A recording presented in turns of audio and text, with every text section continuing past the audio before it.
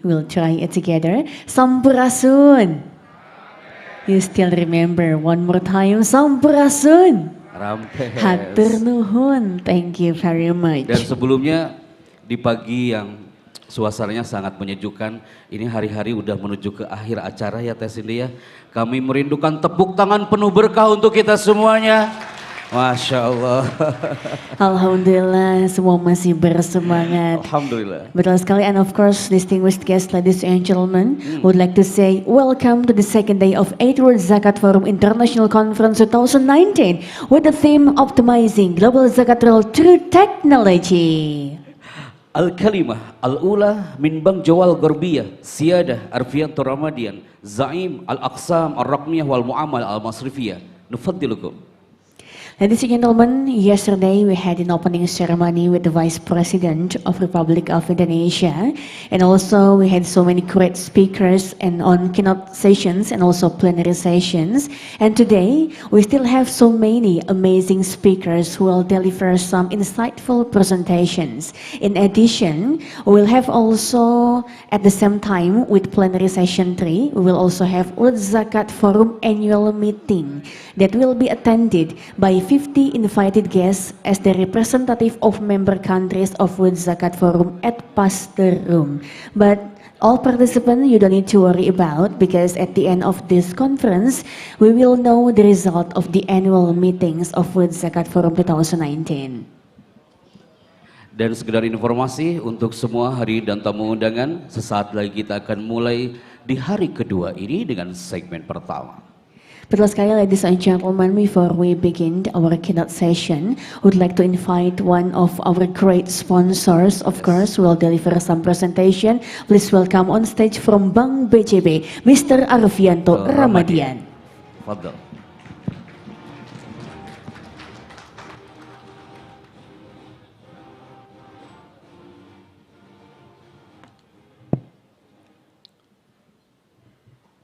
Assalamualaikum warahmatullahi wabarakatuh.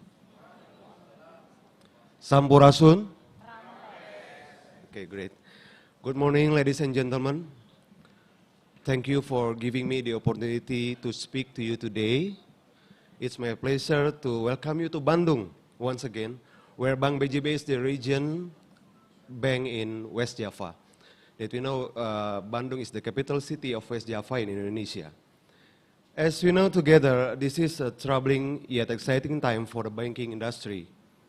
The sector has been massive changes over the last year. We have come a long way from our traditional banking system to create modern bank, and now we transform to a digital banking. The reality today, thanks to modern technology, that more than 75% of the total settlement and payment volumes are done electronically, especially in Indonesia, of course. We are in an era where we do not use technology, but we live in technology. This new world of connected everything is leading to a host of new opportunities and challenges as well. Bank BJB transform and creating new and valuable sources of business information, ways to interpret data, and the means to do so effectively,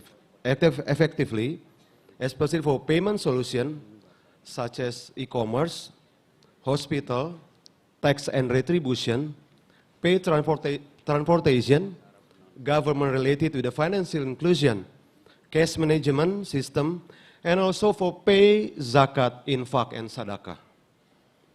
Ladies and gentlemen, when the journey of digitizing the banking industry started in our bank, one of the broad objectives was to reduce delays in payments and improve operational efficiencies. So now I would like to share you some presentation which will substantiate this statement. Okay, this is, we can see on the behind of the presentation, the profiling of the West Java is very huge. We can see 20% human resources, the largest population in Indonesia is in West Java, 20% from the total population of 263 million. And then the 90% is Muslim resident. So it's great. And then the West Java is a very huge potential to pay everything, include the payment for zakat, infak, and sadaqah. And then we have 16.7 million that internet user in West Java reached 16.7 million, with smartphone user only in Bandung, just only in Bandung, 5 million. And then we have a 5.64 economic growth in GDP, growing up to 13% of Indonesia. And then we have, for industrial growth, the micro business in West Java only, we have more than 120,000 merchants or tenants. And investment grew to 200.5 trillion in Q2 2019. So this is the very big potential to pay everything, include pay zakat, infak, and sadaqah using a digitalization. Next.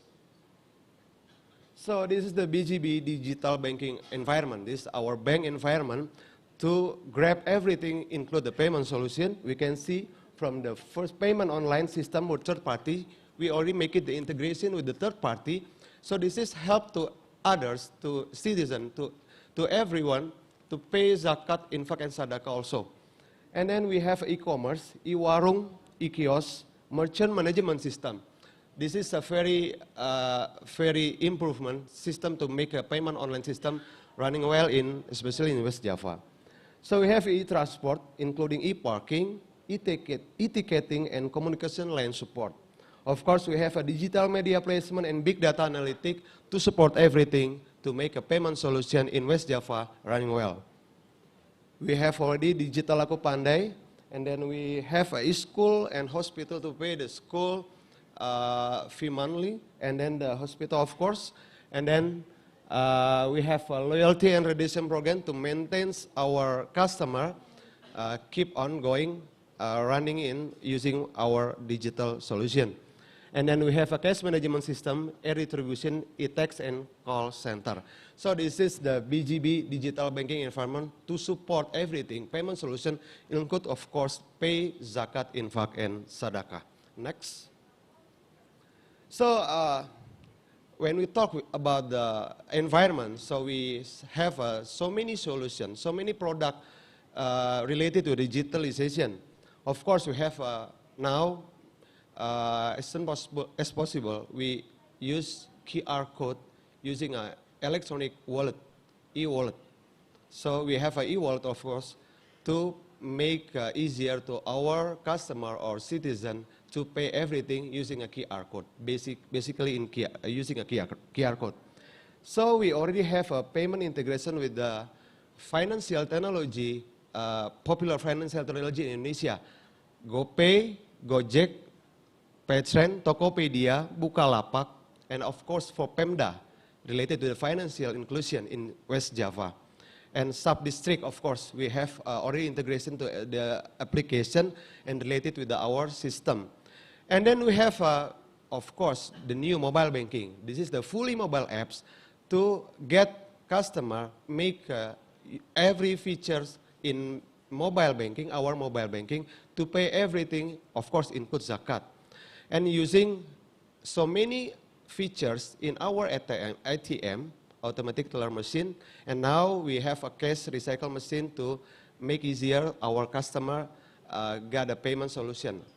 And then we have a chatbot financial system using WhatsApp, using Line and Telegram also to make our customer get a point of the payment solution. And then we have a BGB onboarding system when our customer want to open new account, so do not need meet again with the branch and visit the branch, something like that. So maybe can use our mobile system, and we already provide that system to make our customer easier to open the new account. So we call as a BGB onboarding system. Not yet? Maybe back again? Okay, we have e-commerce, of course, to connect it with the other e-commerce financial technology in Indonesia. And then we have merchant management system, and using ADC, pay zakat can be using by our ADC, Android ADC of course. And then related with that, so for the future, now we develop to special for payment to especially pay zakat, infak, and sadaqah. So we add the new features in our BJB DG, our mobile banking, to put in the new features to just only special for pay zakat, infak, and sadaqah using QRAS, QR code, and then of course using the payment online with our feature put in our new mobile banking BJB DG. So every application, every features in our system is connected and can be using for our customer or citizen to pay everything, include the merchant, of course, tax retribution, school, hospital, water payment, e-commerce, public transportation, television, hotels, and then of course for zakat, infak, and sadaqah. Okay, ladies and gentlemen, there are some perspectives that we can share to you. So digital is very important to make everyone easier. I believe we already understand that we can support everything by digitalization. It's unlimited, it's everywhere, every time, and for entire world. So, and if we continue with the right track, we have an exciting time ahead, and together we can help generate a better banking system for customers and citizens into the future. Support every activity, of course, for zakat, infak, and sadaqah. Thank you very much. Thank you for your attention. Wassalamualaikum warahmatullahi wabarakatuh.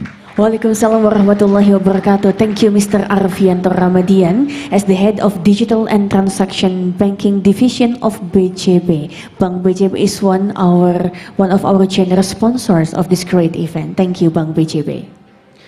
طيب نشكركم أيها الإخوة وأيها الضيوف الأفاضل. الآن مع الكلمة الرئيسية الثالثة إعادة وضع نموذج إدارة الزكاة في العصر التجريبي. مدير عام معهد كامبريدج للتمويل الإسلامي وهو رئيس جائزة جيفا، فليتفضل مشكورا بروفيسور همايون. تفضل. Please welcome on stage Professor Humayun Dar as our keynote speaker.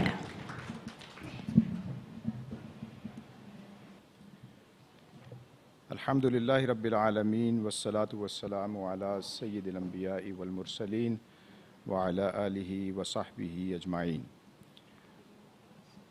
Professor Bambang Sudibyo, Chairman of BAZNAS, other dignitaries, social sector activists and practitioners, our foreign delegates, and local representatives of different organizations, Assalamu alaikum wa rahmatullahi wa barakatuh. It is a great privilege and honor for me to be invited to the third World Zakat Forum being held in this beautiful city of Bandung and talk about something which is of immense importance for social sector development in the Muslim countries and of course to the zakat management process. Can I have my presentation, please? All right, okay. How would I be able to maneuver it?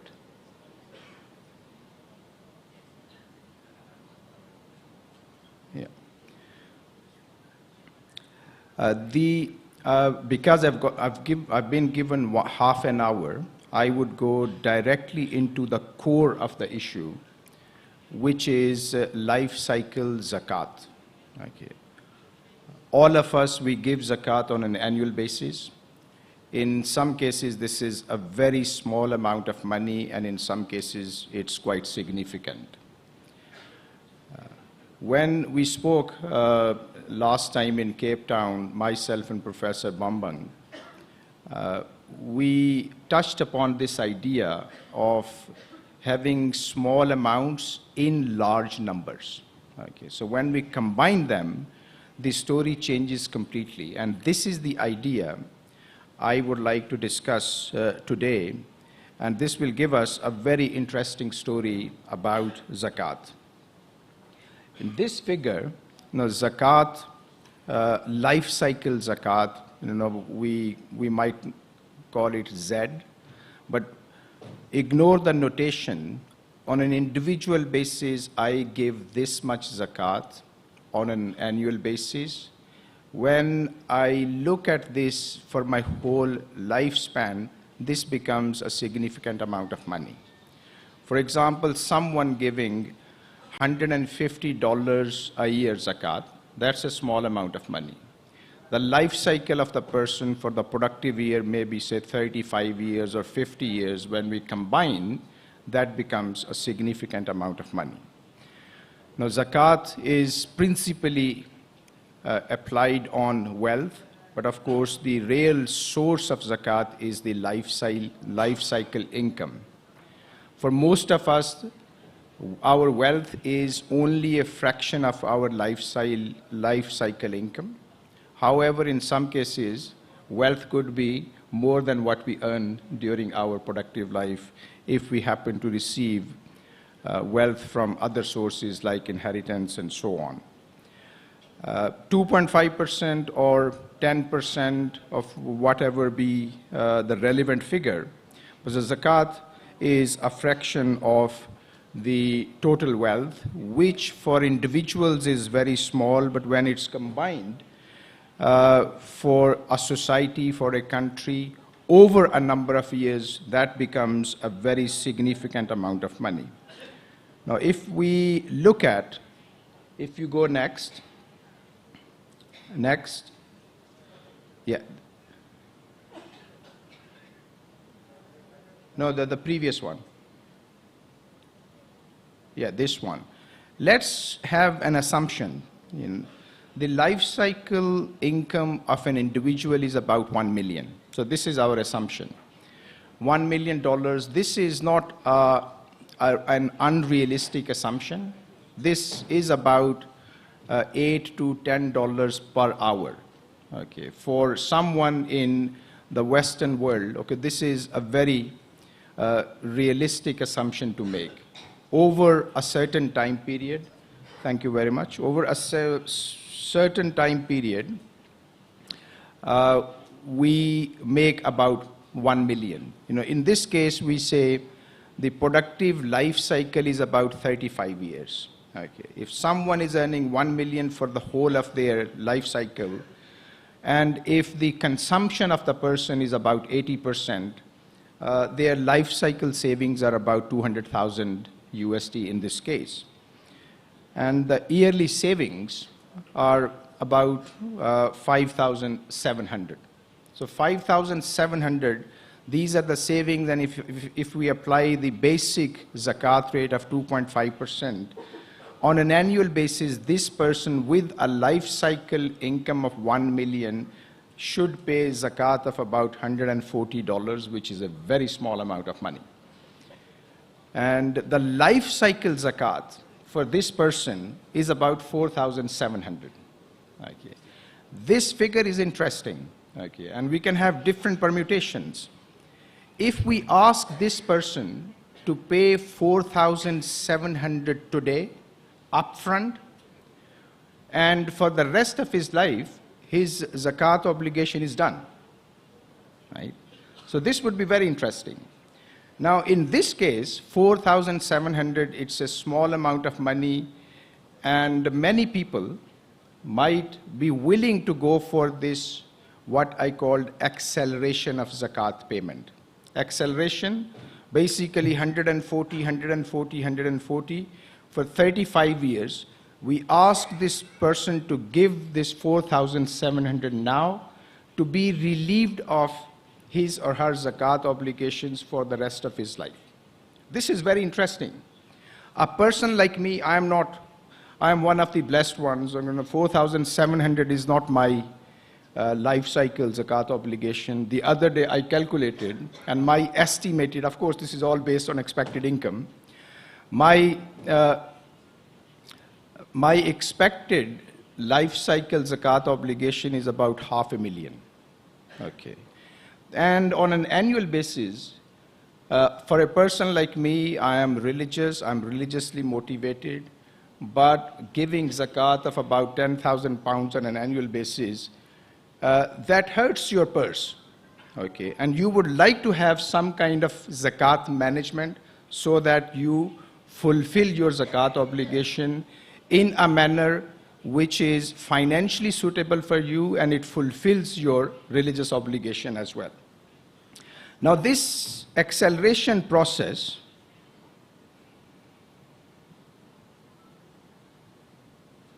I think this is not going to work.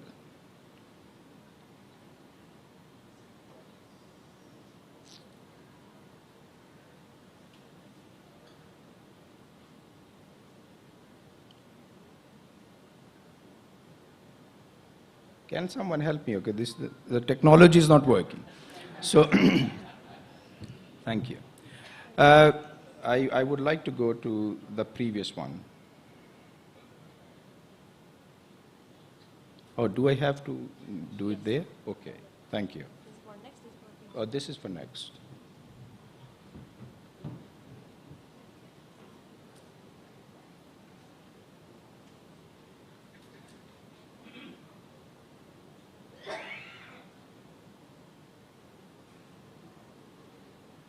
Right. Now, acceleration is possible, okay, if we ask someone to pay upfront whatever be their zakat obligation. For many people, this is not an attractive proposition unless we come up with some kind of incentivization. Okay. If, for example, the zakat obligation of someone is 4,700, and we ask that person to pay 3,000. The life cycle zakat obligation is 4,700, and you ask that person, you pay 3,000 now, and your zakat obligation for the rest of your life is actually done. So that is something, this will save me money, and we will see if this works for the benefit of the other ones. Now, 3,000 today, okay, if we invest 3,000 today for a rate of return of 6%, after 35 years, that is going to be over 23,000 US dollars, right? So, from the zakat manager's viewpoint, this is a good value proposition, that they receive 3,000 today, invest it in such a way that it becomes about 23,000 during this life cycle, which is far greater than the 4,700, which this person was going to contribute anyway. So from zakat manager's viewpoint, this is very good. And from zakat payer's viewpoint, this is good as well, because the person otherwise was going to pay 4,700 zakat. In this case, this zakat payer is contributing only 3,000. So this works both for the zakat payer, and of course it works for the zakat receivers as well. Now, what is the minimum amount which should be collected in the form of accelerated zakat? Okay. Now, if $5,000 is the life cycle zakat of a person, this person should be asked to contribute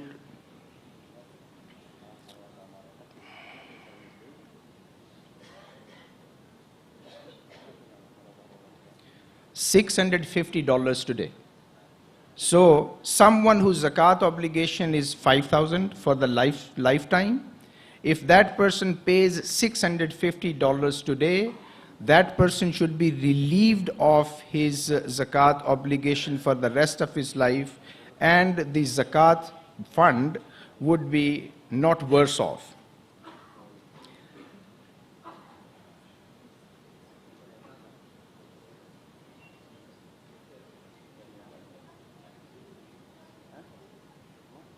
Okay. Now these figures, if we collect 130 million worth of zakat today,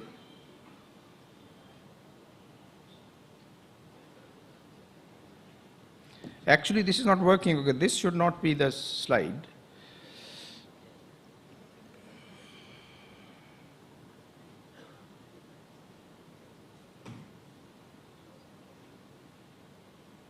Okay, so it goes there.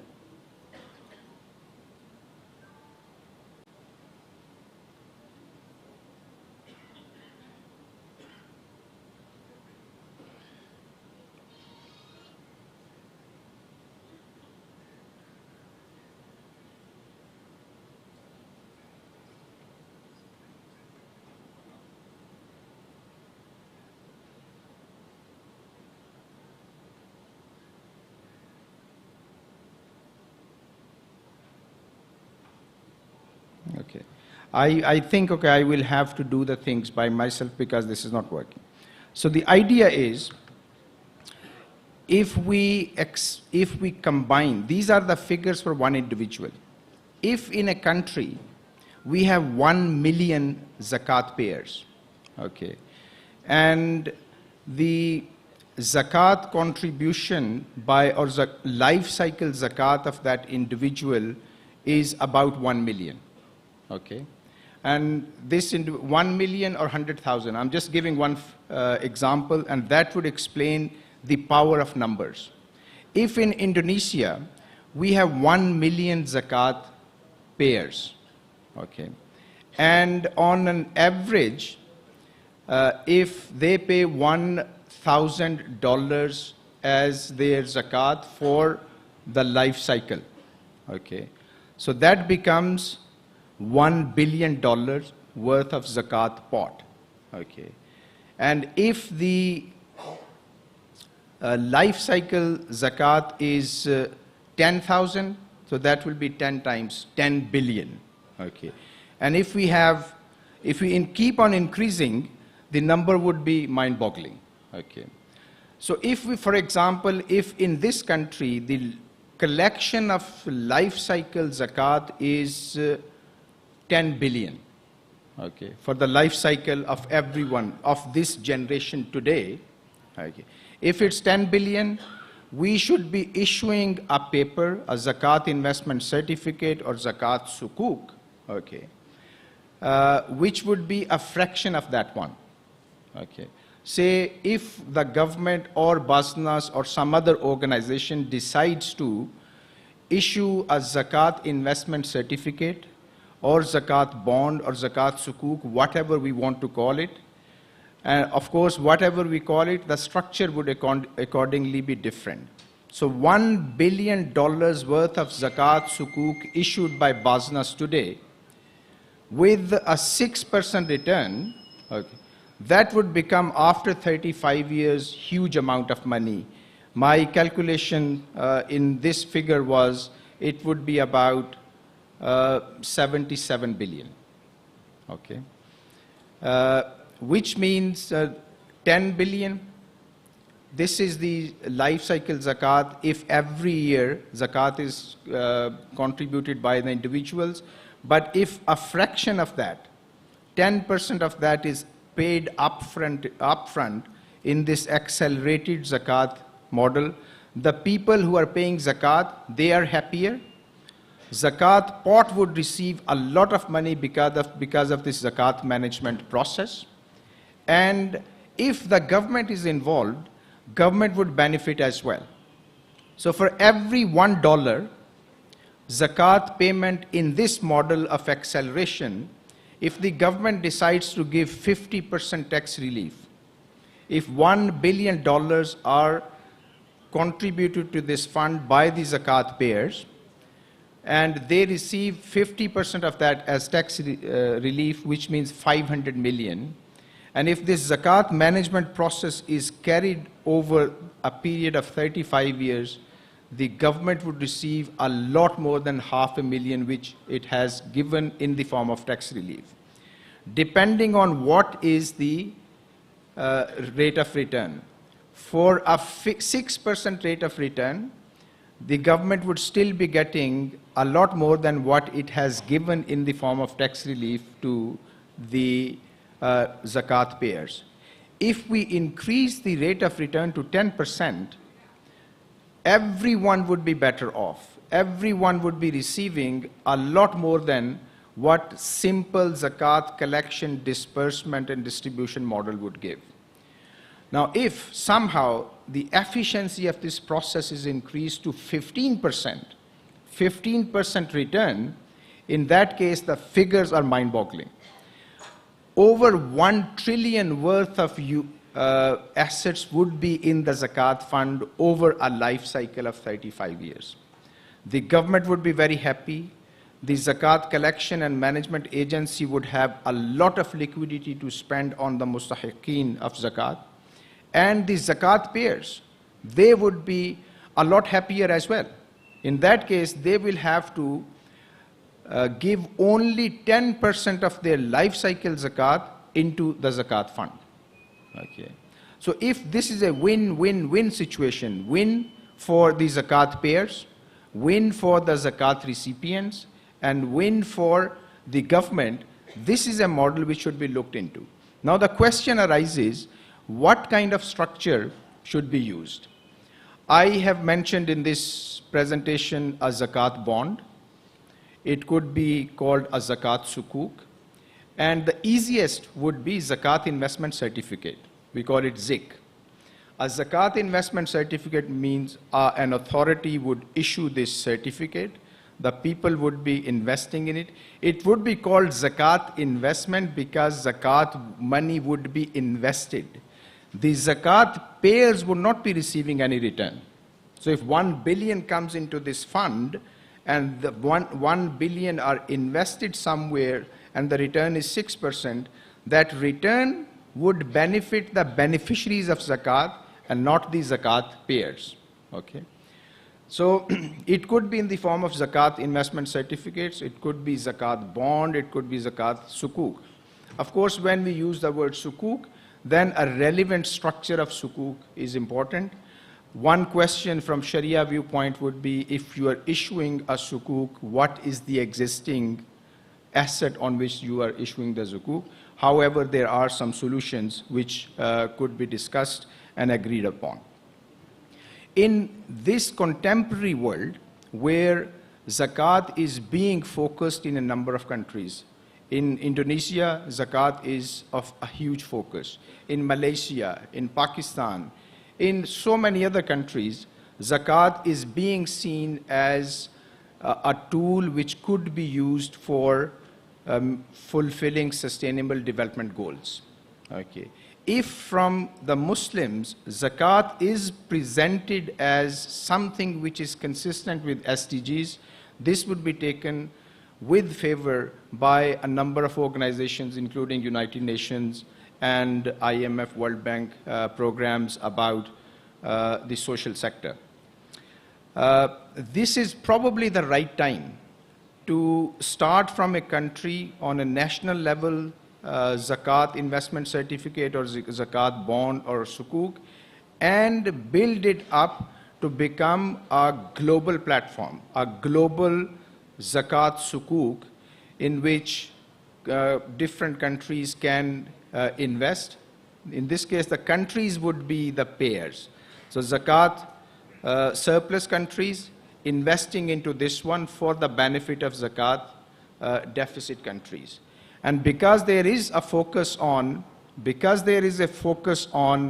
zakat collection and disbursement, even in the bodies like UNHCR, this is the time that zakat bodies, national zakat bodies in the Muslim countries, they collaborate with these organizations to come up with something which is of global impact. This is extremely important. In national jurisdictions, impact is important, but this is the time that Muslims should come up with a tool, come up with a platform which has global relevance. A global zakat fund, a global zakat sukuk, a global zakat investment certificate, whatever we want to call it. The numbers are there. Zakat is something for which the base is very, very small. Okay. Even some people who are considered as poor otherwise in a secular jurisdiction, it might be possible that that person is actually a zakat payer. Okay. So if a global platform is developed for zakat collection, management and disbursement, this should be of huge relevance for a global impact. With this, I would like to conclude my presentation. The main theme is to come up with an investment certificate for accelerated zakat payments by the people who are eligible to pay zakat. And if these numbers are aggregated, these numbers would give huge financial number which can be used for a lot of social sector activities, of course starting with the bottom of the poorest of the poor, but going up with the passage of time for general benefit, which could come under the category of fi sabilillah. So thank you very much once again, and I'm extremely sorry for the breakdown of technology, but I hope that I have conveyed my message that a zakat bond, a zakat certificate, or zakat sukuk could be issued for the benefit of not only the Muslim Ummah, but something which has global relevance. Thank you very much once again, and Assalamu alaikum wa rahmatullahi wa barakatuh. Professor Humayun Dar, please remain on stage. Professor, please kindly remain on stage to receive a token of appreciation from Bapak Bambang Sudibyo. Bapak silakan, as the Secretary General of World Zakat Forum. Ayyuhal ikhwah, al-an sayatimu taslimul hadayah tadhkariyah wa yalihi at-taswir al-jama'i al-hadayah tadhkariyah ila sa'adah as-sayyid Profesor wa yatasarraf bit-islami wa fadilatul Syekh Profesor Dr. Bambang Sudibyo. Ya, baik, boleh tepuk tangan Bapak Ibu. Please applause for our keynote speaker for today, Professor Humayun Dar, as the Director General of Cambridge Institute of Islamic Finance, Chairman of GIVA Award. Terima kasih juga tentunya Bapak Bambang Sudibyo yang telah berkenan menyerahkan cendera mata. Distinguished guests, ladies and gentlemen, behind a great event, there is always a great sponsor. Okay. Therefore, now we'd like to invite another generous sponsor of this event to deliver his presentation. So please welcome on stage the Head of Islamic Enterprise and Alliance, Bank Muamalat, Bapak Agus Andi Pratama Amir.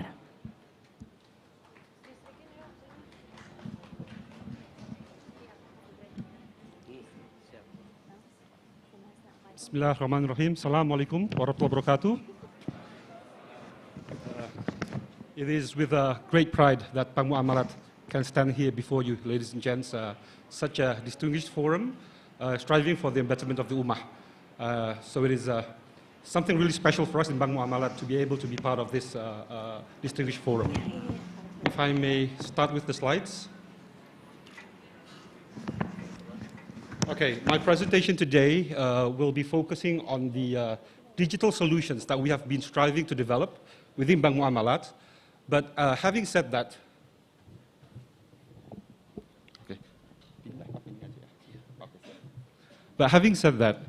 we do understand that digital solutions may not also be relevant for the traditional segment. So inshallah, the presentation today will cover both segments, how we cater for the digital segment, but also at the same time, how do we cater for the more traditional markets in Indonesia. Inshallah will be relevant also for a lot of the attending countries today. This is just a bit of highlights of the journey of Bank Muamalat. I will actually not spend too much time here. It just shows that we were established in 1991, and we are actually the first Sharia bank in Indonesia. So we've been part of this country's journey, this part of this country's history in developing Islamic finance and also for zakat, infaq, sadaqah, and waqaf. We are operating partners for both the zakat and also for waqaf operations here in Indonesia.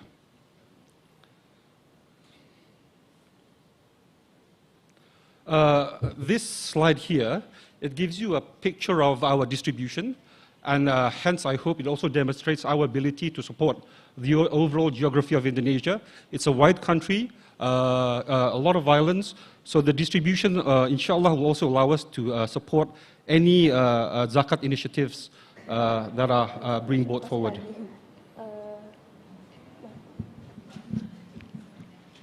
Okay, now to the content of the presentation itself. So There are two aspects that I would like to highlight. First is on the digital ZISWAF through a crowd funding platform, and also ZISWAF financial management solutions. Doesn't seem to be. Okay. So like I mentioned earlier, there is a digital aspect to the solutions that we highlight here. There are also cash-to-online solutions, which is more relevant for the digital market. And there are also reciprocal marketing activities that allow us also to engage in our own customer base in Bank Muamalat.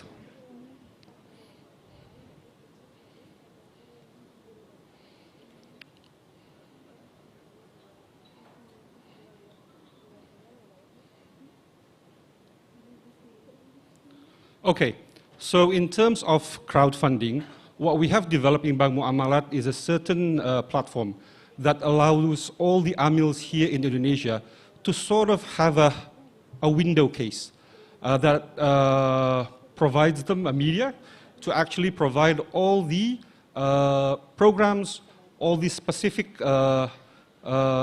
zakat initiatives that they are actually handling.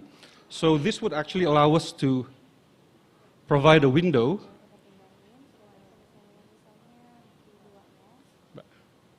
Sorry, hello, it's not working.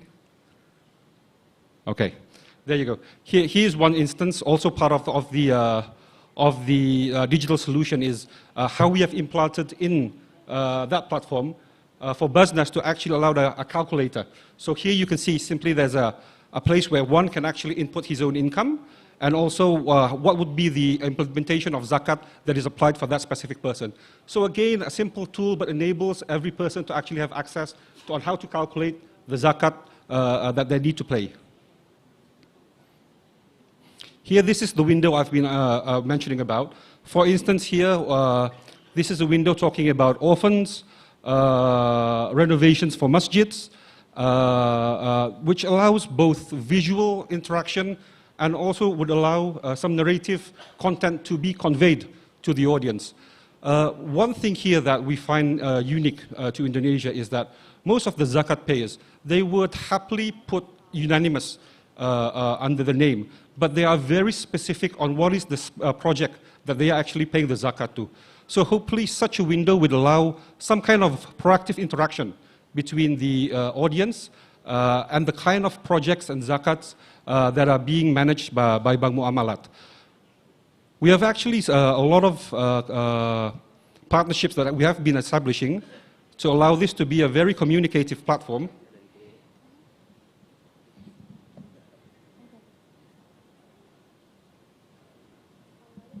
These are among the partners that we do have now. So BAZNAS and Badan Wakaf Indonesia are part of our strategic partners. Baitul Mal Muamalat is we have our own amil body. We have Baitul Mal Hidayatullah, we have Nahdlatul Ulama, Rumah Zakat, Al-Azhar. These are the kind of partners that we are establishing partnerships with. So again, I highlight that this platform actually allows a window for all these partners to actually communicate in a very visual, interactive way with the audience, allowing customers to actually understand what are the kind of projects that they are specifically handling. Okay, so there are a few features. You can either do zakat, infak sadaqah, wakaf, or kurban that is integrated as part of the platform. And there is actually for the nazir or the amil, there is a friendly user user experience process where they can do the user registration, admin user, posting of the programs itself, and actually get some kind of record of the transactions that have been developed through these platforms. Yeah. Again, for the zakat payers, they can actually choose, and they donate via virtual account of Bank Muamalat. I will talk about the virtual accounts a little bit later, because this actually allows transparency, and how it builds, I will explain in the later slides. Now, I also highlighted earlier that maybe it is sexy to have a digital platform which actually caters for a specific segment in Indonesia. But the traditional market also needs to be entertained in a way that allows them to be part of this zakat ecosystem. So we have a concept what we call Gerai Muamalat. Gerai Muamalat is based on what we call here in Indonesia as PPOB, or a payment point online banking. It's not a new technology. Banks have been using this for some time, but the billers that were used in the past were more on utility bills, electricity, water, payment of certain financial commitments. So these billers actually have been used in the Indonesian ecosystem for quite some time. So now Bank Muamalat has added new billers into this ecosystem where we can have specific transactions for Amil Zakat. One of the partnerships that we have developed is with Lazismu, and I've seen Lazis Muhammadiyah is also part of the exhibition today, alhamdulillah. So we're starting with 50 points.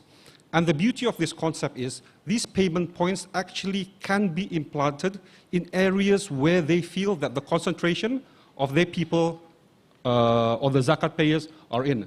So for instance, with Muhammadiyah, what we've done is we've actually implanted the PPOBs in Muhammadiyah schools where parents can actually make payments. We have implanted them in hospitals where people coming to the hospital can also make payments. So it's ease of interaction, distribution of processing, transaction process. Yeah.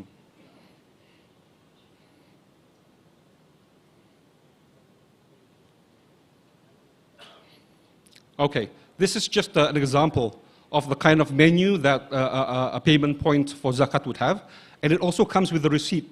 Technology has made life a lot easier now. It comes with a Bluetooth printer. So actually, the payer of the zakat will actually receive a proof of payment that they can use to document for personal purposes.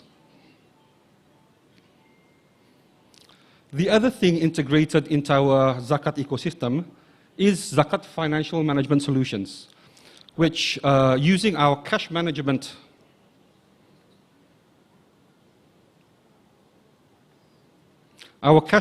platform, it actually acts as a liquidity management tool. So every Amil will actually have the ability to trace transactions, amount, item per item, the distribution, where are the payments coming from. So these are the kind of technologies that we are also trying to provide for Amils throughout Indonesia.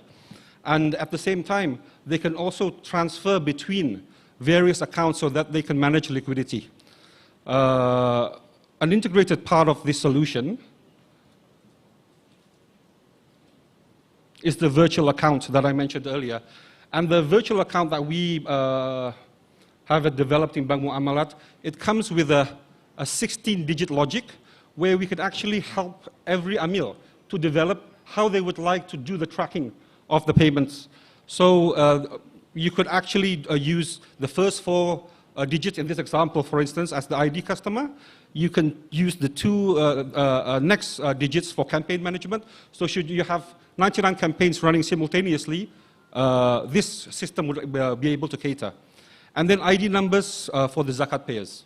It can be set in a dynamic or a static setup. It's more on a technical aspect, but this kind of technology actually allows accountability for the Amils to ensure that one day, let's say for audit purposes or regulatory purposes, that every single transaction is administered, it is registered in an accountable way.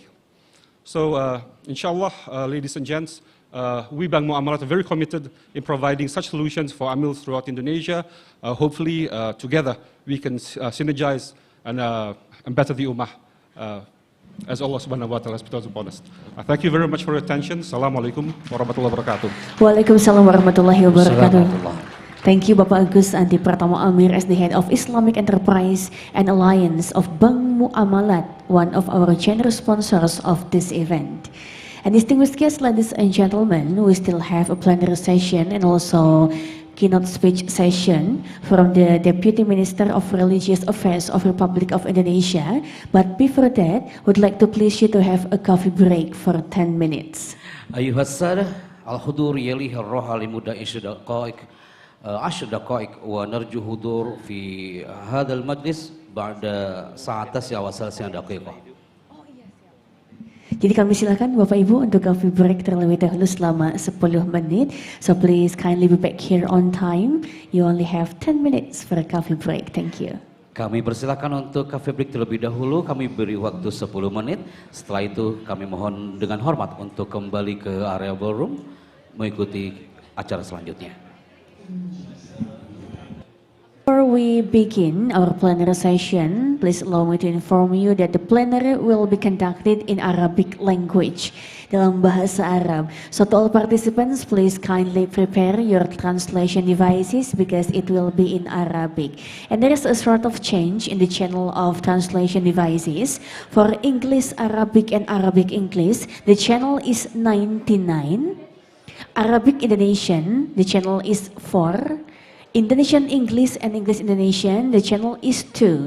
So there's a kind of change in the channel in the the translation devices. If you have a trouble how to change it, I will try to show you how to change the channel. Mungkin dalam bahasa Indonesia. Jadi di sini dinyalakan terlebih dahulu. Setelah itu ada tanda kunci di ujung layarnya.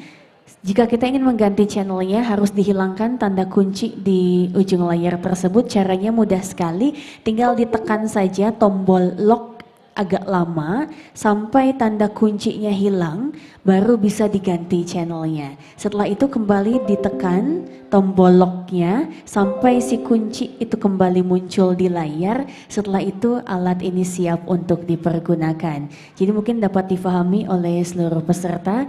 So please kindly use your translation devices for the next session. طيب أيها السادة نطلب انتباهكم واهتمامكم لحظة في بعض الأمور.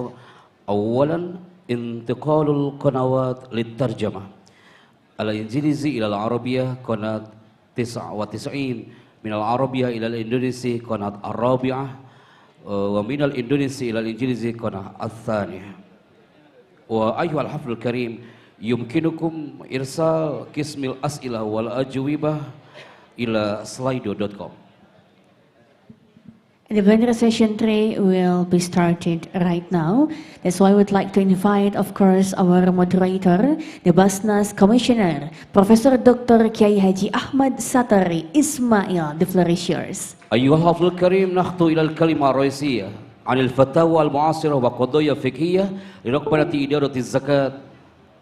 سيد دكتور كيai Haji Ahmad Satari Ismail عضو هيئة الزكاة الوطنية لجمهورية إندونيسيا.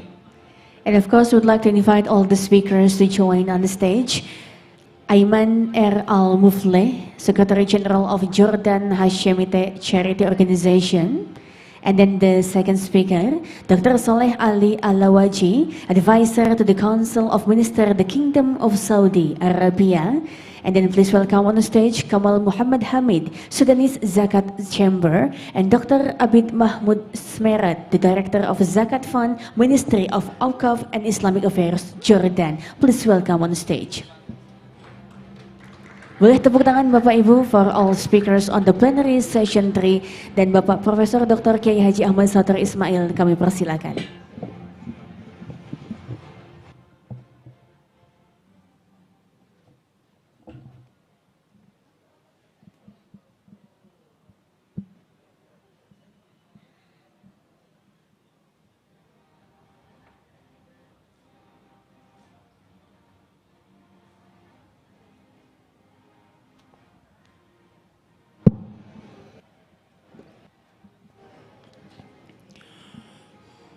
Bismillahirrahmanirrahim. Uhayyikum tahiyatul Islam. Assalamualaikum warahmatullahi wabarakatuh. Alhamdulillah. Alhamdulillah yukafa. Wassalatu wassalamu ala nabiyil mustafa wa ala alihi wa sahbihi ahli sidqi wal wafa. As-Sekretari Am li Al-Muntada Al-Alami Lizzakah, Profesor Dr. Bambang Sudibyo, Ma'ali Wazir Syu'un Islamiyah, Sa'ada Al-Mudirin li Jami'i Hay'ati Zakah fil Alam, Sayyidati wa Sadati Al-Kiram, wa Jami' Al-Mutahaddithin Al-Kiram. Insyaallah, سوف نتحدث عن الفتاوى المعاصرة والقضايا الفقهية عن رقمنة الزكاة وديجيلة إدارة الزكاة. نحن نعرف أن الزكاة تحتل في الإسلام مكانة رفيعة ومنزلة سامية ومرتبة مقدمة، فهي ركن من أركان الأساسية وشعيرة من شعائر الدين، شعائر الدينية، وكذلك هي فريضة من فرائض المؤكدة المعلومة من الدين بالضرورة. فنحن نعرف أن الله أمرنا بأخذ الزكاة، خذ من أموالهم صدقة تطهرهم وتزكيهم بها، أمرنا بالأخذ الزكاة. كما أن النبي صلى الله عليه وسلم لما بعث معاذ بن جبل قال فأخبرهم أن الله قد افترض عليهم صدقة تؤخذ من أغنيائهم فترد إلى فقرائهم. لأخذ الزكاة ولصرفها نحتاج إلى التكنولوجيا الجديدة حتى نحصل كثيرا على جمع الزكاة، وكذلك في صرف الزكاة نحن نستطيع أن نقوم بأحسن ما يمكن. فلذلك أمامنا سوف يتحدث كل من المتحدث عن الفتاوى المعاصرة والقضايا الفقهية عن رقمنة الزكاة. أيها الحاضرون الكرام، هناك طبعا أمور مستجدة وكذلك قضايا معاصرة حول رقمنة الزكاة، هل جائز أم لا؟ فلذلك نحن سنستمع من المتحدثين الكرام. وأمامنا أولا أستاذ دكتور أيمن المفلح. أين؟ الحمد لله جنبي. وهو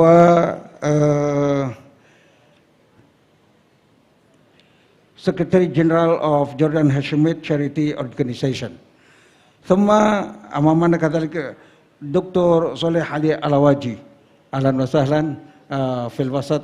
هذا هو Advisor to Council of Ministers the Kingdom of Saudi Arabia. ثم كمال محمد حميد. كمال أيوة سوداني، هذا سوداني طبعا. تعرفون أن بين السودان وسندا هذا قريب. سندا والسودان هذا، وكذلك طباعه قريبة جدا مع السنداويين. شيخ كمال محمد حميد. ثم دكتور عابد محمود. أهلا وسهلا. Director of Zakat Fund Ministry of Awqaf and Islamic Affairs Jordan من الأردن. الحمد لله. ونعطي لكل متحدث 10 دقائق إن شاء الله. والآن نحن نبدأ من المتحدث الأول الأستاذ دكتور أيمن المفلح، السكرتير العام لهيئة لمنظمة الخيرية للهاشمية الأردنية. فليتفضل مشكورا لمدة 10 دقائق. تفضل. السلام عليكم ورحمة الله وبركاته. وعليكم السلام ورحمة الله وبركاته. اسمحوا لي أن أتحدث بعجالة عن الهيئة الخيرية الأردنية الهاشمية، وهي مؤسسة أردنية تقدم المساعدات والمعونات باسم المملكة الأردنية الهاشمية لخارج الأردن في حال الكوارث الطبيعية والكوارث من صنع الإنسان. أيضا نقدم المساعدات والمعونات للأسر الأردنية الفقيرة واللاجئين المتواجدين الآن في الأردن، والتي يتجاوز جنسياتهم 52 جنسية تحمل صفة اللجوء تقيم في الأردن، وما يقارب بالإضافة إلى الفلسطينيين اللي يشكلوا 2.5 مليون لاجئ فلسطيني يقيمون في 12 مخيم في الأردن.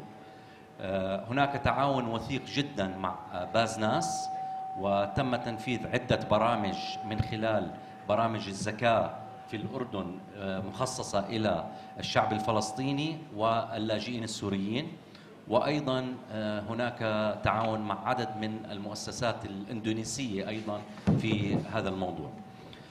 سأدخل وأتحدث عن موضوع رقمية الزكاة. من الأمس وأنا أشاهد وفخور بما ما قمت بالاستماع به من إنجازات للدول اللي قدمت واستخدامها لموضوع رقمية الزكاة. لكن للأسف وبنفس الوقت أنا حزين جدا لأن الأردن من الدول التي لم تستعمل لغاية الآن رقمية الزكاة، ولا نزال نقوم بعملية الزكاة التقليدية، مع الاعتقاد والتأكيد أن رقمية الزكاة ستكون لها فائدة مرجوة كبيرة جدا، وخاصة للثلاث أشخاص أو الثلاث فئات المستفيدة، وهو المزكي والإدارة التي تقوم على الزكاة والمستقبل لهذه الزكاة، من حيث الجميع يلتقون في استثمار للوقت واستثمار للمال، وبالتالي هناك سهولة. وأهم شيء في هذا الموضوع هو الكرامة الإنسانية لمتلقي الزكاة. دائما يجب أن يعطى الكرامة الإنسانية وتؤخذ في الحسبان عند تقديم أي مساعدة، فما أدراك لما تكون هذه المساعدة هي الزكاة. طبعا في حال استخدام التكنولوجيا في أعمالنا اليومية وخاصة في موضوع الزكاة، فيتطلب أن يكون هناك بعض المخاطر، وندخل في موضوع السايبر سيكوريتي وموضوع الهاكينج، وبالتالي يجب أن نكون حريصين جدا في استخدام الشبكة العنكبوتية في أمور الزكاة، وخصوصا في عمليات التحويل المالي وأسماء المستفيدين وأسماء المزكين أيضا. وبالتالي يجب أن نكون حريصين على ذلك، ويؤخذ في عين الاعتبار الموضوع الإيجابي أكثر مما هو سلبي، لكن نكون حريصين في هذا الموضوع. هناك بعض التحديات بموضوع الزكاة الرقمية، وخاصة أن هناك بعض الأفكار التي يقوم باستخدام الطرق الزكاة ودفع الزكاة بالطريقة التقليدية، وهي الدفع مباشرة من المزكي إلى حاصل التي يحصل على الزكاة، لاعتقاده أنه هو أدرى وأقدر على تقييم الوضع، ولا يرغب بإعطاء هذا الدور لأي جهة كانت، سواء حكومية أو مجتمعات مدنية أو مؤسسات دولية. اسمحوا لي أن أن أذكر مثالين بموضوع رقمية الزكاة. قمنا في شهر رمضان المبارك الماضي بتقديم برنامجين، أحدهما على الطريقة التقليدية، والآخر على جمع الأموال بالطريقة الرقمية واستخدام التكنولوجيا. قبل انتهاء شهر رمضان تم إغلاق كافة المبلغ المرصود اللي تم استخدامه بالطريقة من خلال التكنولوجيا. للأسف لغاية اليوم لم يتم إغلاق التمويل في البرنامج بالطريقة التقليدية. هذا يدل على كيفية التقدم التكنولوجي، ولا ننسى أن الآن نحن في جيل الابليكيشنز، جيل التطبيقات، وبالتالي يجب أن نتسارع ونمشي خطوات متسارعة جدا حتى نلاحق هذا التطور، وخصوصا أن معظم العالم العربي والإسلامي هو من جيل الشباب، وبالتالي نحتاج إلى ضمهم واستفادتهم لموضوع الزكاة الرقمية وتعليمهم كيفية دورهم في هذا المجال، ومن الناحية الدينية والناحية الشرعية.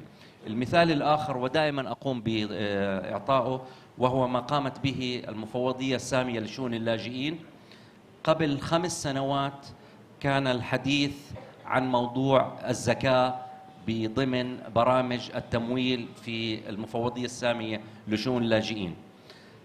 كنا نعتقد أن هذا الموضوع بعيد المنال لهم، لكن بجدارة وبمصداقية تم قبل 3 سنوات إذا لم تخني الذاكرة تطبيق هذا البرنامج، وبدأوا في برنامج بالأردن ولبنان لتزويد اللاجئين السوريين بأموال الزكاة. بدأوا بمبلغ صغير جدا لا يتجاوز $500,000. الآن نتحدث عن $41 مليون. البرنامج تم تنفيذه، وتم أيضا تمديد أو الاستفادة من عدة مناطق منها اليمن ومصر والعراق والأردن ولبنان والروهينجا.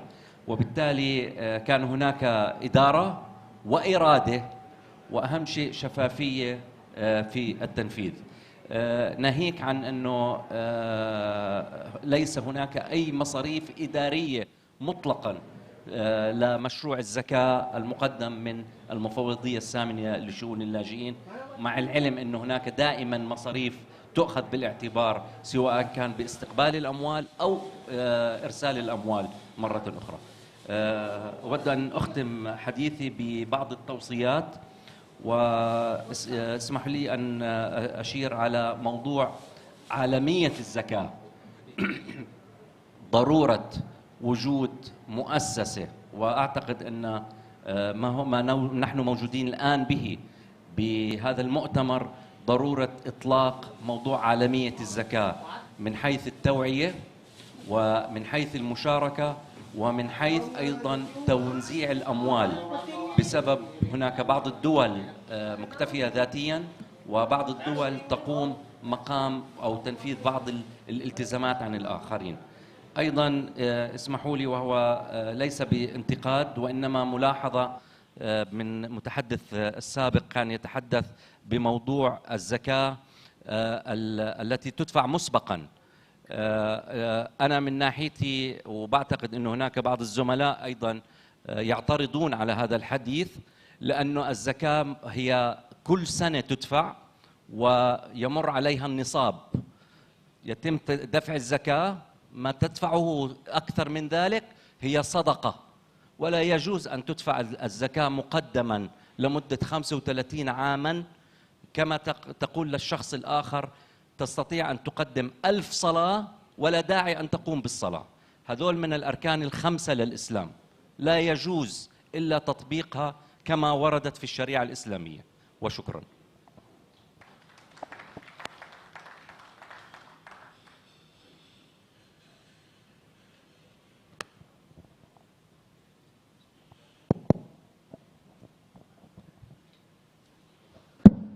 جزاك الله خيرا كثيرا ما شاء الله. ربما أنتم ستسألون كيف ما حكم دفع الزكاة مسبقا. نعطي للعلماء والفقهاء الذين حضروا هنا. أيها الإخوة وسادتي والسيداتي وسادتي الكرام، نحن الآن نستمع إلى الكلمات التي سيلقيها الدكتور صالح علي الواجي.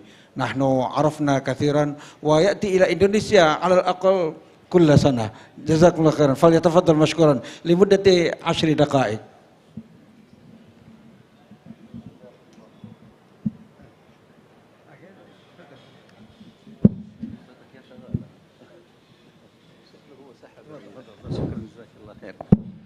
بسم الله الرحمن الرحيم.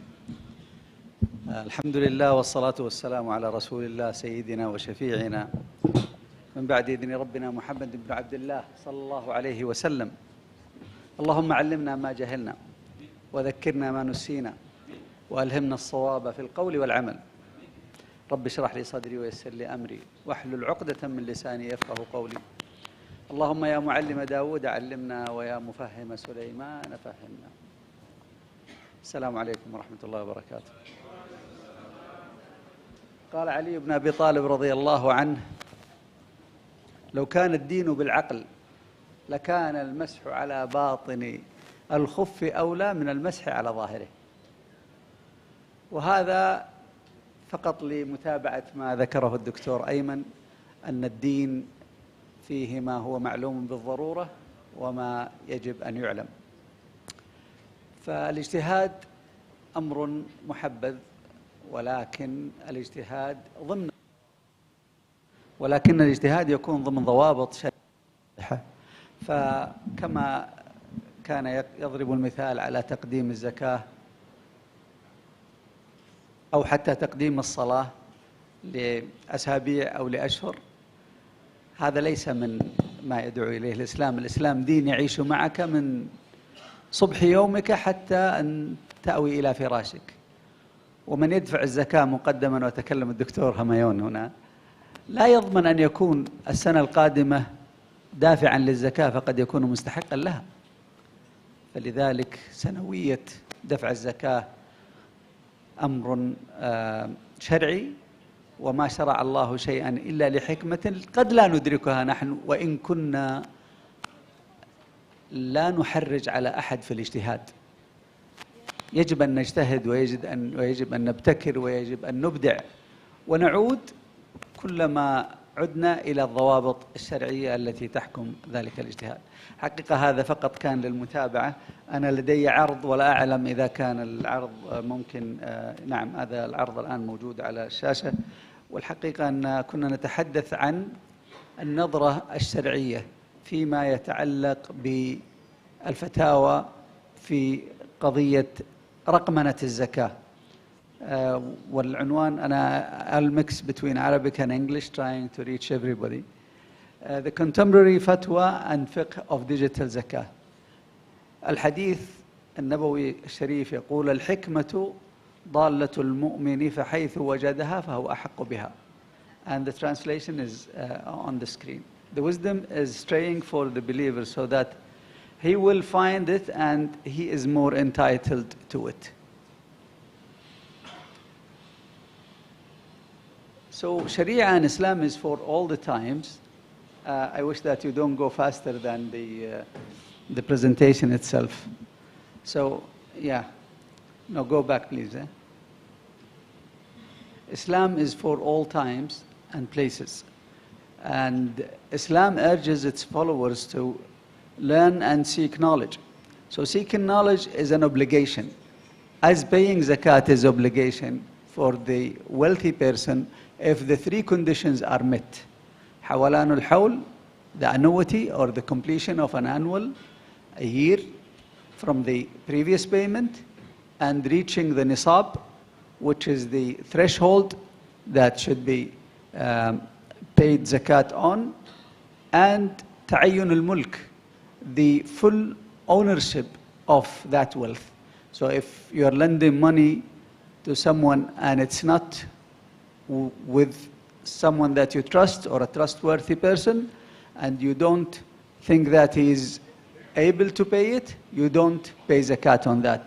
But if it is with a trustworthy person, then it is zakatable money or zakatable sum. Islam allows its followers to use contemporary means and tools whenever it applies to assist them fulfilling their ritual duties. So Islam does not prevent you from using a car to reach to the zakat payers. And this is a contemporary tool that wasn't available in the past. So using technology as well is something that enables the zakat collectors. Using technology is also enables the zakat calculators who calculate zakat, and it also enables the distribution of zakat. It is on top of that gives us the chance to track zakat from the collection till the recipients of zakat. So the fuqaha throughout the history discuss an-nawazil. And the nawazil, I'm trying just to translate this to the innovations or the creativity or new ideas, and give their fatwa or Sharia opinion on them, trying to align the contemporary means and tools with the boundaries of Sharia. And Allah subhanahu wa ta'ala knows better what's good for us and how we should deal with it, but we shouldn't go beyond the norms that were set. And the fuqaha or the ulama are available all the times to streamline our usages of technology and the usages of new innovations and new creations to help us in every walk of life. And zakat is one of the ritual duties that Allah subhanahu wa ta'ala imposed on the wealthy people to pay it to the needy people and the recipients. And it is not, and I've seen this in the morning, there is a mixture between sadaqah, zakat, waqf, and some other and qurban and some other charity modes. Zakat is one of the pillars of Islam, and we have to collect zakat, pay zakat according to the Sharia norms. That's what I want to emphasize. There is some examples of the usage of zakat. I will, because of the shortage of time allotted, I don't want to go time, so I'll try to, this is going to be available, of course, the presentation on the website of the World Zakat Forum, but I'll jump from point to point just to try to cover what we have. In some countries, like my country, Saudi Arabia, we do have an organization, a government entity that collects zakat and follow the payment of zakat to mustahaqeen. In other Muslim communities where they don't have such organization in place, they can, as a community, elect possibly some ulama or some well-informed people about zakat to head these community or these committees to collect zakat, and they can use the network of mosques and imams to teach people and to also bring to their attention the need of paying zakat if they are zakat payers, or they are obliged zakat payers, or if they were mustahaqeen or recipients of zakat, as a duty, as a religious duty. The technology can help a lot in this, because we can have a platform where all these imams in different regions, different localities link or connect to such platform, and then reach out for the mustahaqeen and for the taxpayers. For the payments, there are several platforms, and we have listened today and yesterday for many innovations that are available in place by technology through banks and through financial institutions with all needed security, cyber security. And then the distribution is the third step, where it should also help, the technology should help with the distribution and tracking the distribution of the zakat until it is received by the eligible recipients. The computation of zakat, now we have several tools that can help, electronic tools that we can have to compute the zakah on your amwal or the funds that you have. And in Saudi Arabia, because we collect zakat only from businesses, business entities, we don't collect it from individuals. This was introduced 2 years ago as a zakati, we call it. So an individual can log in and compute if he has a cattle, if he has crops, if he has cash, and then by this they would reach to how much it is wanted from them, and then they pay it through the institution, the government institutions, which is Gazette, the General Authority of Zakat and Tax. So technology is an excellent tool to be used. It is enabler. It empowers people to reach to the needy and the fragile class of the society. And through this World Zakat Forum, we've been working throughout the last few years on establishing, first we started by the core principles of Zakat, which was approved by the forum, and now we are also heading towards what was mentioned, I think, by some of the colleagues on Alamiyat al-Zakah, where Zakah should also have a platform to know if there is any residual from one Muslim society or one Muslim community to be used elsewhere where we have a needy brothers and sisters and families. By this, I think I have used my time.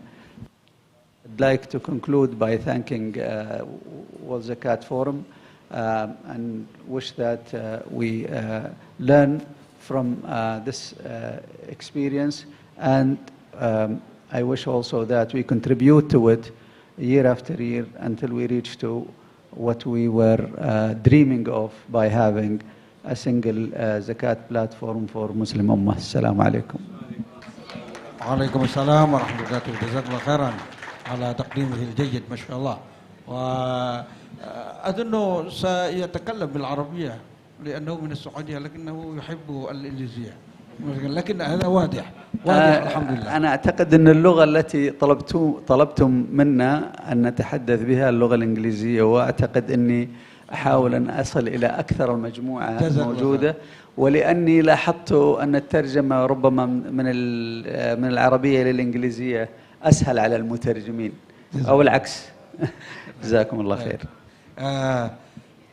هناك أمور مهمة، أن الاجتهاد له ضوابط. نعم، نحن نتفق أن الاجتهاد له ضوابط، كذلك للزكاة شروط. فالاجتهادات حول ديجيتالية أو رقمية إدارة الزكاة مهمة جدا حول هذا، لأن عند دفع مثلا الزكاة لابد أن يدفع كذلك شيء زيادة. هل يجوز؟ بعدين نحن سنتساءل إلى المتحدثين. المتحدث الثالث الشيخ كمال محمد حميد من هيئة الزكاة السودانية، فيتفضل مشكورا لمدة 10 دقائق. Okay, first of all, let me to express my profound greetings to our brother in Indonesia for organizing this conference, distinguished guests, distinguished participants, and distinguished speakers. Actually, praise be to Allah, Lord of the world, and peace and blessing upon the messenger of Allah and his family and companions. This paper comes in response to the request of the sponsors of the 88th World Zakat Forum, which will be held in Bandung, Indonesia. The paper entitled The Contemporary Fatwa and Fiqh of Digital Zakat. Zakat, of course, is one of the 5 pillars of Islam.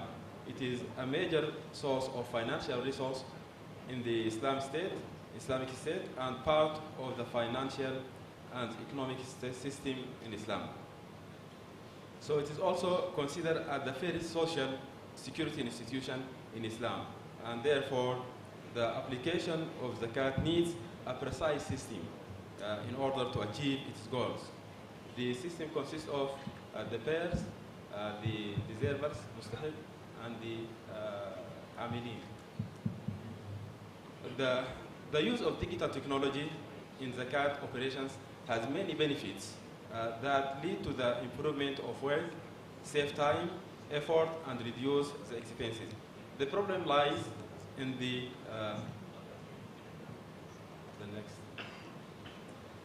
problem lies in the legality of the use of digital technology in zakat operations, and what are its controls and limits. Okay. Also, the study objectives are introducing digital technology and showing its importance in zakat operations. originality and use of digital technology in Zakat operations. Elucidation of use of digital technology in Zakat applications, studying Zakat system in its local, regional, and international dimensions. We have some previous studies. Of course, actually I didn't get a previous study with the name title of this paper, Contemporary Fatwa and Fiqh of Digital Zakat. But there are many studies dealing with Zakat ijtihad diligence and other studies dealing with the importance of digital technology in Zakat operations.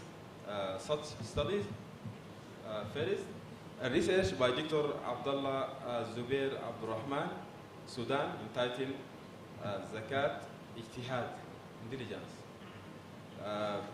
Of course, the study includes the following: identifying the term of ijtihad diligence in general and Zakat ijtihad in particular. Also, the necessity of Zakat ijtihad and its characteristics. See, Zakat ijtihad institutions and their fundamental background. Conditions of Zakat ijtihad and its controls.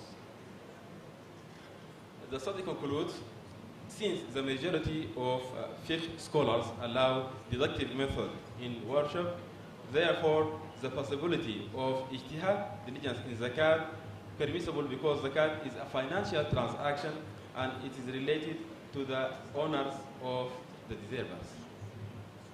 Also, a recent study presented at the International Zakat Conference in Manama, Bahrain Kingdom, a month ago, entitled Zakat System and Digital Management.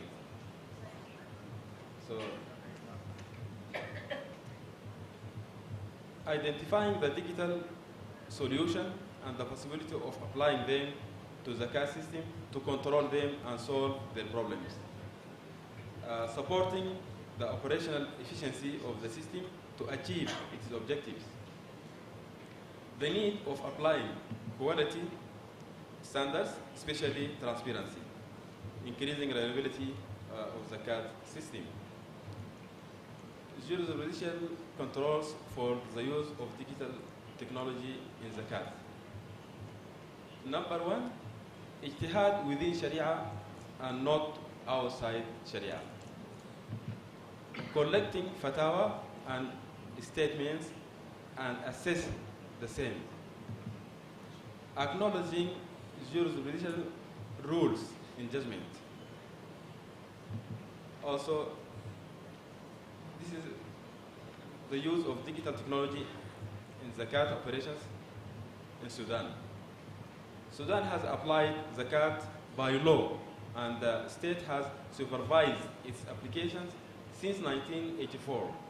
And with the advent of digital technology in 1950s, 1970s, and it is used in daily life and the attention of the countries towards the digital transformation in the management of their activities.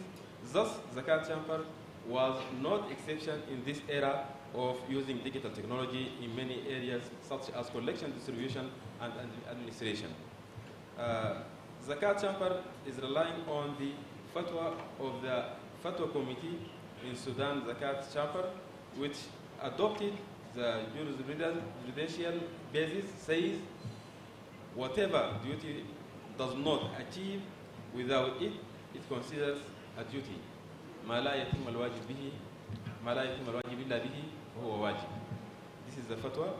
And also, next, bro.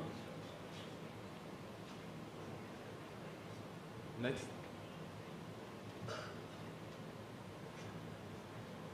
Okay. For the reason of time, let me also to speak a little about the requirements for achieving digital management. One, building internal and external network for the organization through gathering all the activities of the organization in an integrated system that contributes to bring centralized digital management for those activities. Also, dissemination of digital culture, awareness of the importance of its role and deepening the concept of joint work. 3. Developing the performance and work styles so as to be compatible with the digital management, which is defined as the management without paper, fixed time, and place. 4. Designing organizational structures based on the flow of information between multiple departments in order to achieve the desired goals. The advantage of digital management: collecting data from its original sources and place it in ordinary manner in the organization system. 2. Facilitating the process of decision making due to the easy flow of data. 3. Improving customer services and simplifying the procedures. 4.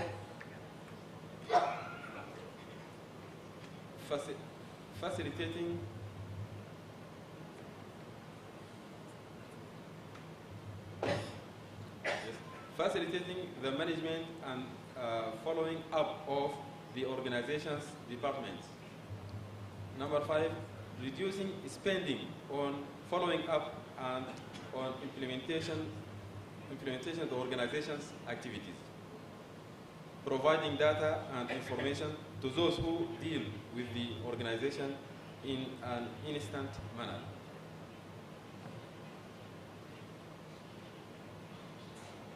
There are some obstacles of achieving digital management. 1. Non-adoption of digital transformation by senior management staff. 2.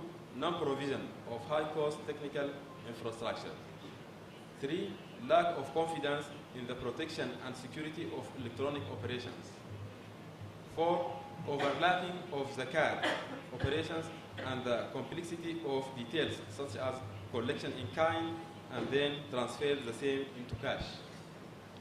Moreover, we have also some complexity in the fatwa and the issues related to the activities of different zakat operations, including collection and distribution management. عفوا الباقي دقيقة واحدة يا شيخ. I will conclude. In order to achieve the globalization of zakat, in addition, zakat may accomplish social justice. Thus, utilizing digital technology is vital.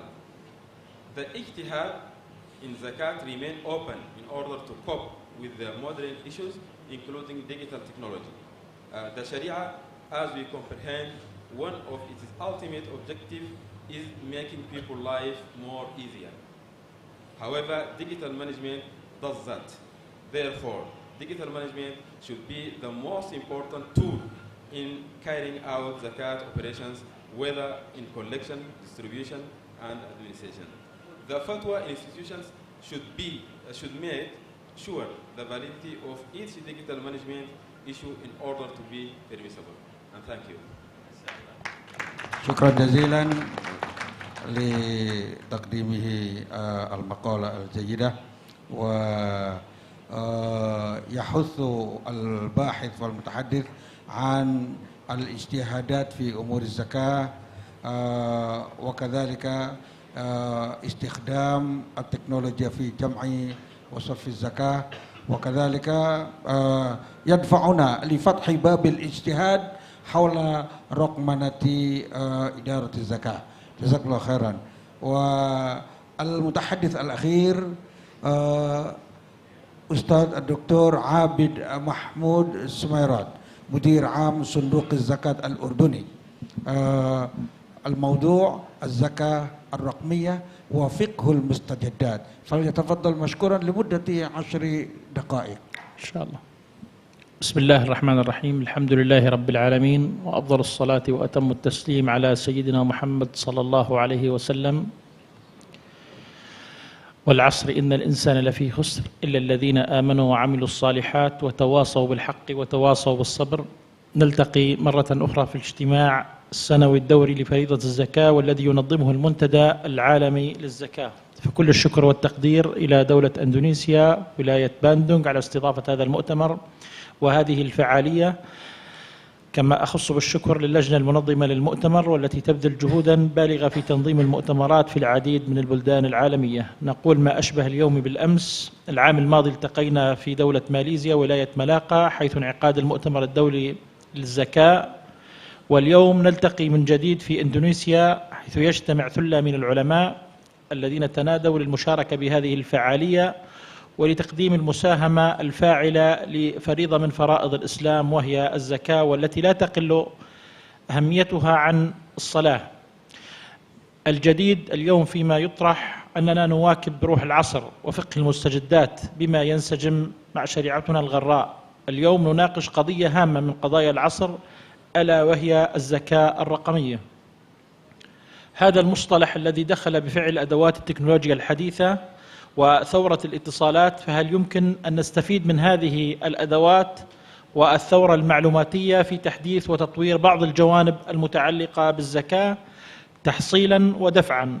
اليوم نستطيع القول أن العالم الرقمي الهائل قد تطور تطورا سريعا وأصبح واقعا ملازما في كل جوانب حياتنا اليومية، حتى إنه دخل في أدق التفاصيل.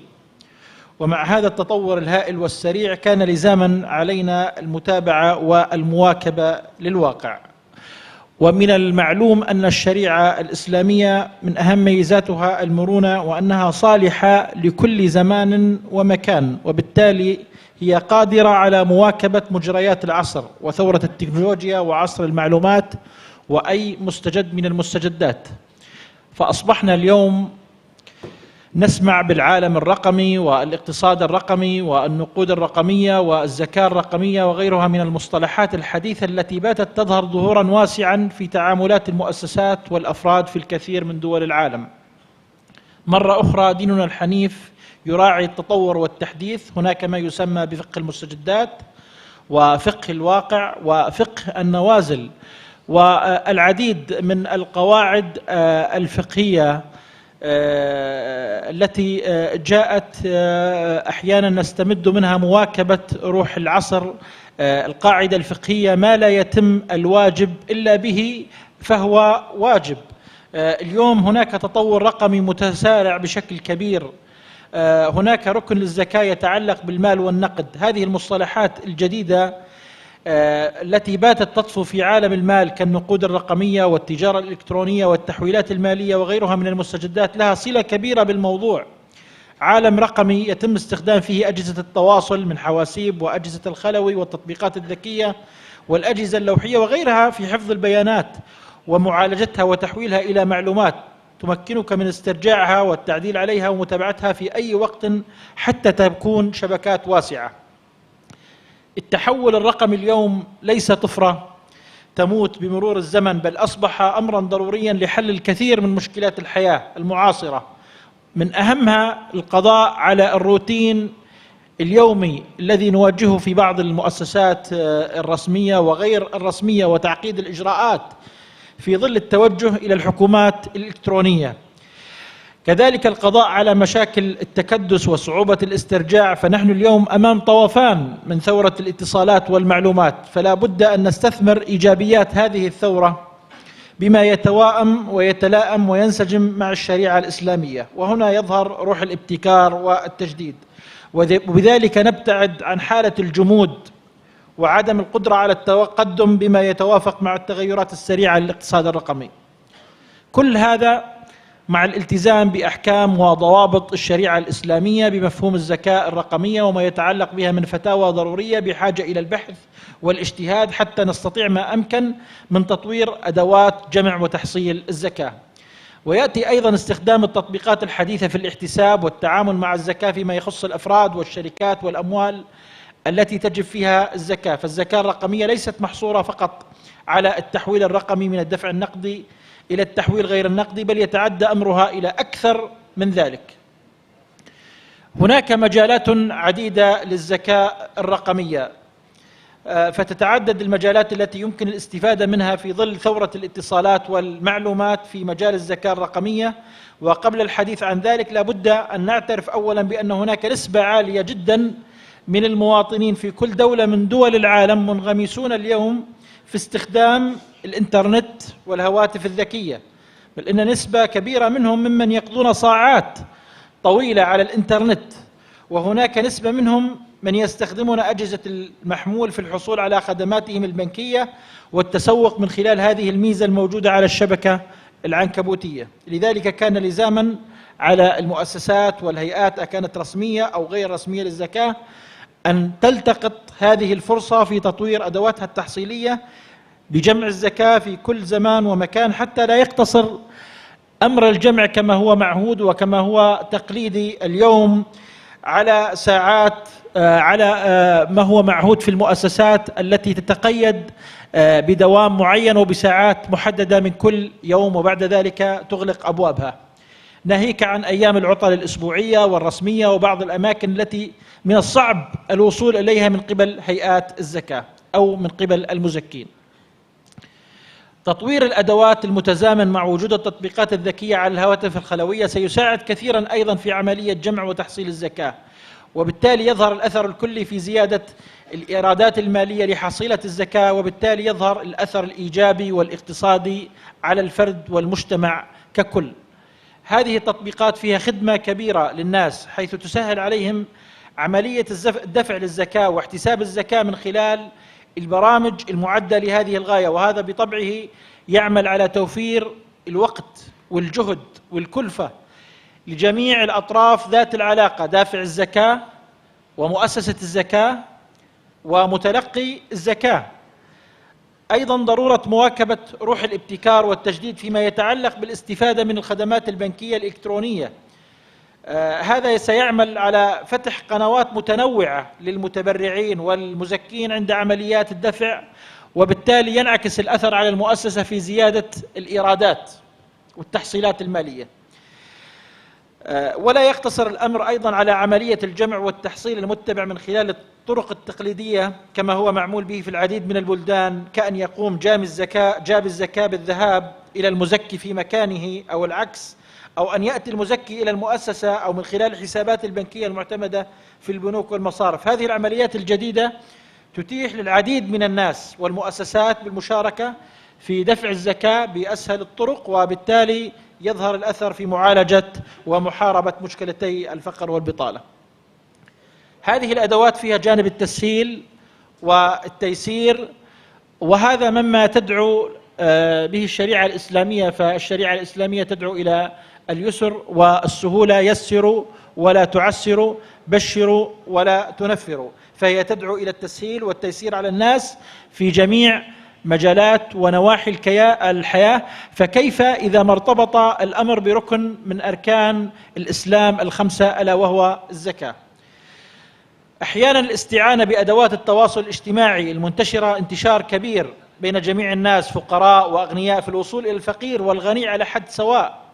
أيضا الزكاة الرقمية يمكن أن تعالج قضية توزيع الزكاة في مصارفها الثمانية الواردة في القرآن الكريم، وهذا ما هو مطلوب جدا، خصوصا مع النماء المتزايد للسكان والانتشار المتزايد للسكان في البلدان، وخصوصا الكبيرة والقرى المتناثرة منها والتي يصعب الوصول إليها أحيانا.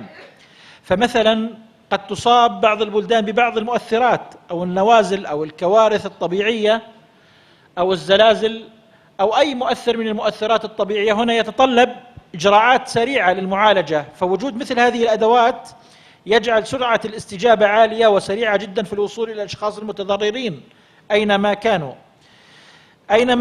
أيضا الزكاة الرقمية يمكن أن تتعدى جانب التحويل النقدي إلى الرقمي والإلكتروني، ويمكن أن تعمل على إيجاد بيئة خصبة لعمل قواعد بيانات للأسر المستهدفة من متلقي الزكاة، وقاعدة بيانات أيضا لدافعي الزكاة من أجل تسهيل عملية التواصل معهم عند الحاجة. وهذا الأمر تم تطبيقه في عدد من مؤسسات الزكاة ومنها صندوق الزكاة الأردني. بعض من هذه الأمور استخدام الرسائل النصية SMS، إيصال المعلومات أو إيصال أي مستجد للمعني بذلك سواء كان المزكي أو الفقير. هذا الأمر يعمل على منع الازدواجية في تقديم الخدمة وتوفير الكلفة الحقيقية من مال وجهد وإنفاق، وبالتالي تكون العمليات أدق وأيسر إلى جانب الدقة الكبيرة في عملية المتابعة والمراقبة للتحصيل والإنفاق من خلال أنظمة متطورة، وهذا يسهل على تعزيز الثقة لدى المزكي بالمؤسسات الزكوية والمؤسسات الخيرية. الباقي دقيقة. الزكاة الرقمية تبرز أهميتها وضرورتها من خلال أيضا إعداد الموازنات السنوية والتقارير المالية والإنجازات لمؤسسات الزكاة. ننتقل أيضا إلى أهم الأساليب التي يمكن استخدامها لتحصيل الزكاة في عصر الاقتصاد الرقمي والزكاة الرقمية.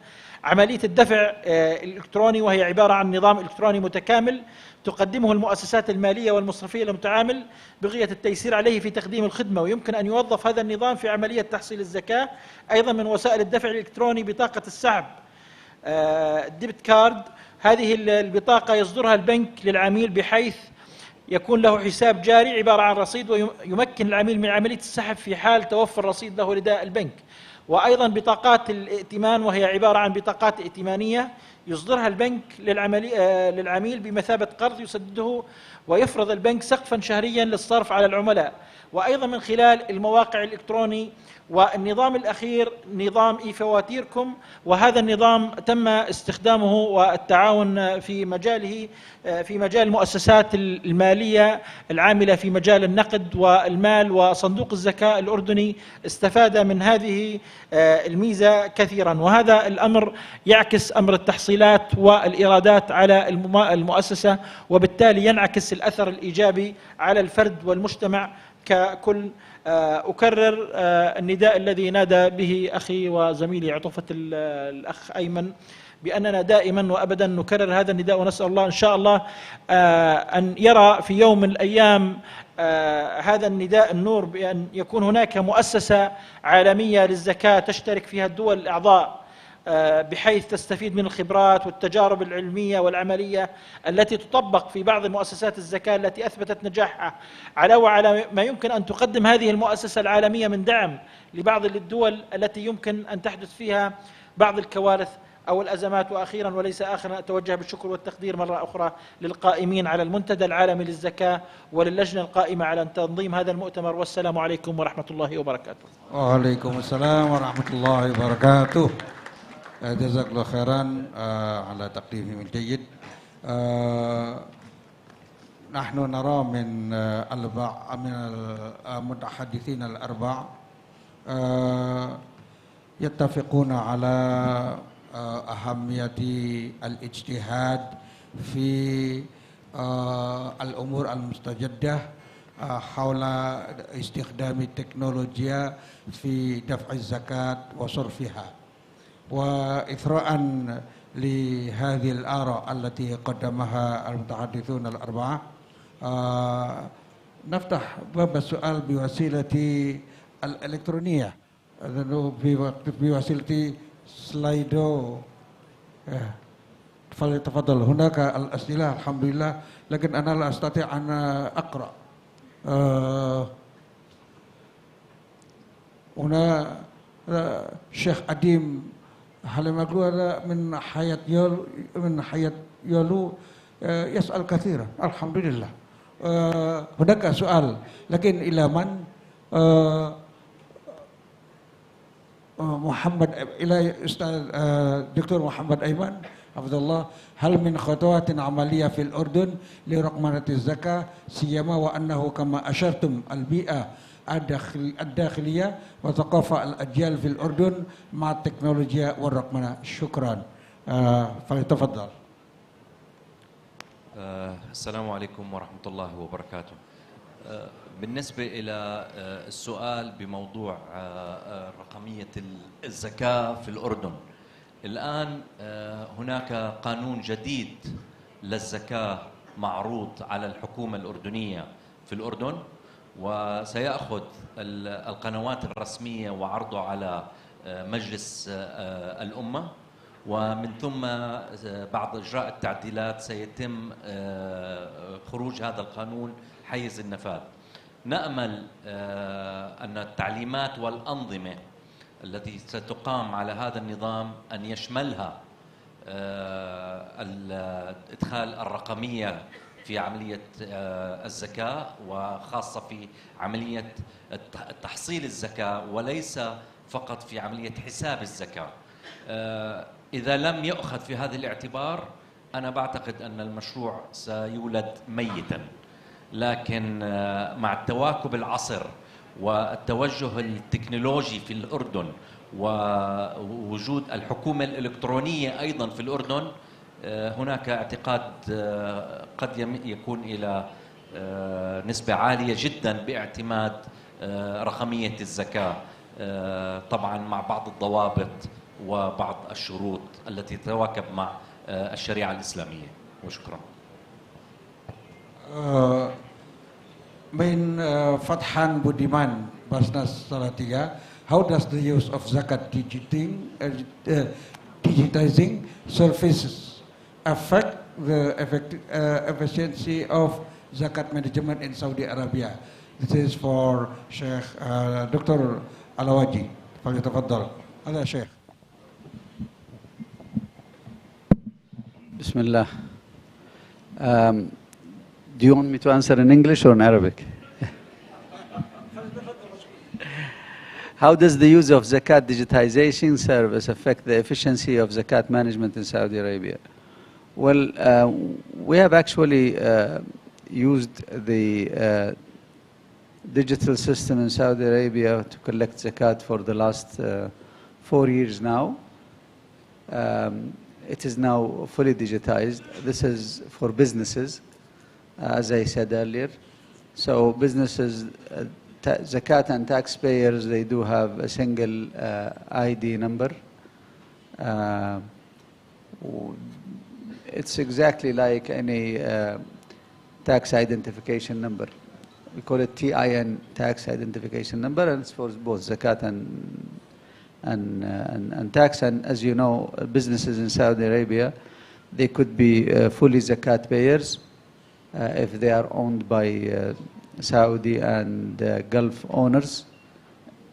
If they are a mixed company between Saudis and non-Saudis from other than Gulf states, then they pay tax. So the same entity pays tax and pay zakat as well, pro rata to the percentages of ownership.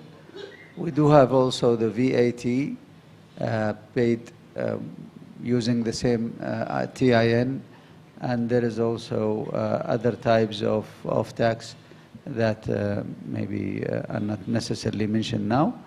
So the digitization and paying zakat on urud al-tijara, businesses, a business entity, it did a lot for the Saudi government, and reduces the number of people that working as amilin zakah, and it helps also in computing the zakah, because all the data, the information are also imported from different government entities like Ministry of Commerce, Customs, Ministry of Labor. All of this information are imported, and they appear before the taxpayer. So he would know then that the government or the Gazette, the General Authority of Zakat and Tax, do have all the information, so they don't avoid or evade from paying zakat or taxes. All the information are imported from different parties. So by this, just to have a short answer, it did help a lot in easing and administrating the zakat payment. For the individuals, the introduction of Zakati, this website or this platform, has also helped people to pay their zakat without like the hurdle of moving from one place to another, seeking or trying to find the recipients. All the money are collected and then paid to the needy families who are listed by the Social Security Department in Saudi Arabia. Shukran. جزاك الله خيرا. السؤال الثالث من توفيق إقبال, Human Initiative. السلام عليكم ورحمة الله وبركاته.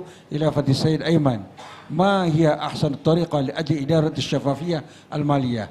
وهل عندكم التطبيق المثالي لإجراء ذلك؟ بارك الله فيكم. تفضل يا شيخ أيمن.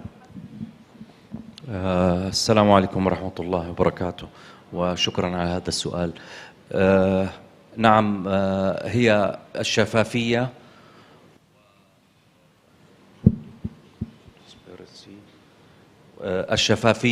والمشاركة والتعاون هو أهم شيء في أي عمل، وبالتالي والتشارك في جميع مراحل العمل الرقمي، سواء كان مالي أو إداري أو ما شابه. فما أدراك عندما يكون موضوع الزكاة.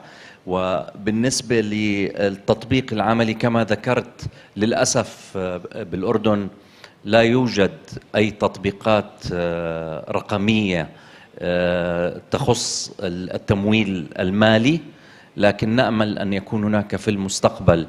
نعم، هناك بعض التحويلات مع البنوك، دفع بعض الفواتير، لكن لا يوجد ما هو نحن نسميه الكراوند فند بالأردن مطبق حاليا، لكن نأمل مع تقدم التكنولوجيا أن يحصل ذلك. أود أن أشير بموضوع الزكاة أن هناك فقط أعتقد 5 دول، ويستطيع المحاضرين تصحيحي، 5 دول فقط تطبق إجبارية الزكاة في الدول الإسلامية، أما باقي الدول فهي اختيارية الزكاة، وهذا يؤثر جدا على مصادر دخل الزكاة.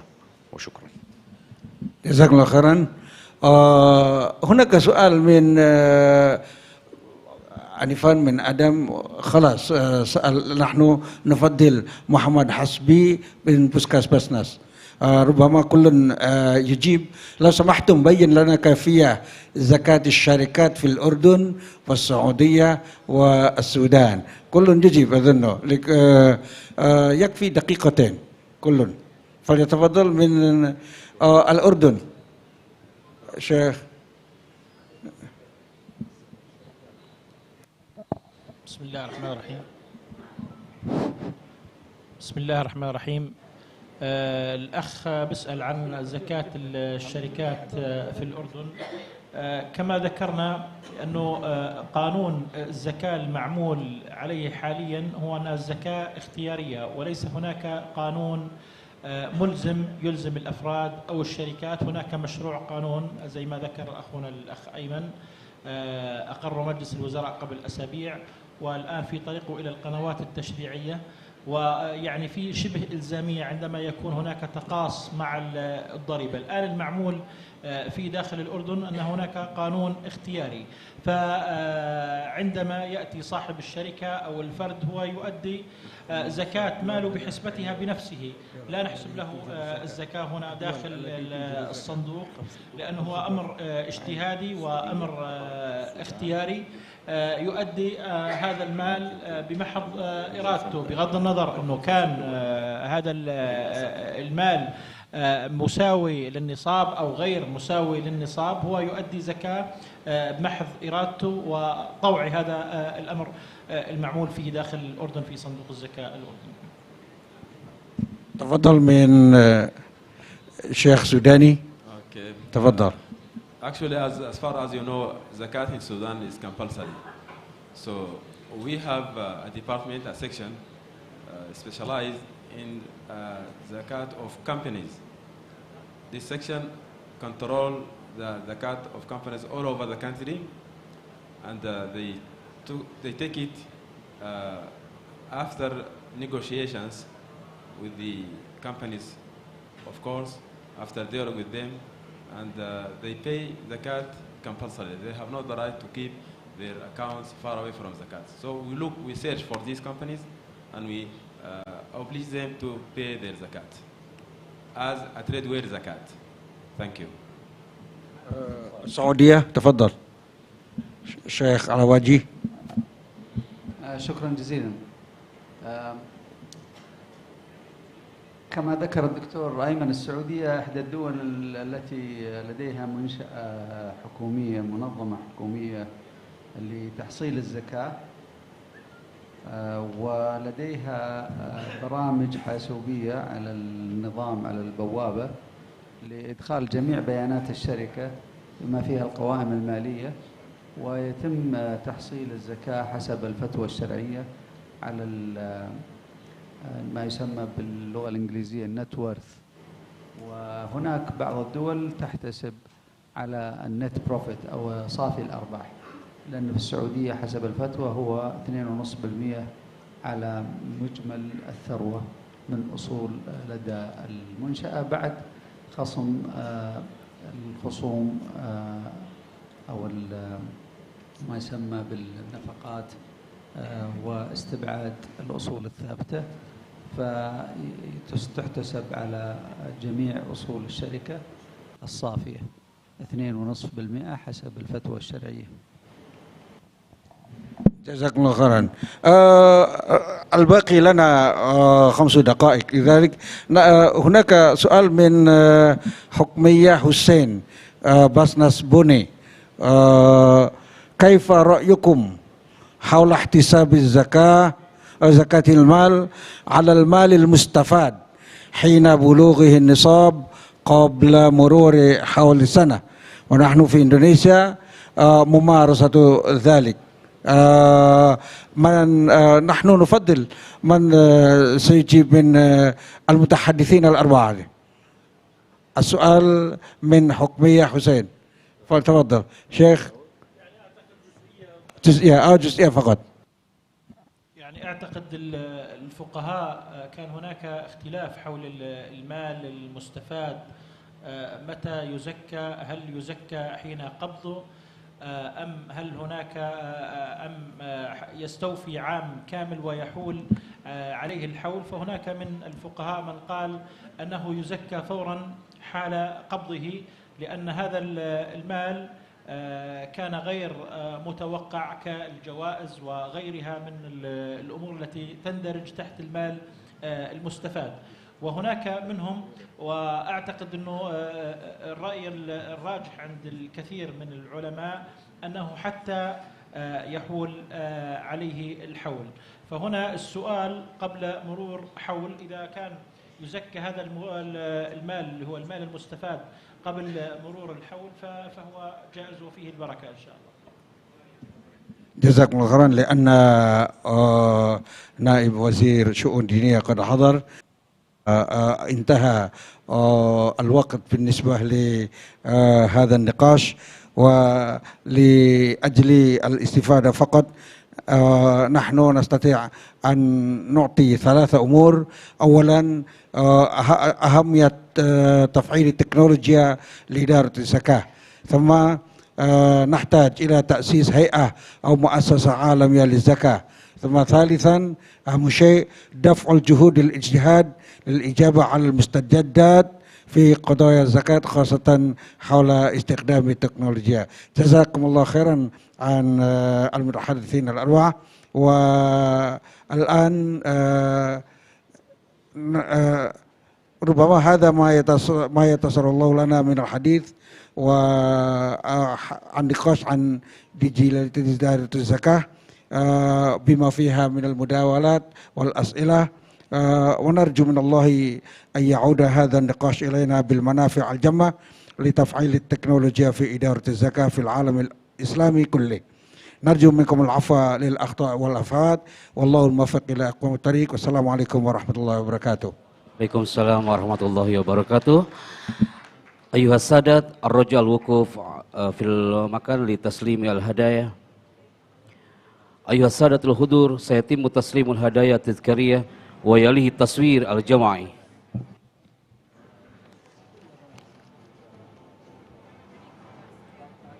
Falyatafaddal as-Sayyid Dr. Al-Nur li taslimi hadil hadayah.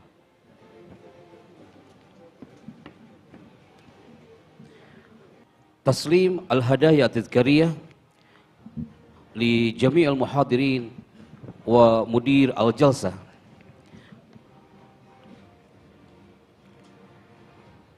And this is the token of appreciation, of course, presented to all speakers in the plenary session 3 from Dr. Elnur Salihovic as Deputy Secretary General of World Zakat Forum. Boleh tepuk tangannya Bapak Ibu, tidak perlu ragu. You may give big applause for all great speakers and also of course our moderator, Profesor Dr. Kiai Haji Ahmad Satore Ismail as BAZNAS Commissioner.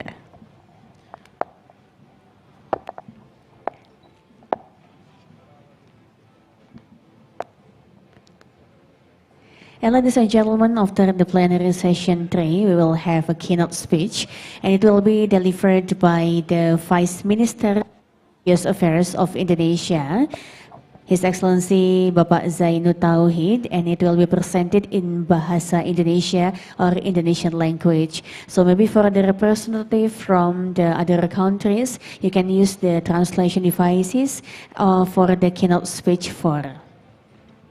نخبركم علما أن بعد هذا المناقص الكلمة من تحت العنوان دور الحكومة في تطوير إدارة الزكاة القائمة على التكنولوجيا معالي نائب وزير الشؤون الإندونيسية لجمهورية إندونيسيا وإلقاؤه باللغة الإندونيسية.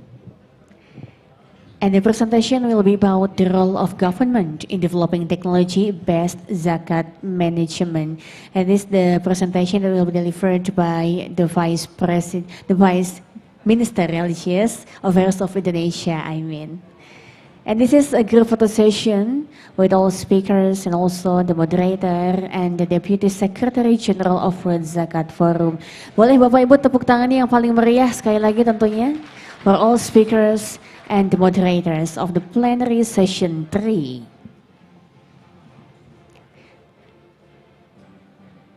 Thank you to all speakers and of course the moderator. نشكركم يمكنكم العودة إلى المكان. Baik, dan tentunya sesaat lagi kita akan mengikuti rangkaian acara selanjutnya, yaitu keynote speech oleh Wakil Menteri Agama Republik Indonesia akan menggunakan bahasa Indonesia.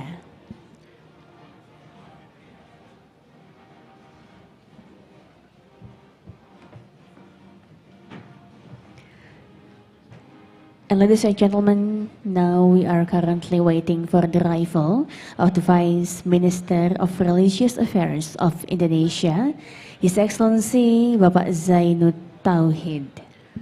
السيد زين التوحيد نائب وزير الشؤون الدينية لجمهورية إندونيسيا العنوان لهذه الكلمة دور الحكومة في تطوير إدارة الزكاة القائمة على التكنولوجيا فليتفضل مشكور. Bapak Ibu, kita tengah menantikan kehadiran dari Bapak Wakil Menteri Agama Republik Indonesia yang sesaat lagi akan berada di tengah-tengah kita untuk menyampaikan materi selanjutnya dengan tema The Role of Government in Developing Technology-Based Zakat Management.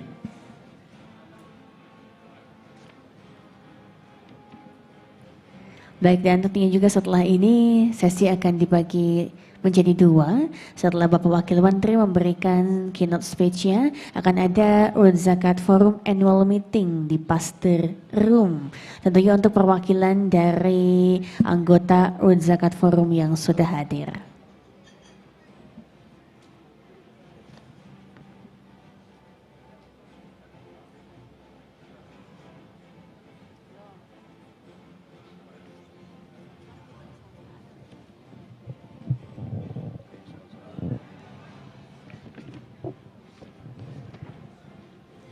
Dan sekedar informasi, ucapan terima kasih kami atas nama keluarga besar World Zakat Forum 2019 atas sponsor dan yang sudah mendukung acara hari ini. Kami persilakan Teh Cindy. Betul sekali, of course, thank you for all sponsors, GoPay, Bank Jabar Banten, Bank BNI Syariah, Bank Muamalat, Bank Jabar Banten Syariah, Bank Mandiri Syariah, and Bank CIMB Niaga Syariah. Those are the generous sponsors for our event, World Zakat Forum International Conference 2019. And of course, this event is held on collaboration of Badan Amil Zakat Nasional, BAZNAS Provinsi Jawa Barat, Rumah Zakat, Dompet Duafa, Pusat Pungutan Zakat, and Lembaga Zakat Selangor.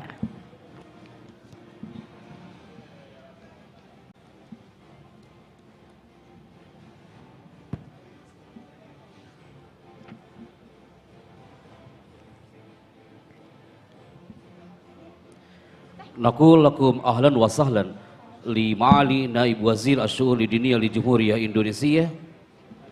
Kami ucapkan selamat datang tentunya Wakil Menteri Agama Republik Indonesia, Bapak Zainud Tauhid. Terima kasih Bapak atas kehadirannya dan tentunya kami persilakan untuk dapat menempati tempat duduk yang telah disediakan.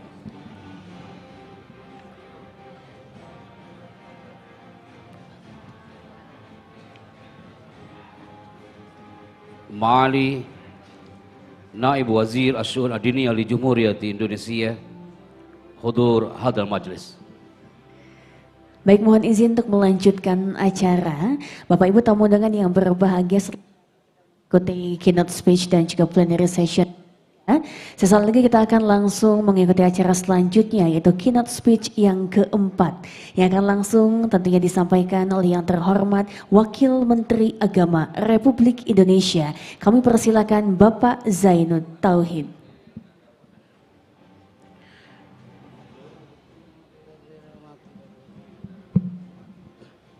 Ma'ali naib wazir asy'ul diniyah li Jumhuriyah Indonesia. Falyatafaddal mashkura.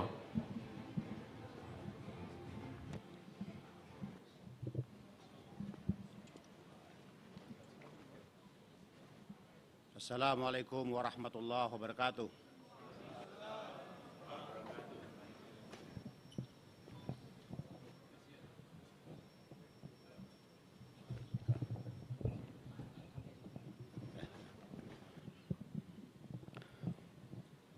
Assalamualaikum warahmatullahi wabarakatuh.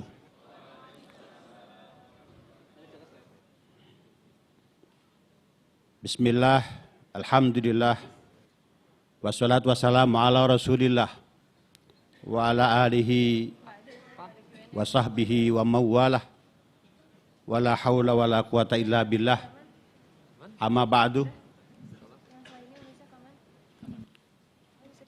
Yang terhormat Sekjen World Zakat Forum, yang terhormat Ketua, Wakil Ketua, dan anggota Badan Amil Zakat Nasional, yang terhormat para pembicara dan peserta konferensi dari negara-negara sahabat, para pimpinan BAZNAS provinsi, kabupaten, kota, dan lembaga amil zakat, hadirin, hadirat rahimakumullah.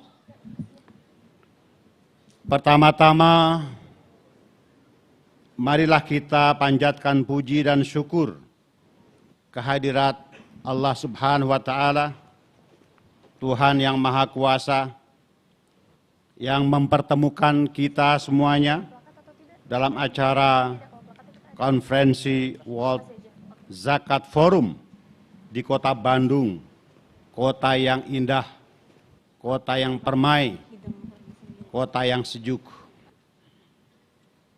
Salawat dan salam kepada junjungan kita Nabi besar Muhammad sallallahu alaihi wasallam beserta keluarga, sahabat, dan para pengikutnya hingga akhir zaman.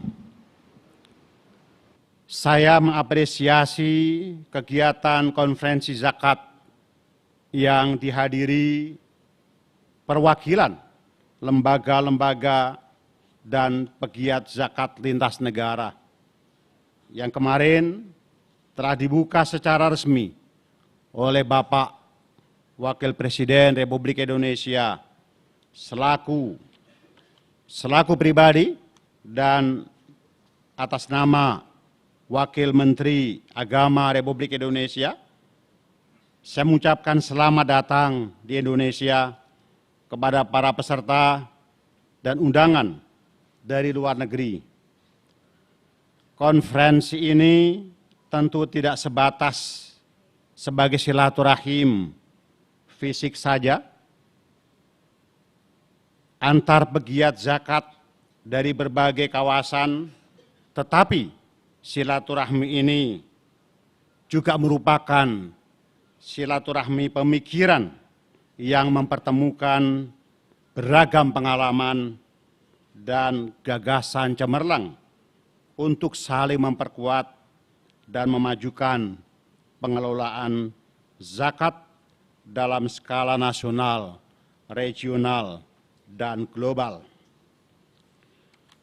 Para peserta dan hadirin yang saya hormati, konferensi zakat ini sangat tepat untuk memperbincangkan isu-isu strategis seperti menakar kontribusi zakat dalam pengentasan kemiskinan dunia dan pencapaian tujuan pembangunan berkelanjutan. Peran zakat dalam menangkal radikalisme yang bersumber dari kesenjangan ekonomi serta pemanfaatan teknologi digital dalam meneguhkan jaringan kerjasama zakat dunia. Saya memandang keberadaan wadah kerjasama dan asosiasi pengelola zakat seperti World Zakat Forum dapat dimanfaatkan oleh segenap pemangku kepentingan perzakatan lintas negara sebagai ajang dialog antar lembaga, para pembuat kebijakan, praktisi zakat, akademisi, dan lainnya yang memiliki kesadaran dan rasa keterpanggilan guna memajukan gerakan zakat untuk kemaslahatan umat dan kemanusiaan. Pada dasarnya, kolaborasi gerakan zakat sampai ke level internasional sekali-kali tidak boleh membuat gerakan zakat menjadi gerakan elit yang terpisah dari semangat kerakyatan, semangat keumatan. Hemat saya, keberadaan dan peran World Zakat Forum bukan sesuatu yang berdiri sendiri, tetapi wadah perhimpunan ini hadir sebagai partner di dalam garis orbit koordinasi dan kerjasama perhimpunan organisasi zakat berskala internasional yang telah ada sebelumnya, seperti International Zakat Organization yang dideklarasikan di Kuala Lumpur tahun 2006 dan dihadiri oleh Menteri Agama dari berbagai negara.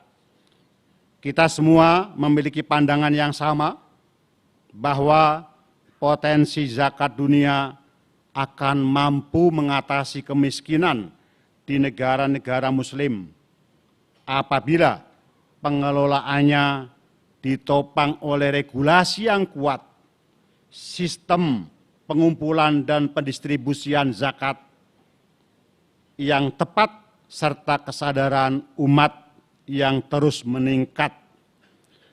Dan juga untuk menunaikan kewajiban zakat sesuai dengan ketentuan agama. Zakat merupakan modal sosial umat Islam dalam mewujudkan kehidupan yang sejahtera, sejalan dengan misi Islam yang rahmatan lil alamin.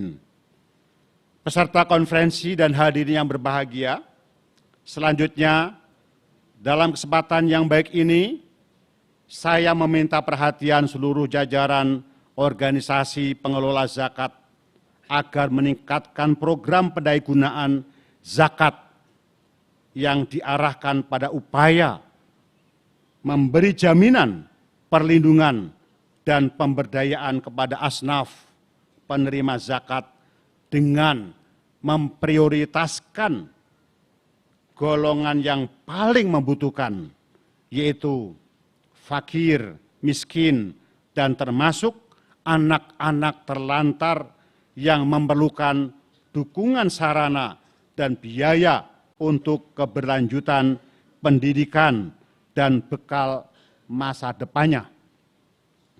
Jika sekiranya pengelola zakat mengalokasikan 50% saja dari total penerimaan zakat dan infak setiap tahunnya untuk program human security dan social security, maka tiap tahun akan terjadi pengurangan tunawisma di kalangan anak-anak Islam, anak-anak terlantar, orang tua jompo yang jadi pengemis, penyandang cacat yang meminta-minta, dan sebagainya yang menjadi problema sosial di negara-negara berkembang.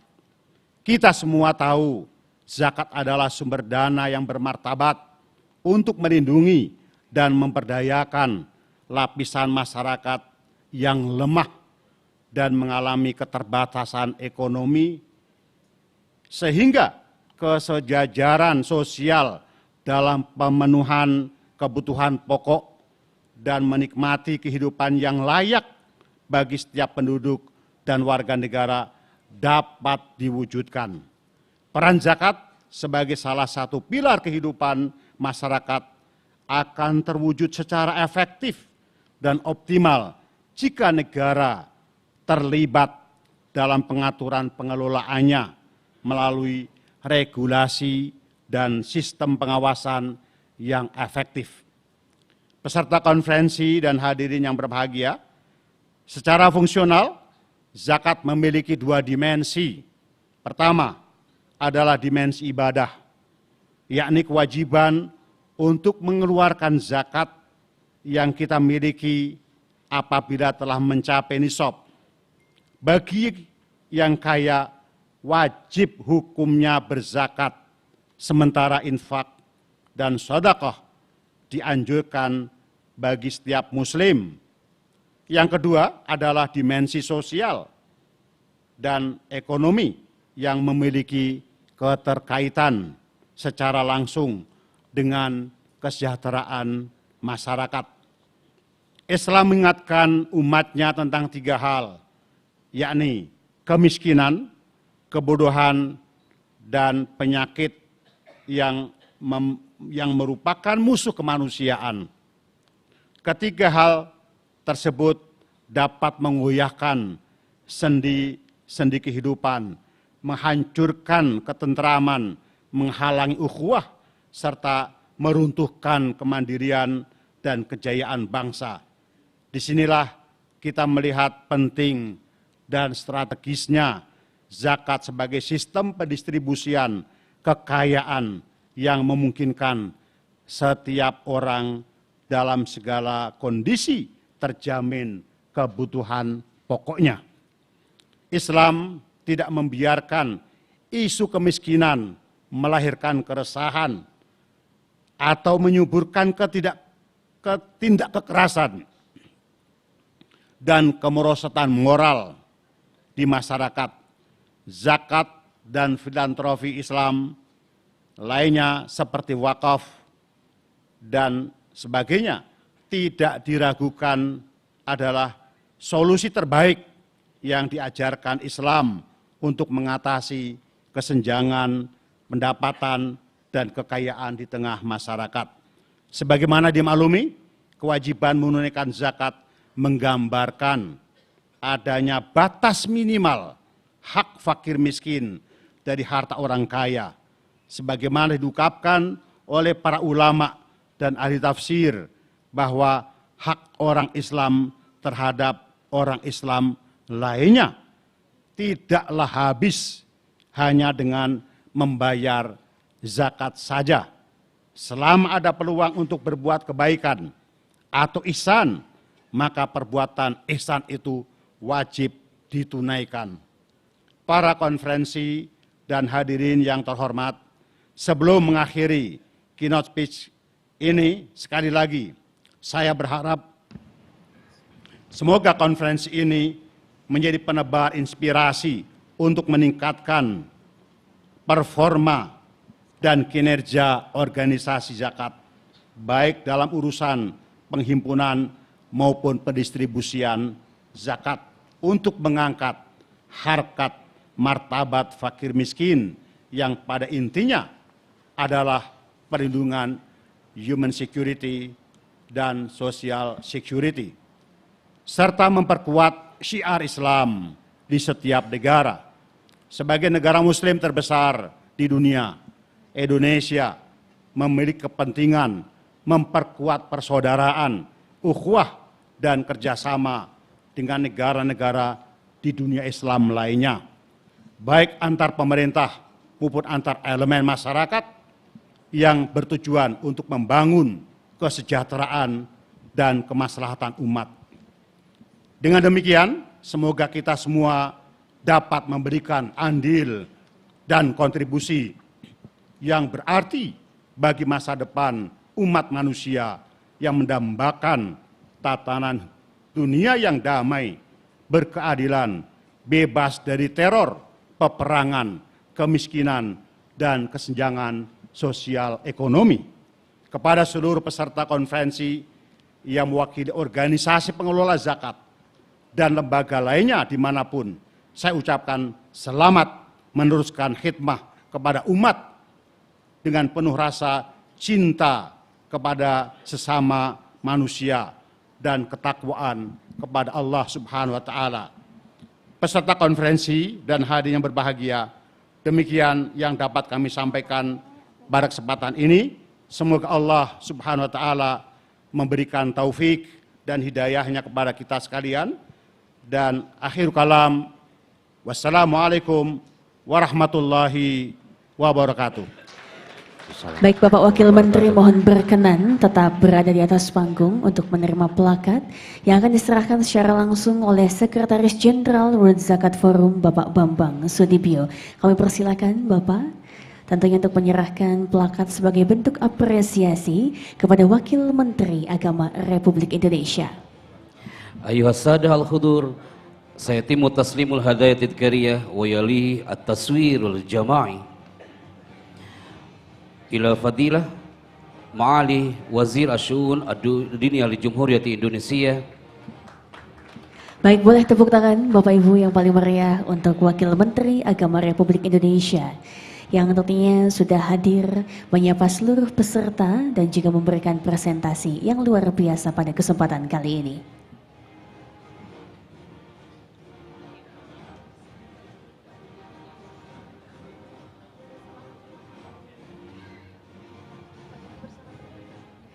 Dan Bapak Ibu hadirin tamu undangan yang berbahagia, dikarenakan Bapak Wakil Menteri Agama Republik Indonesia harus mengikuti rangkaian acara selanjutnya, yaitu bilateral meeting, maka dari itu Bapak Wakil Menteri Agama Republik Indonesia mohon berkenan meninggalkan tempat acara.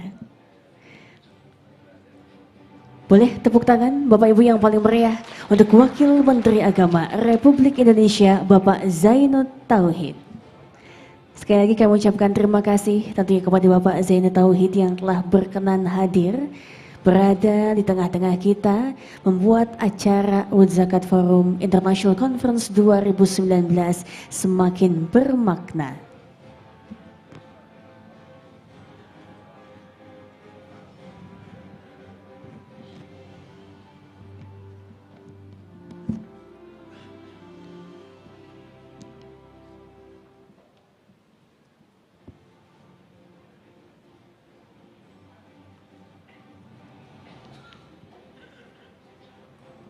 Dan Bapak Ibu tamu undangan yang berbahagia, tentunya kita masih akan melanjutkan ke acara selanjutnya.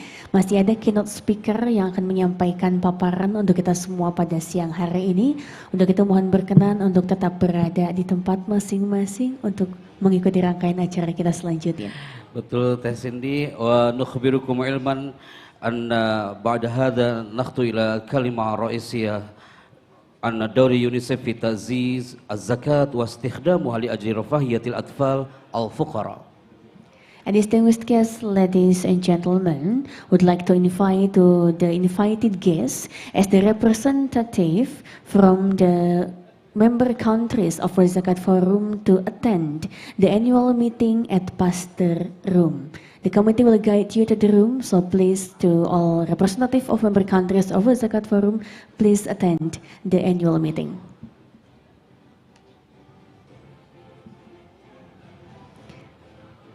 Baik Bapak Ibu, saat ini tentunya kami mempersilahkan kepada seluruh perwakilan dari negara anggota World Zakat Forum untuk dapat mengikuti annual meeting di Pasteur Room yang telah tersedia di hotel ini. نفضل للاشتراك في annual meeting الاجتماع في غرفة باستر في تعزيز الزكاة واستخدامها لأجل رفاهية الأطفال أو الفقراء. ومدير لهذا الجلسة من مركز الإغاثة في حالة الطوارئ في يونيسيف. And distinguished guests, ladies and gentlemen, now we'll continue our agenda today. Would like to invite, of course, our keynote speaker, the fifth keynote speaker of this international conference, who will talk about the role of UNICEF in the promotion and utilization of zakat for poor children's well-being. Please welcome on stage the director of the UNICEF Emergency Relief Center, Mr. Sikandar Khan.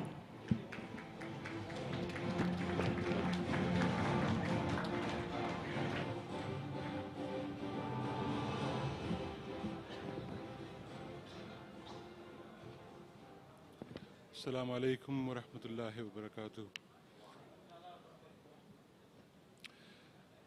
Dear friends, it's been a year since we last met, and there's been a lot of progress that has been made ever since in order to try and bring the world's zakat givers to the ones who qualify to receive them to change their lives.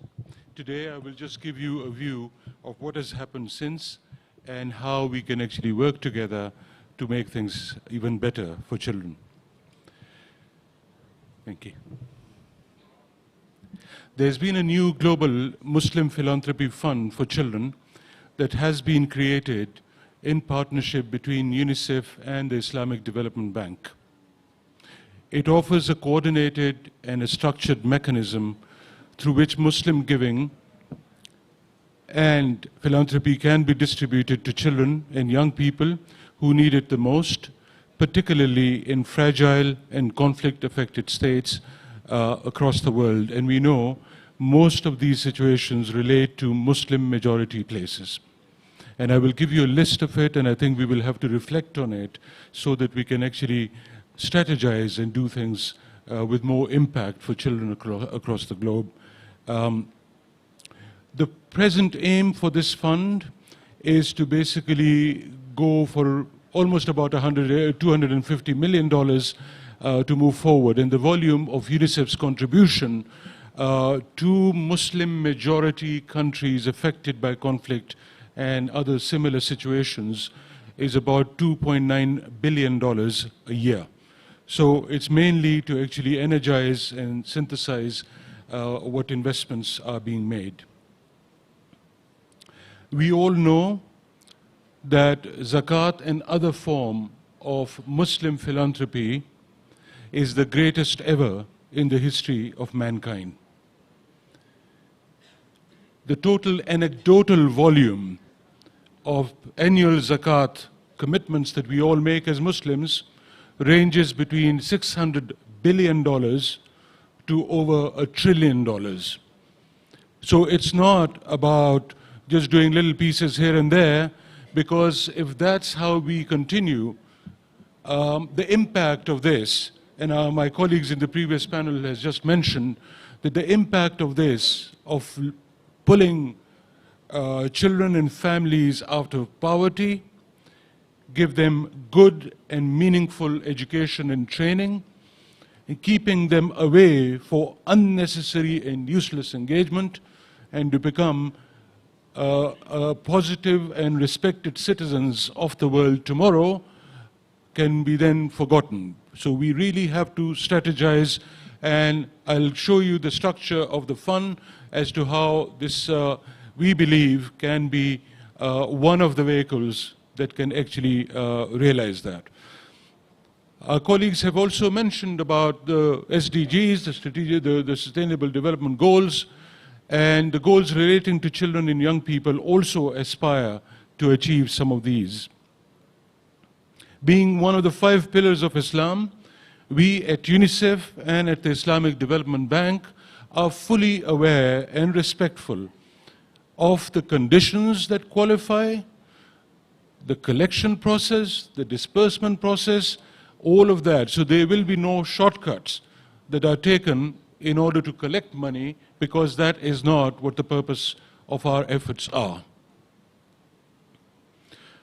In 2020, there are about 24 countries out of the 57 OIC member countries that actually do require humanitarian support. And these 24 countries, and these are situations not necessarily relating to those countries, but perhaps also because of refugees and others, include Jordan, Afghanistan, Uganda, Pakistan, Bangladesh, Burkina Faso, Chad, Turkey, Sudan, Cameroon, Syria, Somalia, Iraq, Guyana, Palestine, Lebanon, Libya, Mozambique, Niger, Nigeria, Yemen, Mali, Egypt, and Mauritania. And this list is pretty long, but it is worrisome that with so much transactions, so much giving, we are unable to make strategic investments, at least from where I sit, in order to make a big impact on what we can do. The fund also is trying not to just go into giving as a handout. The idea is to bring that dignity back to our population, and therefore it connects to the development investments that are multi-year, and that is also the strength of the Islamic Development Bank, as we all know.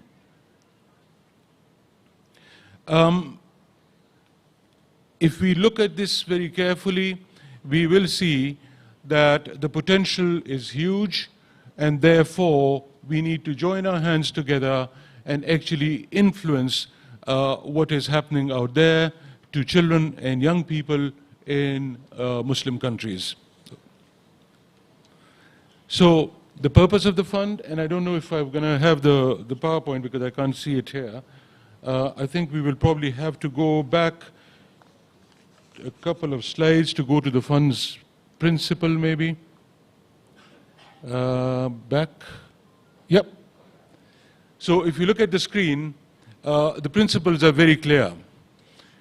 It's clear needs, so it's needs-based. There's no political dimensions to this. It's based on what is needed. There has to be trust and solid partnership. It's not about taking money away and collecting it and then using it without any responsibility. It is clearly based on the prerequisites and what we need to do as responsible custodians of transaction. There has to be transparency around it, and it has to achieve tangible results. It's not just money in, money out, tangible results, and above all, and most importantly, it will have to be Sharia compliant. So that is the principles of this. Next. The benefits, I just sort of quickly went through some of those, and it's the economies of scale, it's the efficiency of it, it's needs-based, it leverages the financing mechanisms as well. So it's not only zakat, but it leverages the development side, which originates from sadaqah, from financing and all of that, which is happening already, but this triggers and brings it to focus. Next, please. Now this particular, if you look at this one, you will see that there is a very clear governance structure there. And in this case, the governing council is basically UNICEF, the Islamic Development Bank, and founding partners that come into the fund at this point. The founding partners are very important because they will determine how the fund evolves and develops in the future. And I do invite the colleagues present here to give it a consideration as a founding partner, because that's where the leveraging and that's where the influence will begin as we move forward. It has basically the program committee, which determines the prioritization of the pipeline, and the Islamic Development Bank is also the trustee for this fund. So everything that comes in actually is managed financially by the Islamic Development Bank, and then there is this implementation support role and function that is with the bank and UNICEF. It's mainly for complementarity purposes because, as you know, UNICEF is present in 192 countries and territories across the globe, And it's not only capital level presence, it's all the way down where children and young people are. And the bank itself has their partnerships as well in many countries. Next, please. The flow chart is pretty straightforward. There are experiences that we have as partners, and the most latest one is actually in Tajikistan as well. So, I mean, there are many situations in which the bank and UNICEF, along with its partners, have actually sort of worked on some of these things. Next, please. The structure of the fund is basically there's a zakat window, and then there's a general sort of philanthropy, sadaqah, and other sort of part, which actually goes into blended financing options as well, so that the bank's resources that they make investments in long-term development can also sort of take over from where the zakat influence has happened and take it to the next level to further improve the situation of families and young people and children. Now, the areas of focus is health, education, water and environmental sanitation, hygiene, nutrition, early childhood development, and youth empowerment, which basically is the areas which bring the collective well-being of these communities and societies into play. Next, please. So these are basically a snapshot of the areas on which it's work. Now we will move. I have a few suggestions on pipelines, but I think they're too detailed, so I will skip through those slides and then I'll come back to some of the things. Next, please. Next, next, next. Now the fund was formally launched in September, jointly by the Executive Director of UNICEF and the President of the Islamic Development Bank in New York, and we have the first founding sort of member, His Excellency Dr. Abdulaziz Al Ghurair, who has made the initial investment of $10 million, and we also have a number of other partners that actually are coming to join the fund. And as I said, it's primarily to consolidate and to strategize and deploy strategically rather than just collect money and spend it. And that's not the purpose at all, because we believe that's not going to make much of a difference as we move forward. Next, please. Basically, as I mentioned, I mean, the event in New York has created a lot of awareness. And awareness not just about the fund, awareness about zakat itself. Zakat is not just like any giving. I mean, there are clear principles to it, and there are clear moments, and there are clear sort of criteria for it.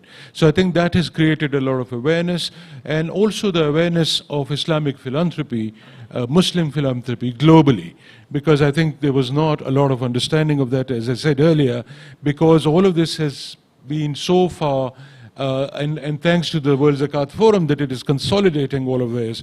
But I think we can further bring this to more strategic investment point and make a bigger impact. Next, please. Next, please. Yeah, this is just a general timeline as to how this is moving forward. Basically, in December, first week of December, the UNICEF-led Humanitarian Action for Children report will be launched, in which it basically gives you a snapshot of what children require in the following year across the globe. Unfortunately, the vast majority of the needs of children across the globe in humanitarian emergencies are in OIC member countries. And that is basically, I think, a wake-up call for all of us that we really need to join hands and make things differently. I am not here for a minute advocating that every penny should come into the fund. Please do not misunderstand me. But I'm actually, what I'm trying to present is that consolidation, strategic deployment across into different countries need to be prioritized based on needs and has to be done together in a strategic manner, and the fund is one of those platforms that is being made available. There will be in February the Humanitarian Forum in Riyadh, and we intend to be there as well. In January, there is the World Economic Forum, as you can see from the timeline there. And we also are planning to have the first Governing Council meeting of the fund in early next year. So that's how fast the progress is on this one. I think I will basically stop there. I'm happy to take questions here and bilaterally. I'll be here till tomorrow. My colleague here, Mr. Al-Noor, is here. There are a number of other friends who know about this fund. We are all here to answer these questions, whatever comes up, and have bilateral conversations. But just as a parting sort of message, there is a short video clip that can actually show you what we do with the resources that come in. And I strongly urge colleagues here and elsewhere to try and reflect a bit on consolidation, strategizing, and really deploying these resources jointly together so that it does make that difference. There are options of cash transfers as well, and there are service provision in possibilities in this. So I thank you. Now, if you could play the video, please. Mr. Sikandar Khan, please kindly remain on stage. After the video, of course, please enjoy the video.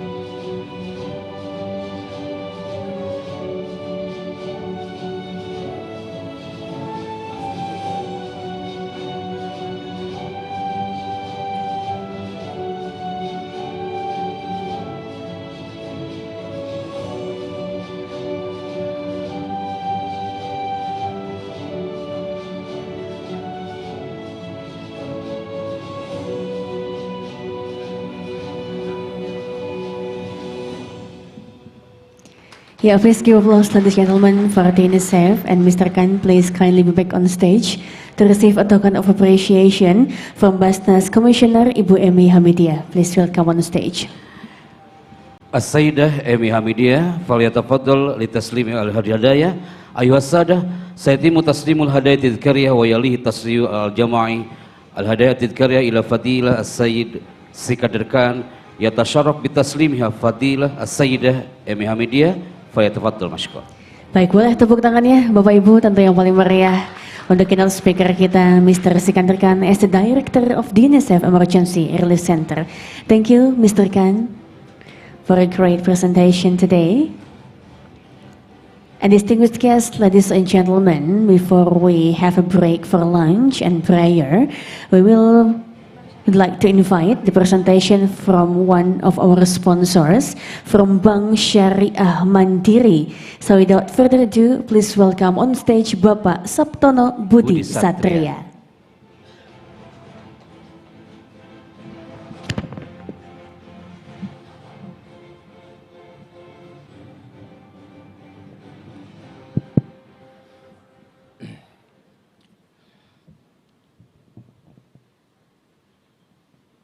سادة حاضرون في هذه القاعة في هذا المجلس المبارك Ana hukum fillah Sabtono Budi Satrio, muadzaf adi fi Bank Syariah Mandiri.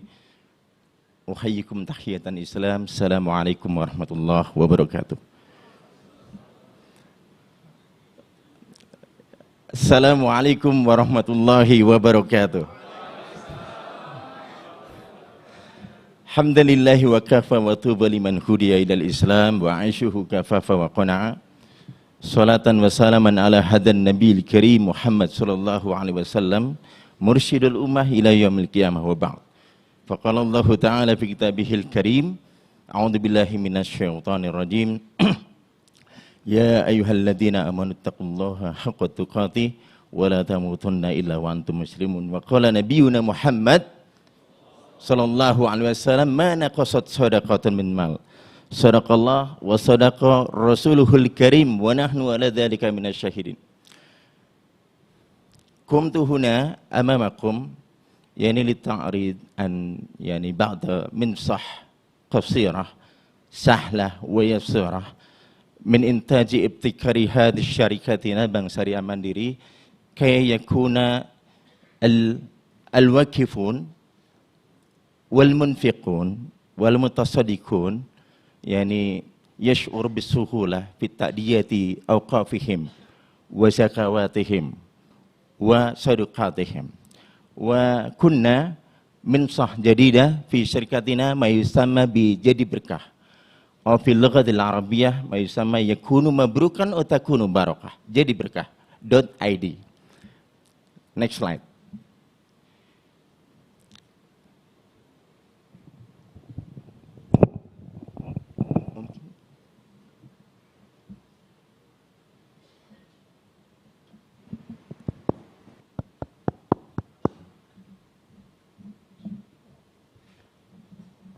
Wa ma huwa dha jadi berkah.id huwa ka min sah litambil min sutut tambil al-istima'i li ta'diyati wa li tashili sadadi az-zakawat wal infaq was sadaqah wa ma asbaha dhalika min at-tabarru'at wa narju bi hadhihi al-minsah kay an yash'ur al-wakifun wal mutasaddiqun wal mutabari'un as-suhula fi ta'diyati wajibatihim. Next. ولهذه المنصة هناك اعتبرنا واعترفنا طريقة سهلة للتبارع طريقة سهلة للسداد ودفع التبرعات في الإسلام ما هي كالزكاة والإنفاق والصدقة والوقف وقنوات أخرى وكذلك طريقة سهلة للدفع والسداد وهنا أيضا المزية والفوائد أخرى يعني في المعاملة وصفقة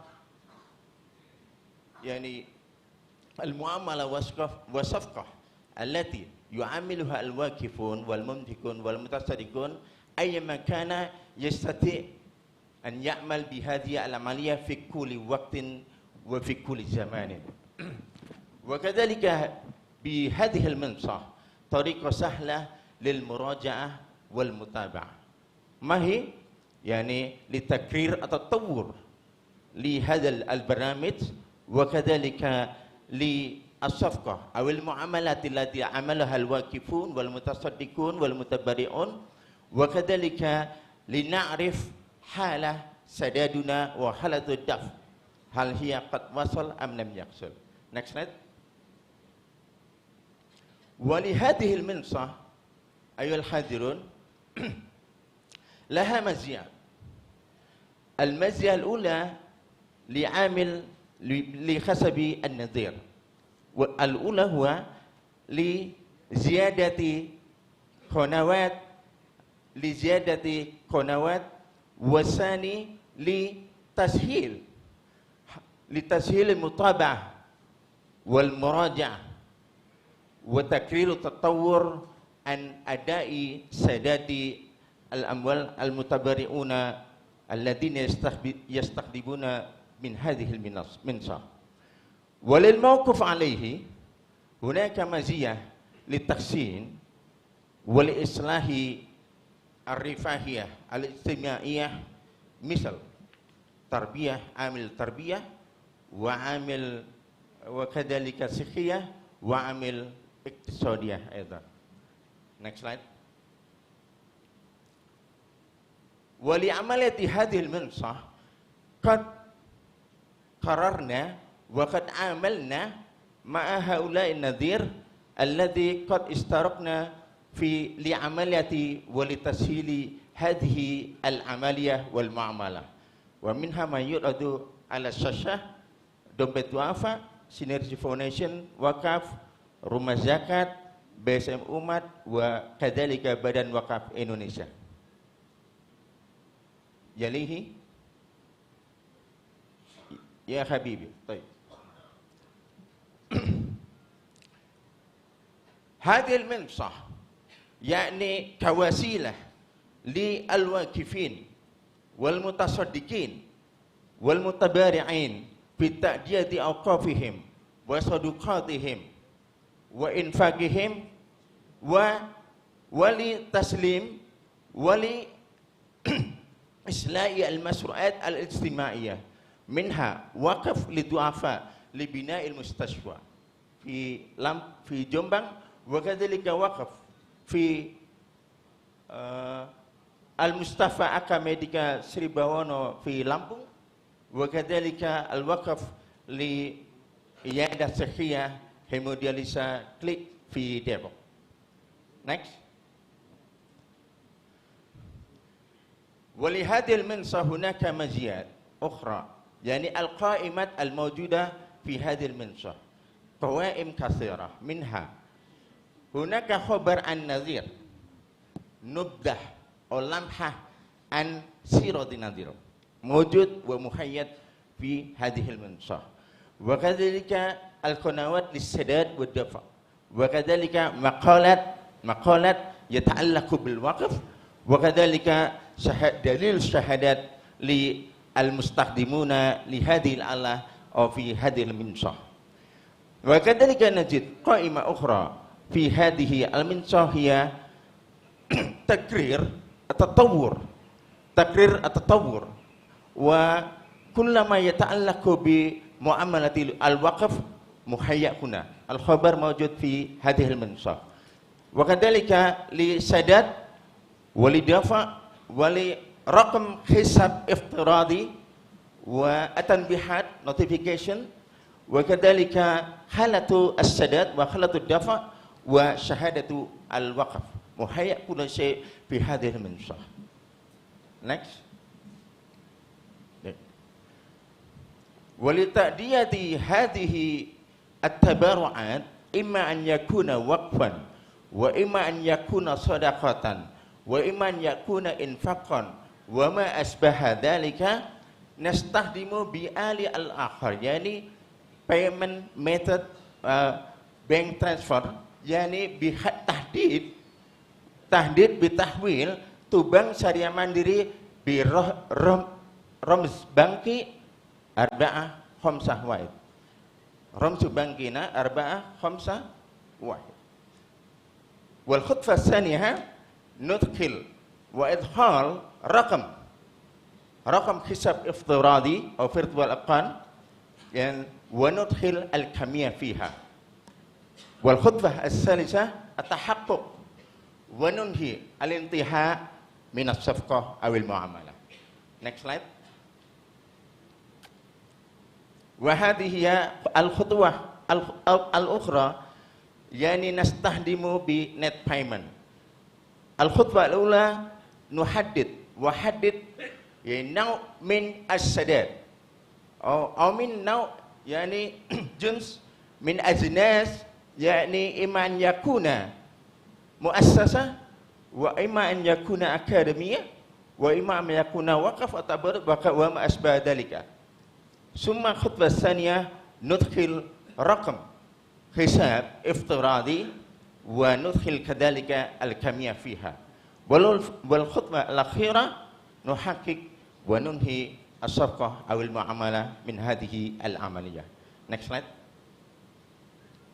وهذه ما أستطيع أن أعرض لهم وأخبركم بأن شركتنا في PT Bank Syariah Mandiri كأكبر بنك شرعي في هذه البلاد لتسهيل الواقفون والمتصدقون والمتبرعون أموالهم في سبيل الله كي يكون هذه طريقة سهلة وطريقة سهلة للدفع والسداد وطريقة سهلة للإنفاق طريقة سهلة للوقف وكذلك وما أشبه ذلك. قد عرفنا بأن عصرنا اليوم هو عصر رقمي ودخلنا في العصر المعاصر، يعني كل شيء يعني يحتاج إلى الآلة الحاسب الحاضر والعصري، وكذلك حضرنا في هذه البلاد بما يسمى بنك syariah mandiri لأجل قيام الرفاهية وبناء الأمة وبناء المجتمع الإسلامي بإذن الله تعالى. شكرا. السلام عليكم ورحمة الله وبركاته. Waalaikumsalam warahmatullahi wabarakatuh. As-Sayyid Sabtono Budi Satrio, kalam wa bayanukum syamil, kalamukum kalamun arabi. Tepuk tangan buat beliau yang luar biasa hari ini. Ajib, Masya Allah. Nafadilukum bil julus. Distinguished guests, ladies and gentlemen, before we proceed to the next agenda, which is the keynote speech and plenary session 4, we'd like to please you to have a break for lunch and of course for prayer. Taib, ayuhas sadal khudur, yalihal rahah, lil ghada wa salati zuhr. Nahitukum huna ilman anna hadal mu'tamar sayatawassalu a'maluhu ba'da salati zuhr, insyaAllah. But please kindly be back here at 12:45 because we still have so many things to do today. So please, ladies and gentlemen, please enjoy your lunch and we'll see you again at 12:45. Thank you. Kami persilakan untuk menikmati makan siang dan juga sholat zuhur, dan kami harap pada pukul 12:45 sudah berada di ballroom kembali. Terima kasih.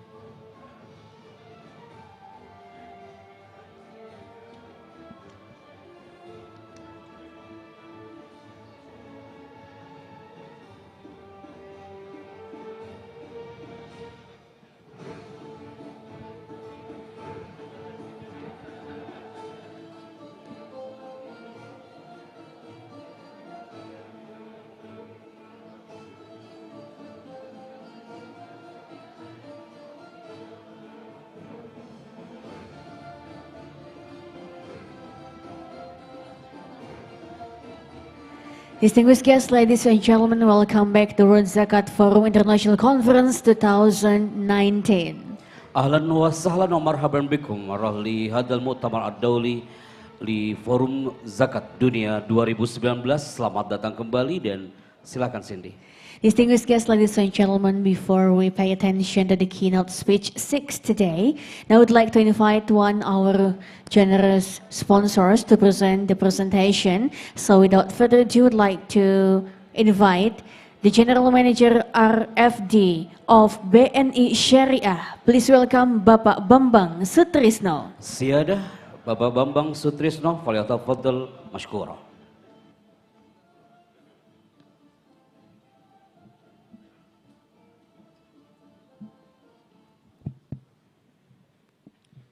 Bismillahirrahmanirrahim. Assalamualaikum warahmatullahi wabarakatuh. Alhamdulillahirabbil alamin. Asyhadu an la ilaha illallah wa asyhadu anna Muhammadan abduhu wa rasuluh. Amma ba'd. First of all, I would like to thank you for this opportunity to speak in front of all of you. And I would like to show you. Can show the presentation, please?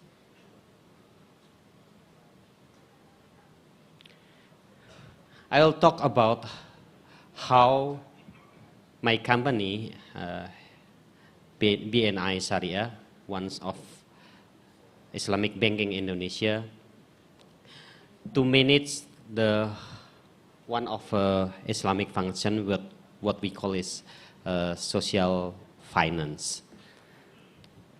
First, we believe that the Islamic economic is the comprehensive economic, the immortal economic, that the benefit of the system not only in the world but afterward is most important.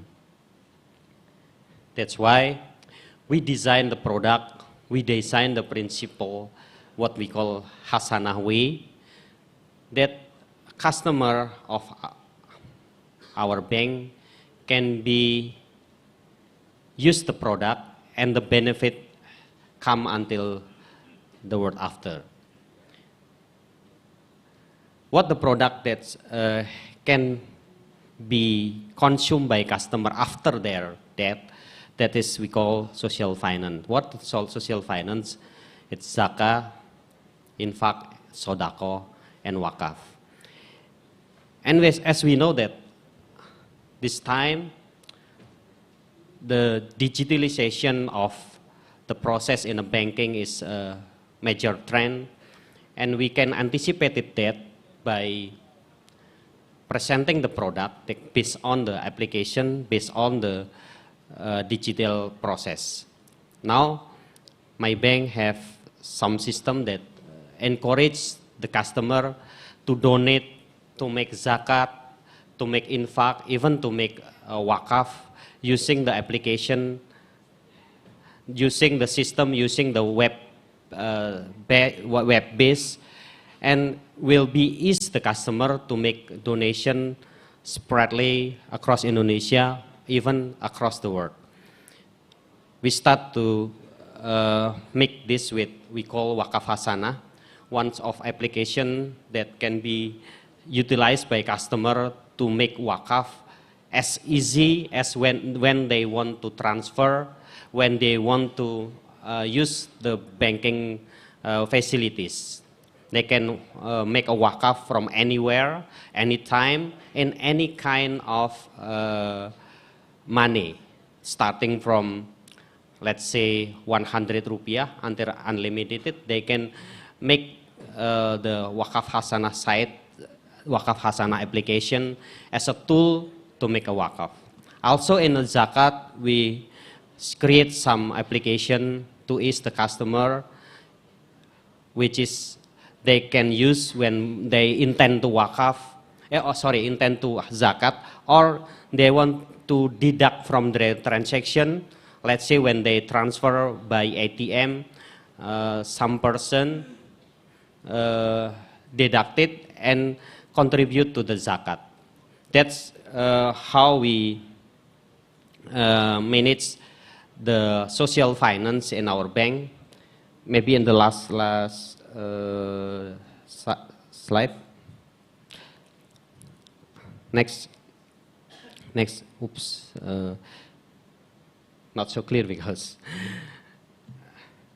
this is that I mentioned before as a wasanah way, the way we manage the product, that antithesis to the theory of the law of diminishing return, because in Islamic there are no diminishing return theory, because someone when someone want to go to Umrah, first time he want to Umrah, second want to Umrah, always the same satisfaction, even more satisfied when they consume more and more.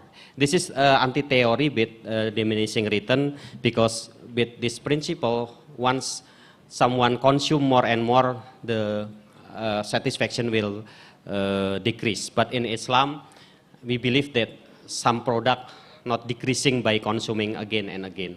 And we create the product we call Hasanah way, that the customer can benefit the product until their die, until in surga, and until in heaven. Next slide.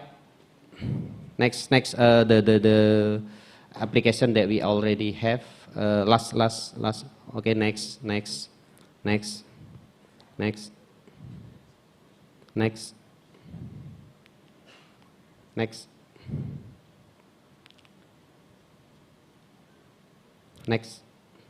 Oops, not so good. This is what we already done with our zakat. Zakat payment with e-channel. Our customer can use the ATM, the mobile banking, or on the internet banking to make a zakat. Also, we make a reminder for zakat. We also do that customer with some amount of deposit that we send to them, the calculation that their deposit come to minimum requirement for zakat, and how much zakat he should pay, we send the calculation. This we have done to our customer to ease, once again, to ease the customer to make a zakat. Okay, next. Nah, this is the application that we already create, and customer can use this application not only for zakat, also for infak, also for wakaf.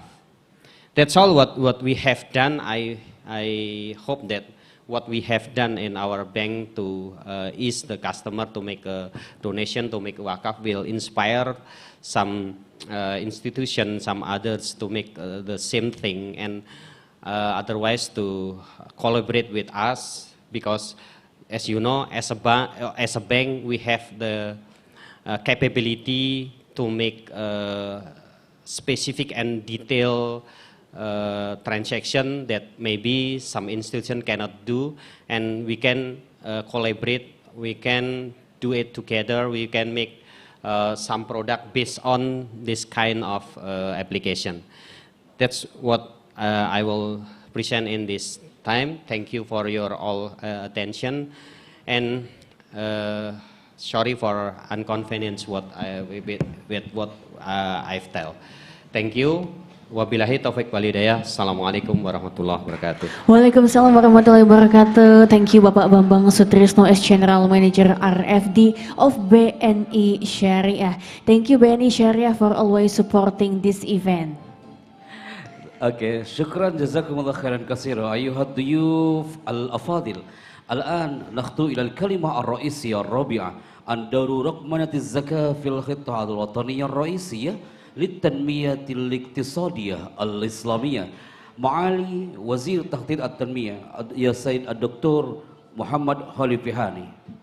Ladies and gentlemen, now we'll move next agenda, which is the keynote speech about the role of digitalization of Zakat in the National Master Plan of Islamic Economic Development. And the presenter will be the Director of Population Planning and Social Protection, the Ministry of National Development Planning of Indonesia. Please welcome on stage Dr. Muhammad Holifihani, SAMA.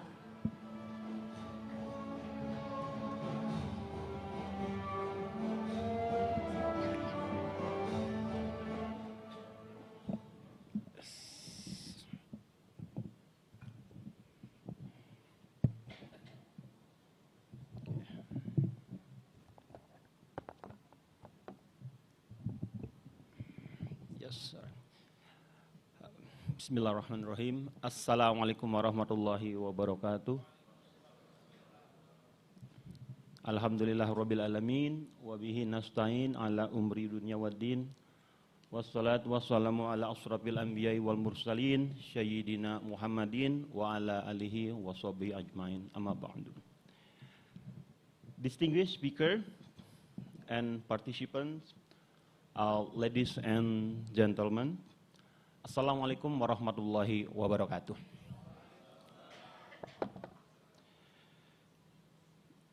Of course, first of all, let us praise and thanks God Almighty of His grace and mercy, so that why we may gather here together at this very important event. I also would like to extend my respects and appreciation to the BAZNAS. BAZNAS is the organizer of the very important event in the international conference in the forum of World Zakat Forum.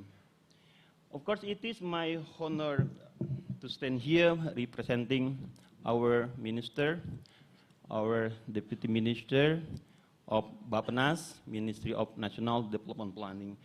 And I would like to deliver my speech. The topic is talking about the role of the digitalization of Zakat in the National Master Plan of Islamic Economic Development. Ladies and gentlemen, as you know that in the United Nations Sustainable Development Summit 2015, you know that the more than 190 countries adopted the history of 2030 agenda. That is the holistic, universal, transformative 15 years global plan of action for the sustainability of the world and also for the prosperity. Prosperity of the people, which is the key principle, as we know. The key is leaving no one behind. This very good terminology. So you know that the 17 Sustainable Development Goal, as you know, the name is the SDGs. It demonstrates the commitment of the global community to end poverty, to reduce inequality, and finally to protect our planet. Together 2030. However, despite improvement in the most country, poverty and inequality still currently remain the major challenges. Why? Because you know that around the world, the name in inequality are facing the issues, putting at the risk much of the progress made to date.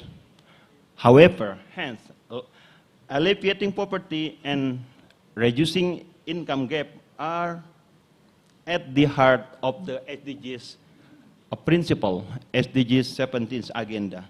So, in order to deliver the brighter future and also the more inclusive economic growth, partial collective action is necessary. So, what is the action that we have to do is, so I think all of the country in the world now is facing how to achieve the principle of the 17 key principle in the SDGs. Ladies and gentlemen, now the government of Indonesia currently also we adopt the SDGs agenda and the part of our national development agenda. And of course, that the national policy agenda in our development is to improve four things. First of all is how we improve, we accelerate economic growth. Secondly, to social development. And the third one is how to improve our environmental sustainability. And finally, government for transparent and participative and also inclusive development. With the bold commitment in order to implementing SDGs itself, we are pleased to report that in Indonesia, as you know, and you look here in our graph mentioned that, you look here in the right-hand side, so when we measured, again, the national poverty line, number of people living below poverty line now decrease.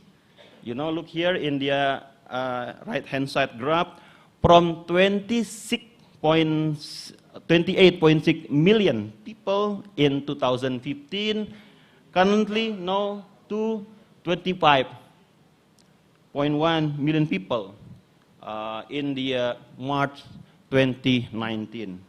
It means that the Indonesia poverty rate has declined from the more than 11% in the 2015 to the less than 2 digit. It means that now is 9.41% in the March 2019. Even though the situation is something like this, our poverty line is diminishing. However, there are much more to be done because still more than 20% of the entire population remain vulnerable of falling into the poverty, falling into below the poverty line.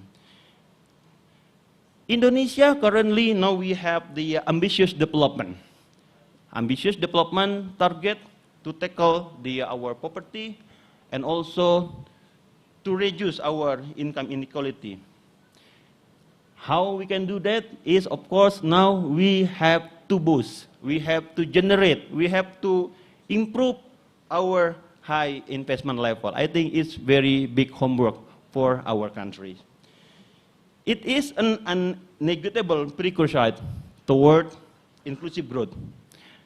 The public budget alone cannot finance the whole effort of poverty alleviation and income inequality reduction program. Despite you know that in the many information here in the social media, in other media mentioned that despite the social assistance spending has increasing, you know that increasing more than 100 trillion rupiahs by 2019 via cash assistance program like the subsidy related energy, related to education and also related to healthcare. Other potential source of development financing still needed to more explore and also to more utilize. Ladies and gentlemen, you know that having the largest Muslim population in the world, you know that Indonesia now do possess some hidden potential. What is the hidden potential? So hidden potential that need to be unleashed. Yeah. If organized properly, this potential can help in reducing poverty and finally lessening inequality systematically, which can further help bring this country to its National Development Goal 2030 agenda. One of the potential source is zakat that we have discussed from yesterday. That is the as religious obligation for all Muslims. Now, currently I will also discuss about what is the situation of the zakat, potential zakat, how we can say collection in Indonesia.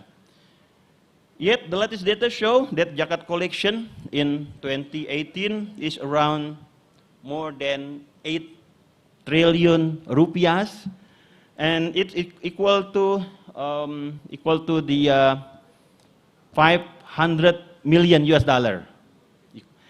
But, however, it estimated is only 3.5% of the potential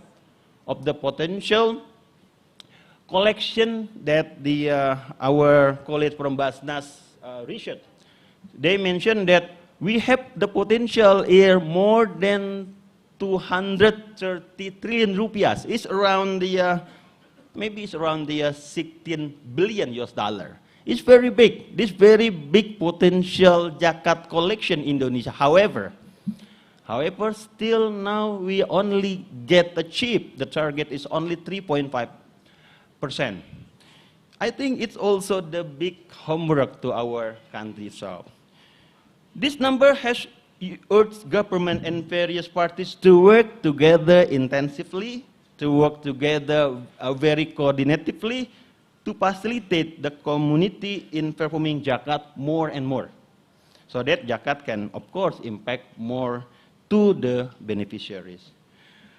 By now, of course, many initiative has been done in our government, has been done in the BAZNAS, in the Ministry of Religion, and also other related age management.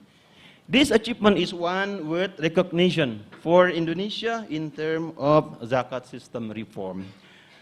Other initiative, and in the both of that master plans, they also include how to enforce, how to accelerate the zakat and wakaf ecosystem.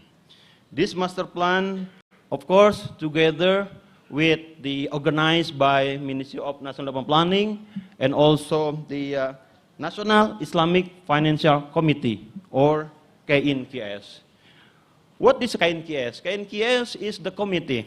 It's the committee that's set up by government, headed by our president and also vice president, and the member. And the member contain very high level range. It contain the 6 minister, including Majelis Ulama, head of Majelis Ulama, and also head of the Central Bank of Indonesia, head of the Banking Financial Authority, and also Indonesian Deposit Insurance Institution. It's very big and comprehensive the institution that government already set up. And then the function of this committee is to accelerate, to expand, and to advance the development of Islamic finance and economic also. And then the institution or the committee also has the role of equalizing perception and realizing synergy between regulator, between government, between other stakeholders, including the Majelis Ulama. Ladies and gentlemen, the vision in the Master Plan of Indonesia Islamic economy, I will also a little bit describe here what the content of the Master Plan of Islamic economic itself is to create an independent, is to create prosperous and also civilized Indonesia becoming the center of world Islamic economy. Is very big our agenda in the next coming year. Is to be the center of the world Islamic economy. And then the next question is how we can how we can achieve this objective. There are 4 main strategies to achieve the vision, and the first one is we will strengthen our halal value chain. It's very important. And the second one, to strengthen the Islamic finance, because Islamic ecosystem now we have already set up, and then we have to accelerate to improve the ecosystem of the Islamic finance. Then the third one is strengthen the micro, small, and medium enterprise. And then the last one is how we can strengthen, how we can improve the digital economy. So in addition to achieve the 4 big agenda, so there are 5 points that we have necessary to improve in order, of course, to enable development of Islamic economy, such as regulation and governance, public awareness and literacy is also very important. Research and development, R&D is very important. And then the fourth one, quantity improvement of national human resource. And finally, data and information technology. That is the prerequisite to achieve the 4 big agenda that we have the achievement, we have the goal to be the #1 Islamic economy in the world. I think it's very, very big.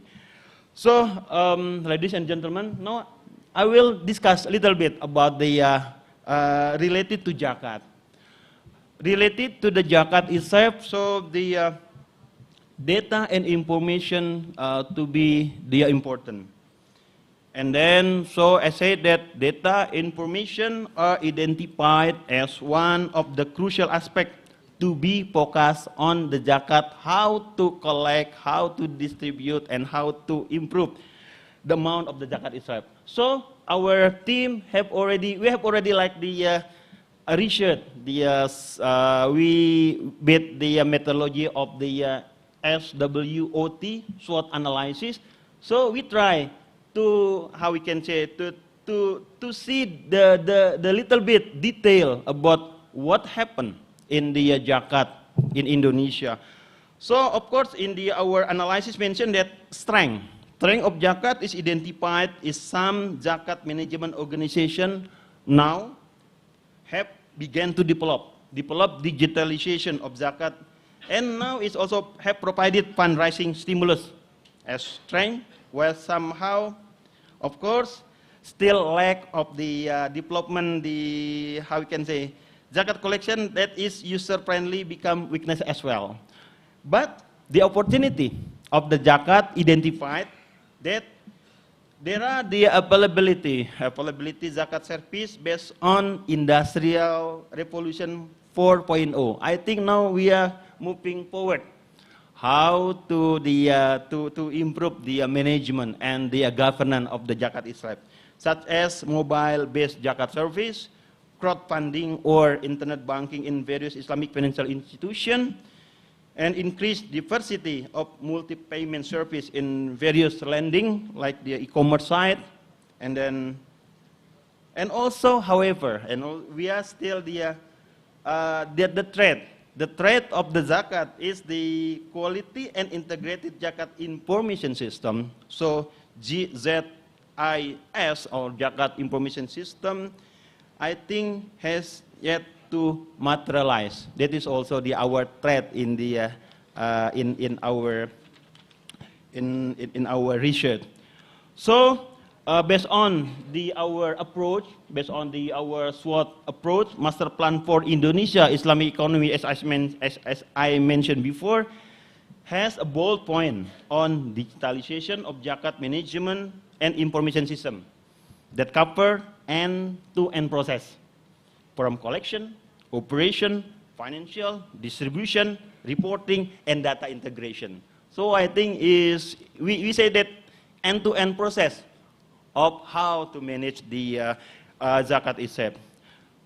So main focus, recommendation for digitalization of Zakat are, so now we are trying to little bit discuss about the recommendation how to digitalize Zakat. First one, develop digitalization of Zakat in accordance with development user-friendly technology, so making the very friendly, user-friendly to all of people. Even maybe the lack of technological literacy, they may know how to operate the digitalization in Zakat. And then second one, formulate technology-based key performance indicator and certain performance indicator to standardize the impact assessment of BAZNAS and also community-based Zakat organization. The third one is to develop shared database that is accessible by the entire Zakat management organization through, that Zakat information system is very mandatory, via optimizing the use of like the Simba BAZNAS. I think BAZNAS have already this program for all BAZNAS on a regional scale. and also enforcement of the Zakat information system for Zakat organization, then that not operated by BAZNAS Israel. Ladies and gentlemen, so by implementing those recommendations, hopefully we look for increased number of BAZNAS and community-based Zakat organization, especially at the regional level, because you know that in the regional level is the also how we can say the typical homework in the regional level. We have, of course, user-friendly website and have online donation feature, whose service can access through multiple banking like the automatic teller machine, internet banking, mobile banking, and other technology devices. And then also e-commerce and financial technology. And also the establishment of Zakat information system that is easy to access by the public. It is our recommendation. And the last but not the least, of course, implementation of Mustahik database and property map that are targeted for utilization and distribution of Zakat. Ladies and gentlemen, so the government now have the shall work together in synergy in order to unlock the potential of Zakat, as I mentioned before in our graph, and to contribute more on poverty alleviation and also income inequality. It could be done. I think, yes, it could be done. By how? By integration. Integration idea, integration innovation, and also formal public finance with Zakat as the religious-based social finance. Therefore, the welfare of the needy can be achieved in such respect way while complying with the Islamic and the sustainable principle.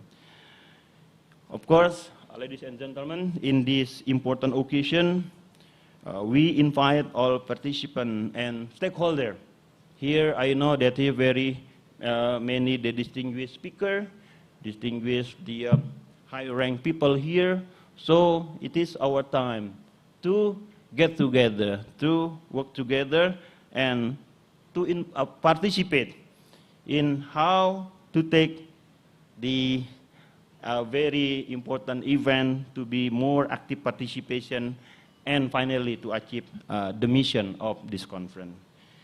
In closing, so we encourage, and again, because it's the end of the session of this agenda, so hopefully all participants with the various stakeholders have already shared their view and also information, and later after this there is the last session that, of course, the last opportunity to again share our information and also crucial issue how Zakat can promote prosperity in order to address problem of poverty and income inequality. Finally, I do hope that you, of course, already enjoy this conference from yesterday, and today is the last day that maybe our participant from the abroad with already plan to again to leave from Bandung. I think Bandung is very good city to explore many things. So please, the participant from the abroad can maybe enjoy your last opportunity in this Bandung area. So again, I hope you have the productive dialogue and fruitful discussion during 2 days conference that will contribute considerably to greater knowledge and finally to shape the future development and also future humanity. Thank you for your kind attention. Assalamualaikum warahmatullahi wabarakatuh. Waalaikumsalam Bapak warahmatullahi Holly Fihani wabarakatuh. mohon tetap berada di atas panggung to receive a token of appreciation presented by Mr. Muhammad Lawal Maidoki as Deputy Secretary General of World Zakat Forum. Please welcome on stage Mr. Muhammad Lawal Maidoki. أيوة سيتم تسليم الهدايا التذكارية ويلي التصوير الجماعي للسيد دكتور محمد هولي فيهاني ويتشرف بتسليمها فضيلة السيد محمد لawal Maidoki. Baik Bapak Ibu, boleh tepuk tangan yang paling meriah tentunya untuk pembicara kita, Dr. Muhammad Khalifihani, SAMA, as the Director of Population Planning and Social Protection, Ministry of National Development Planning of Indonesia. Thank you to Mr. Muhammad Lawal Maidoki for presenting the token of appreciation. And distinguished guests, ladies and gentlemen, of course, we still have another session for today. This is a plenary session for which will be the last plenary session of this conference. طيب أيها الإخوة الآن نخطو إلى الجلسة الأخيرة عن سياسة الحكومة وتنظيمها ودورها في رقمنة الزكاة. And the plenary session 4 will talk about the policy, regulation, and the role of government in zakat digitalization. And of course, ladies and gentlemen, we'll also remind you, of course, this is the end of the plenary session. And if you have question, you can use the slido.com. You can send your question through that link, and the moderator will select which question will be answered by the speakers. طيب أيها الإخوة وأيها السادة الحضور يليها الجلسة الأخيرة عن سياسة الحكومة وتنظيمها ودورها في رقمنة الزكاة والسيدة الدكتور ديان ماشيتا ليدير هذه الجلسة والمحاضرون.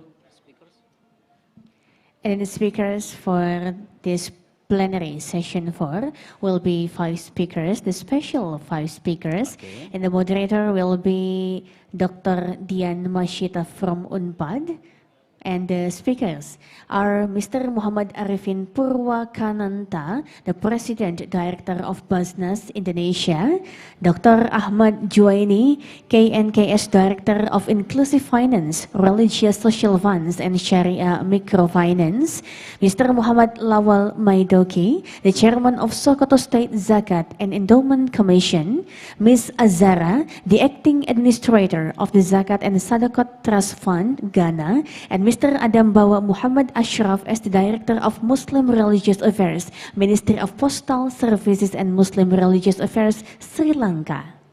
أيوة نخبركم علما أن المحاضرون لهذه الجلسة عن سياسة الحكومة وتنظيمها ودورها في رقمنة الزكاة السيد Arifin Purwakananta, President Director of BAZNAS Indonesia, السيد دكتور أحمد زويني, السيد محمد لawal Maidoki, السيدة Azara, السيد Adam Bawa Muhammad Ashraf. Of course, ladies and gentlemen, we're still waiting for the preparation for the plenary sessions, and we'll also inform you that after the coffee break, we will have a closing ceremony, and there will be kind of special performance like the art performance originally come from Indonesia. What is that? We will know later, of course. So please kindly, of course, stay here until the end of the conference today. Oke, kami mohon dengan hormat kepada seluruh hadirin dan tamu undangan. Kami masih melihat spirit dan semangatnya masih hadir di area Bandung ini. Sebelum menuju ke zona moderator, berikan tepuk tangan kembali untuk kita semuanya. Karena semangatnya masih hadir sepertinya, teh ya. Betul sekali. Alright, ladies and gentlemen, I would like to invite the moderator for the plenary session 4. Please welcome on stage Dr. Dian Mashita. And all the speakers also please kindly join on the stage. Mr. Muhammad Arifin Purwakananta, Dr. Ahmad Juwaini, Mr. Muhammad Lawal Maidoki, Ms. Azara, and Mr. Adam Bawa Muhammad Ashraf. Please welcome.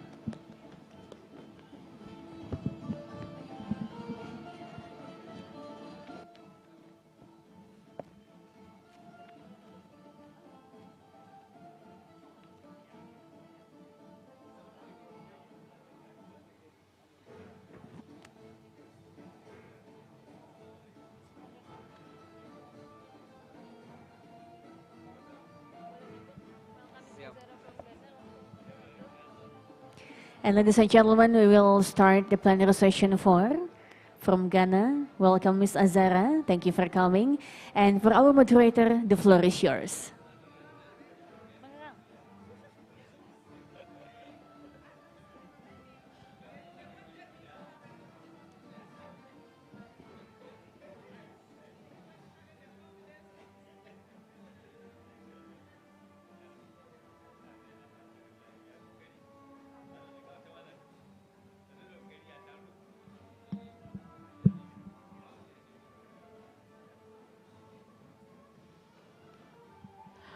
Baik, Ibu Dr. Dian Masita sebagai moderator di segmen ini, dengan segala hormat kami persilakan.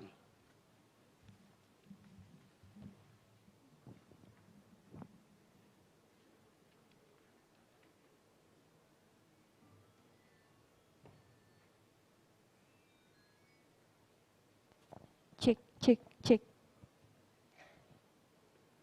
Thank you. Assalamualaikum warahmatullahi wabarakatuh. Bismillahirrahmanirrahim. Ladies and gentlemen, thank you for coming to this session. We are all concerned about policy, regulation, and the role of government in the zakat digitalization. And this is our main topic in this session. We are totally agree that this is a very important topic that is affecting many of our zakat institution. So I'm honored to be chair in this panel to dig and share what the speaker know about these pivotal factors for a professional zakat institution. So we are here today, so fortunate that we have 5 prominent speakers for this afternoon. Okay, here we have Mr. Arifin Purwakananta.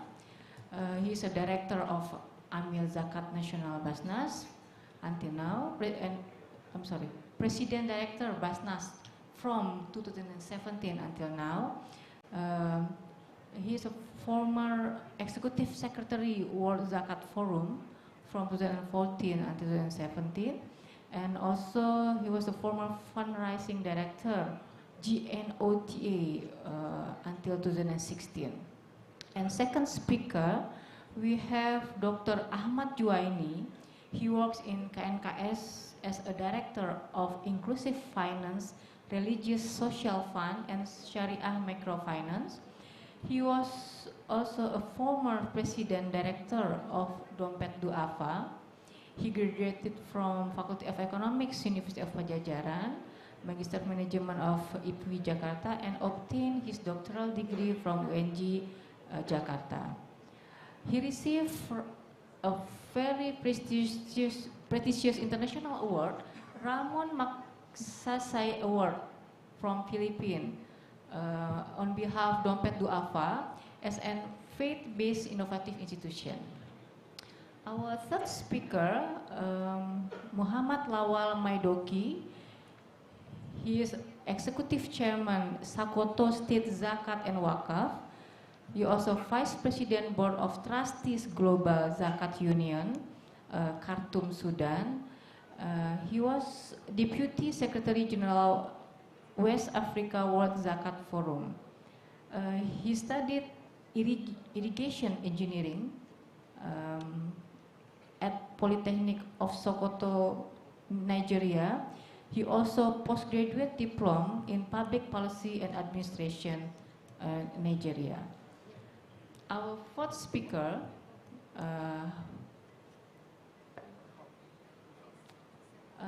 Hajia Azara, Mr. Hajia Azara.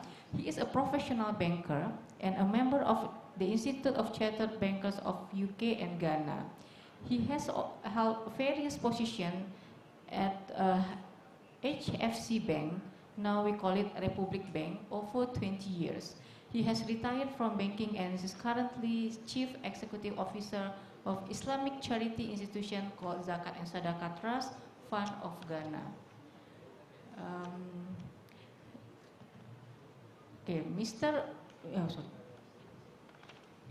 Mrs. Abu Khari Harun holds a first degree in social science from Open University UK and an executive MBA degree from University of Ghana Business School. Our last speaker, Mr. Ashraf Bawa, a graduate of Sri Lanka leading Islamic University, Jamiah Nalimiyah, Sri Lanka. Mr. Ashraf is an officer of Sri Lanka Administrative Services since 1998. He was lastly a senior consultant of Sri Lanka Institute of Development Administration from 2015 and 2018. Okay, now we have 5 speakers here. So for the first, okay, yes, thank you.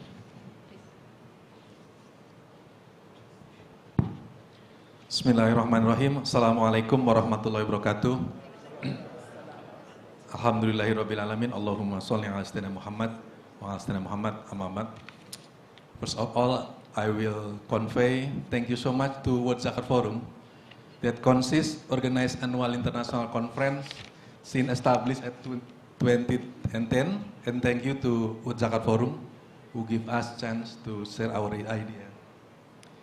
My title presentation is Policy, Regulation and the Role of Government in Zakat Digitalization. Before continue to present my topic, I will introduce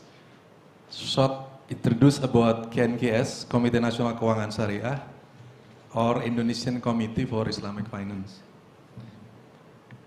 Komite Nasional Keuangan Syariah, or KNKS, established under Presidential Regulation number 91 at 2020 and 2016, sorry.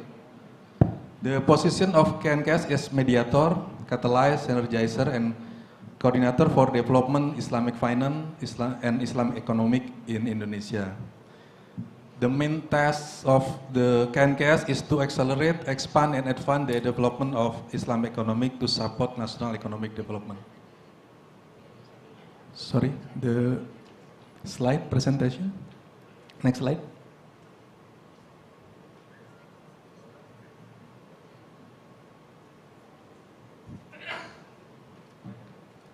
Okay, next slide. Yeah. This is the organizational structure of KNKS. Before this session, the presentation from, the keynote speaker from National Development, Ministry of National Development has explained about KNKS also.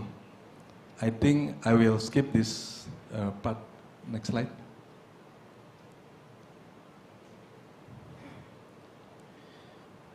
Okay, the main function of KNKS are, the first is to formulate and give recommendation of policy direction about Islamic economic, and the second one is to supervise and evaluate implementation of policy direction about Islamic economics. To formulate policy direction about Islamic economic in Indonesia, KNKS refer to the first one is Master Plan of Indonesia Islamic Finance Architecture, and the second one is Master Plan of Indonesia Islamic Economics, 2019 until 2024. Next slide. Next slide, please.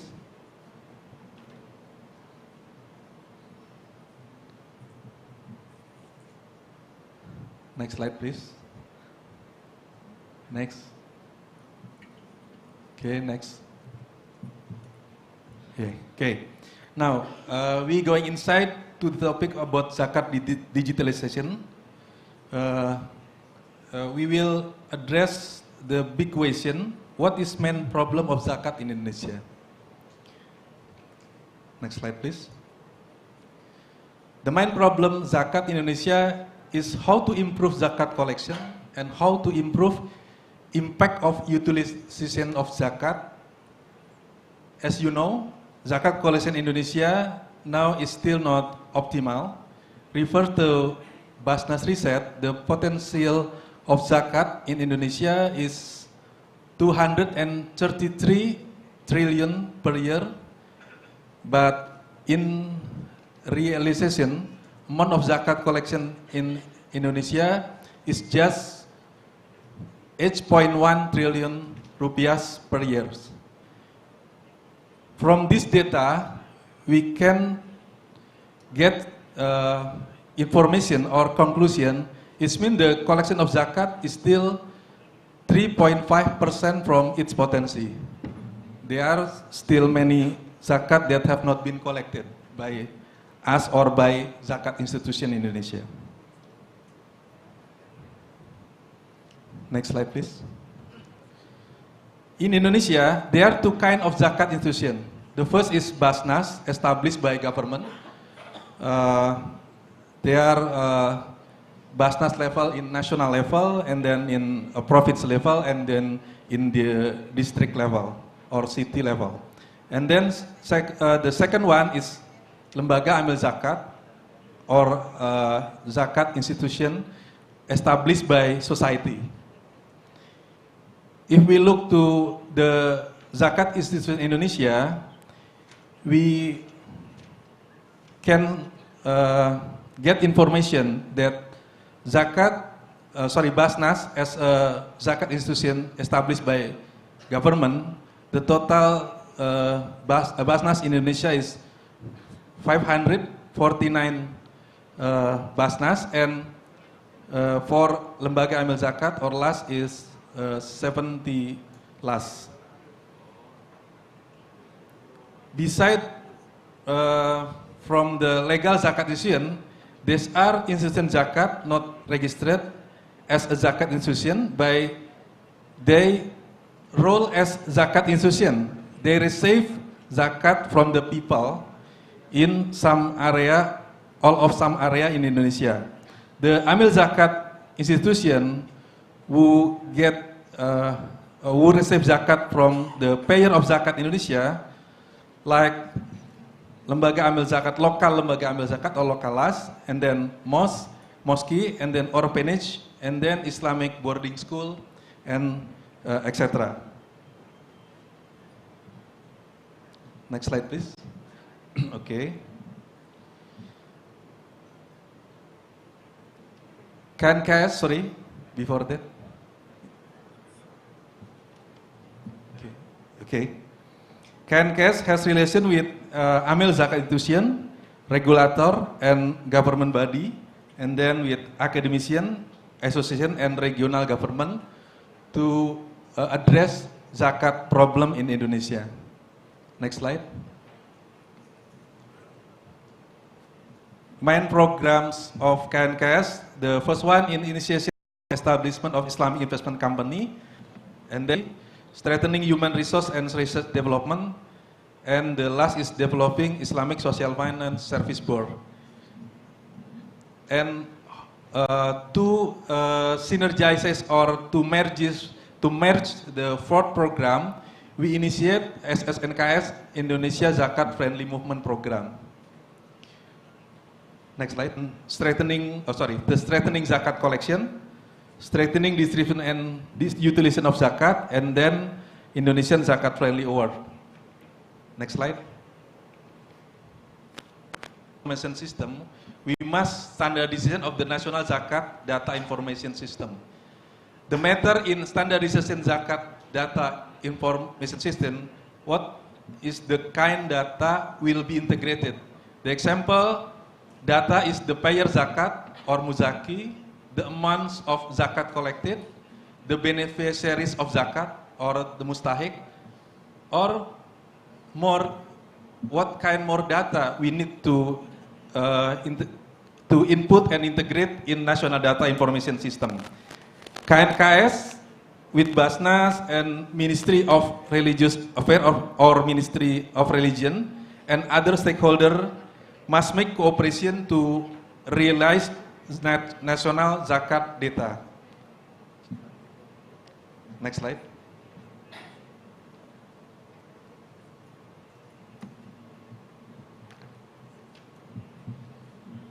From this picture, we can see the process of national zakat data process from one area, data collect, produce the result, some information as a conclusion. Next slide. If we have national data zakat, national zakat data is good, we can get the map who explain where are surplus zakat area and where are deficit zakat area as an agent of zakat receivement of zakat payment. And then inside of Amil Zakat institution, We kept the regulatory review surrounding the BAZNAS digital fundraising program. This qualitative study was carried out without observation in internal implementation and literature studies. And this study is part of the BAZNAS digital fundraising development and challenges. The development, the number of mobile phone used is 355 million, greater than the population of 133. One person have 2 or 3 handphone in this country. 150 million internet and social media user with 130 million accessing it from a mobile phone. Indonesians currently use the internet on an average of 8 hours, 36 minutes and 60 minutes a day, with an average use of social media 3 hours and 26 minutes. Watching streaming 2 hours 22 minutes and hearing music in 1 hour and 22 minutes a day. Mobile phone user account for 91% of adult population. Wow. 60% of them use smartphone, 22% use PC, and 8% use tablet. With all this data, coupled with digital business penetration, the use of online transportation, digital money policies, such as payment for highway, MRT, and other public access accelerate the use of digital technology as a means of payment. The emergence of a number of financial technology providers has accelerated the Indonesian people in adopting digital payment technology. Beyond that, Indonesian people are known to be very generous. In 2018, World Giving Index issued by the Charities Aid Foundation, United Kingdom, lists Indonesia as a most generous countries above Australia, New Zealand, US, Irlandia, UK, Singapore, Kenya, Myanmar, Bahrain, and so on.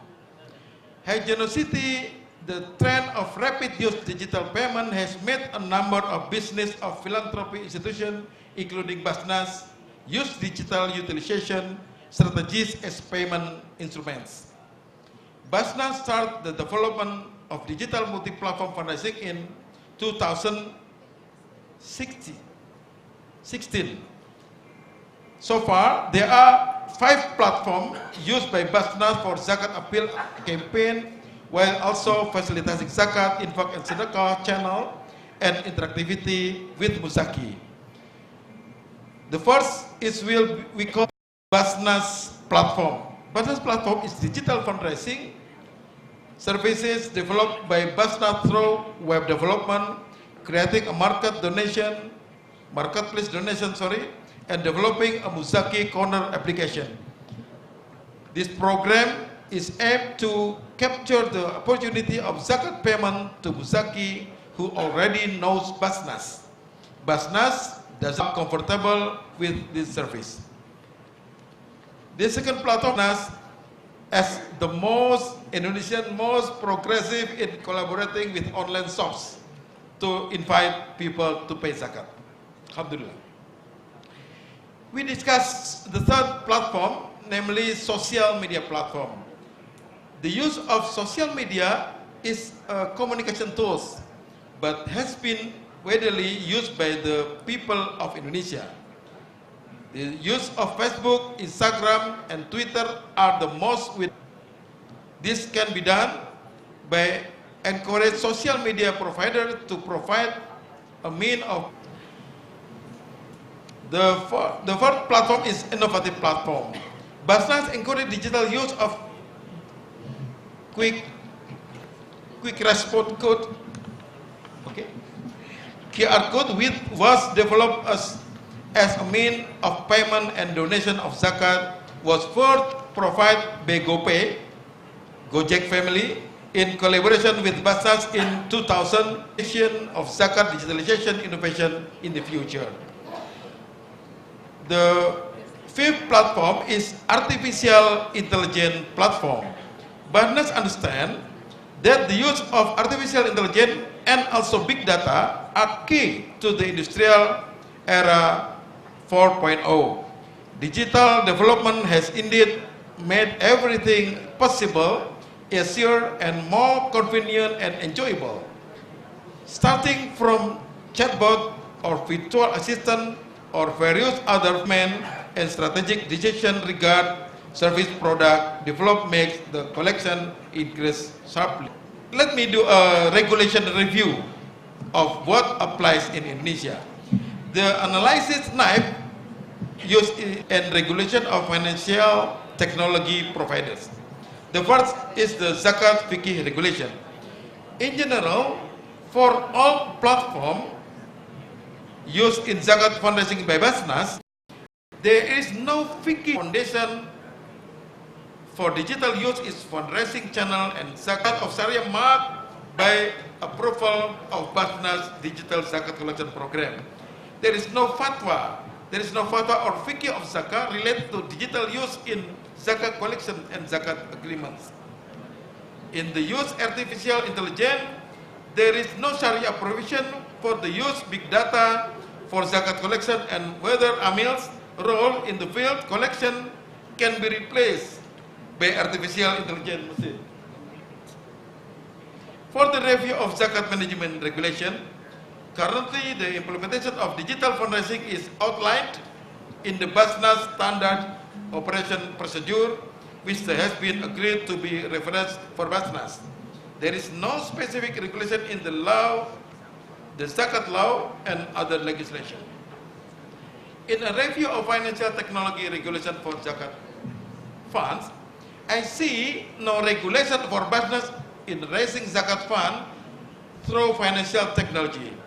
For digital fundraising partners, there are regulations for financial technology, but they are intended for commercial practices. There are no financial technology regulation for Zakat and non-profit motives. Also those related to tax exemption, incentive, and others. The challenge of Zakat fundraising digital regulation.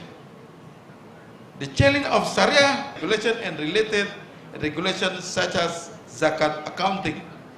Standard must be able to accommodate the birth of various approaches to digital Zakat collection. The regulatory challenge for the authorities that issue regulation for financial technology practitioner is that regulation on digital financial technology service providers related to Zakat financial management must be developed to be ensured lower cost and using digital financial services and halal financial contract and management practices. It's all. Terima kasih. Assalamualaikum warahmatullahi wabarakatuh.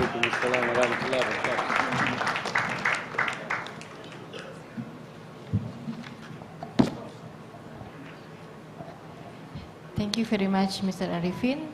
The third speaker, Muhammad Lawal Maidoki. Okay, please. Bismillahirrahmanirrahim. Rabbi shrah li sadri wa yassir li amri wahlul 'uqdatam min lisani yafqahu qawli. Moderator, my colleagues on this table, distinguished brothers and sisters from far and near, Assalamu alaikum wa rahmatullahi wa barakatuh. The organizers request me to speak probably on a topic that has been dealt with yesterday. We could not arrive early, you know, from Nigeria to Indonesia, you need to budget 2 days, but from Sokoto, you need to budget 3 days to reach here. Alhamdulillah, we are finally here, and the topic of my discussion is Zakat at the confluence of history. And I think much has been said by the Vice President, by other predecessors, and my colleagues on the table here. But I think it needs to remind one that the law of Allah is final. There is no any other law that is superior to that of Allah. And Allah is the owner of the earth and the heavens and the entire universe. Therefore, since it is final, the Prophet ﷺ is our guide. There is nobody who can be more knowledgeable than Prophet Muhammad ﷺ. And there is nobody who could be more sympathetic and lovely to us than the dear Prophet ﷺ. لَقَدْ جَاءَكُمْ رَسُولٌ مِّنْ أَنفُسِكُمْ عَزِيزٌ عَلَيْهِ مَا أَنِتُّمْ حَرِيصٌ عَلَيْكُمْ بِالْمُؤْمِنِينَ رَءُوفٌ رَحِيمٌ. Therefore, Allah subhanahu wa ta'ala, on these principles that He has brought us in this world, يُرِيدُ بِكُمُ الْيُسْرَ وَلَا يُرِيدُ بِكُمُ الْأُسْرَ. Allah subhanahu wa ta'ala means good for us. Therefore, it is intent in the Islamic law that the purpose of our creation for hardship and assisting one another is one of the bedrock on which Islam was built. It has been so if we consider so many verses of the Quran. In the hierarchy of Islamic faith and religious duties, Zakat is next to acclamation of the Kalimatul Shahada, La ilaha illallah, and 5 daily prayers, Muhammadur Rasulullah, and the 5 daily prayers. Almighty Allah subhanahu wa ta'ala has imposed Zakat on all Muslims and gave them orders regarding this in the various parts of the Quran, which my colleagues have recited. Because of time factor, I will not recite those verses. Islam seeks to establish and maintain justice in the world and build a benevolent and unified society, shielding people from hunger, ensuring social security and preserving human honor and dignity. And all these are ensuring social security and preventing everybody that live on the earth, including the environment. It is essential an element actually for a strong and human social order. Zakat as an institution saves mankind from starvation. It secures socio-economic justice in the society. It provides the environment that allows man to preserve his dignity, and it pursues the purpose in life. By increasing the productivity of the community, Zakat also promotes peace and social cohesion, and also making the ummah to be more ideal and then more ideal and in love with one another and brother's keeper. Throughout history, here there has been convulsion in social order characterized by alternating periods of social stability, instability, and of stability and instability. But throughout history, the fundamental concept of good, of goods, what I'm talking of goods, listen to me very carefully.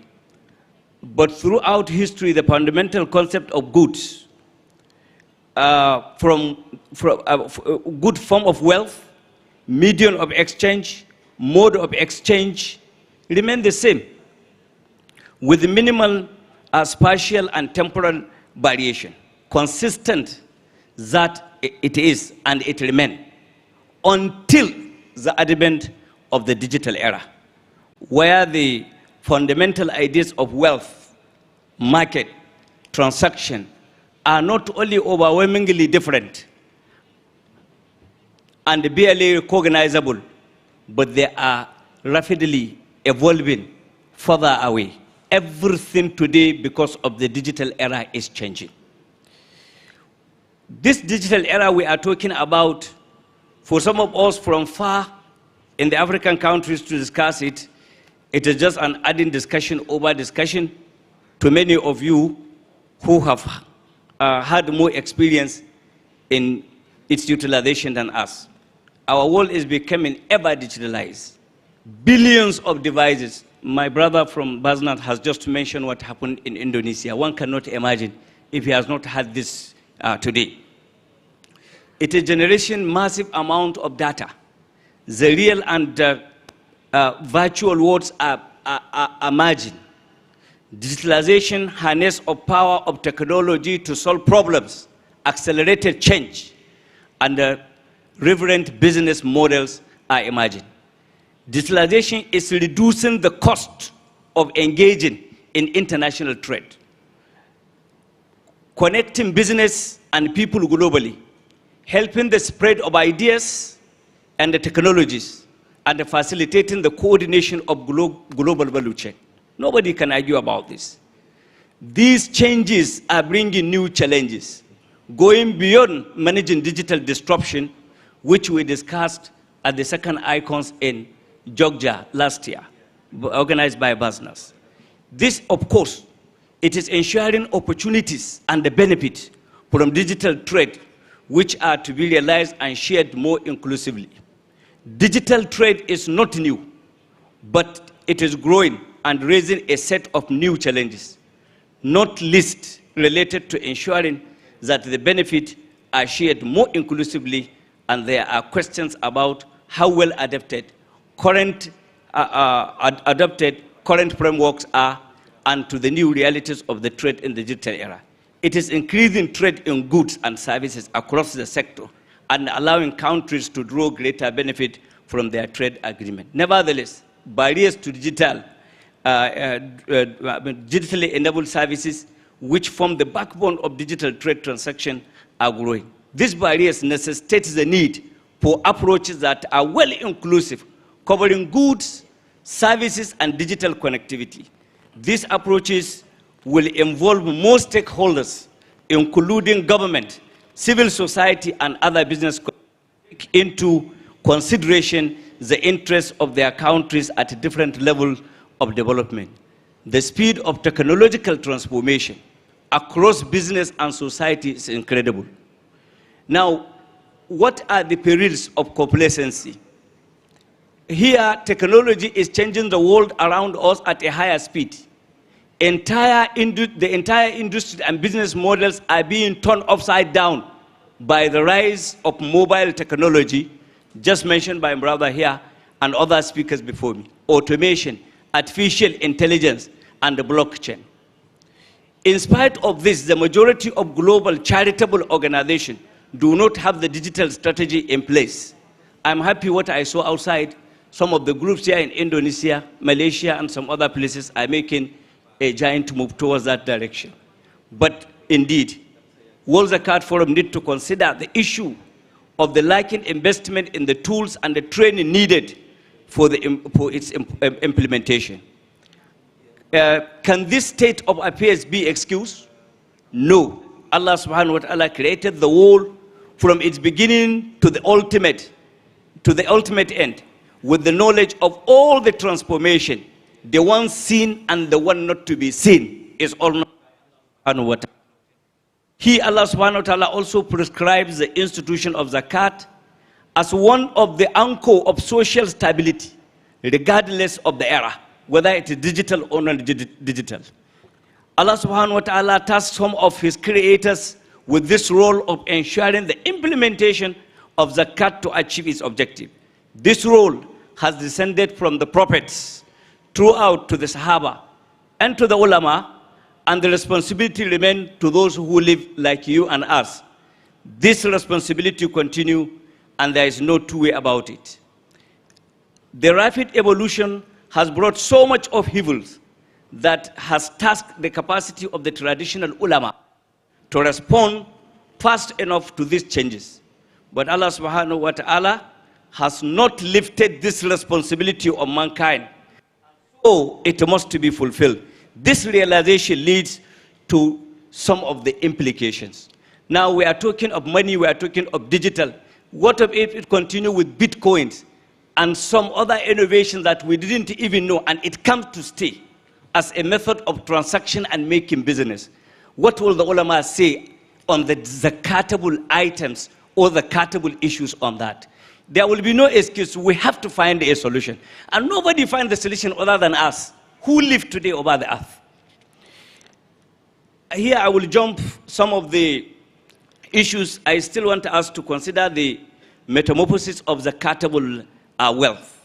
Man has been created as a community-oriented species, and the world economy has always evolved around human communities, and the sources of wealth has switched hands throughout history. Since the innovation of gold coins at the official store of value in 550 BC, community economies have evolved, and the sources of wealth had moved to different group types. 6 spaces could be identified. If you can go to the slides where I have a small, from the central value, what is known in those days, coming to agriculture, where you have trade by barter, you give this, you collect this, to commercial, where you have now the merchandise, and then comes the, in 1721, the Industrial Revolution. Industrial Revolution changes everything. Look at the room where we are, what we are using now. It's all in the advent of technology, which initiated from the Industrial Revolution. Now then, we go to the shared economy. Now, from the shared economy, here we are now on the central value discussing several issues that affect the world. You book flight, you travel, you change, you buy business without even moving from where you are. So we have to think. If we think zakat is only on material aspect, then I will ask you, how can we see the data and touch the data so that we know the quantity and magnitude of data? But we all believe there is data, as we all believe we have sense. We cannot see our senses, but we have sense.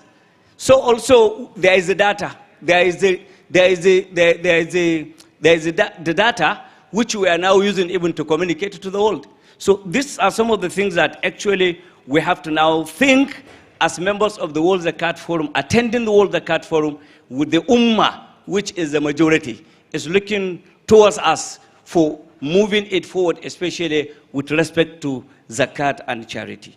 Now, it is because of the time factor, we have to also consider the expectation. This is what I've tried to summarize, that the rapid integration of the digital technologies is transforming today's societies and economies. An important aspect of it is the change in people's expectation about the interaction with organization. But meeting this new expectation poses a great challenge for many organizations, including World Zakat Forum. To rise to the challenge, World Zakat Forum needs to change the way it works and organize itself, and ensure it has the skill set to do it, and also the new digital tools that we have to collectively engage to ensure that every zakat organization in the world is assisted to do the right thing and at the right time so that we can match the time. Now, the issue of the digital transformation, I have very few recommendations. This recommendation, I should have been at the meeting of the World Zakat Forum to read them to my colleagues. But notwithstanding, since many of us are also members, it is only the meeting of the executive, we need to develop digital complement. I met other speakers discussing about it. So I think I will post it to the group, and we can read more from there. And I think the organizer should organize, should try to get this paper across. But it is important to know that we are now at the moment of time that we cannot afford the luxury of limiting ourselves to discussion of ideas only. At a strategic level, World Zakat Forum needs to set an overall vision for the digital era and put together teams that can be able to, one, build strong awareness and understanding of the impact of digital technology on zakat.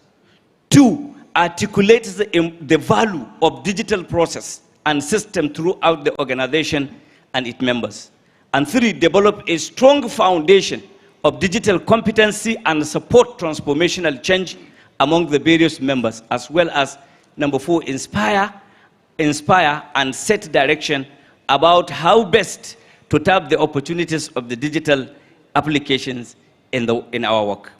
Therefore, the imperative action here is that to achieve these goals, World Zakat Forum will increasingly have to consider how different members and global organizations interact and complement each other. A starting approach is by applying mixed horizons of innovation model. These horizons of innovation model are mentioned in the previous slides. If you come back, go back, the person controlling the slides should go back a bit. You see the three horizons. I may not be able to read the three. Number one, I started with number 3, number 2, and number 1. This, inshallah, if we read, we can see what I am trying to raise. It's not different from what others have raised, but the issue of the need to consolidate what we have before the next year and see how we can move at the speed which the digital era is moving, because we cannot give any excuse. We really have to raise up to the challenge. I would also want to say that in our own part, that is on the African side, there is a need for us to really look, some of you who have, to a large extent, gone far. There is a need to also look at the African side, most especially the sub-Saharan African side, and the Africa as a whole, that there are indeed so much challenge. The preceding slides, who is controlling the slides? Please go back to the map of the West Africa. Some did not know where West Africa or the African continent is situated in the world. Please go back to the map, at least courtesy of us being here. Some people will remember of their brothers down there. Please, who control the slides? Please go back to the map. There is a map there, West Africa. Can you assist? Yeah, no, yeah. So you can see where the West Africa is, where I was asked to oversee on behalf of the World Zakat Forum. The preceding slides applies generally and globally. However, the following World Zakat Forum tour, which I undertook on behalf of this organization sometimes back, going through some by air, some by road, some by leg, to be able to cross to these different countries and then take the message of World Zakat Forum. And I think that is one of the reasons why my sister Azara from Ghana, all the way from Ghana, and she's going to speak after. Inshallah, you will hear from her.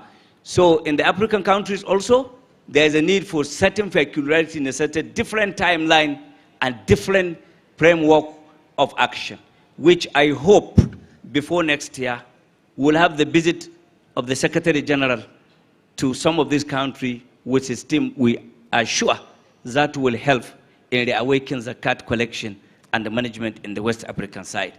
Next slide. The action framework OKU, in spite of all challenges, build initial success and expand World Zakat Forum coverage in the region to 100%. I have so far covered almost 80%, and I've told you that some we even use the bike.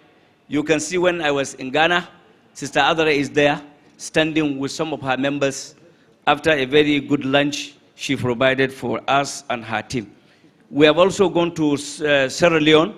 The next slide is where we were in Sierra Leone, and also in Liberia as well.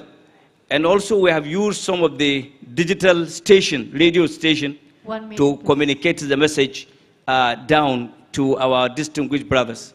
So there's a need to develop and deploy effective bilingual enlightenment strategies on both traditional and also the web platform, including training and collaboration with and digital zakat. Excuse me. Then finally, 1 minute. Pardon? 1 minute. 1 minute more. It's okay, I'm coming to the end. You can see my only last question is, can the incredible power of digital platform be used to create social value? That is the answer I want everybody to ask. Assalamu alaikum wa rahmatullahi wa barakatuh. Thank you very much.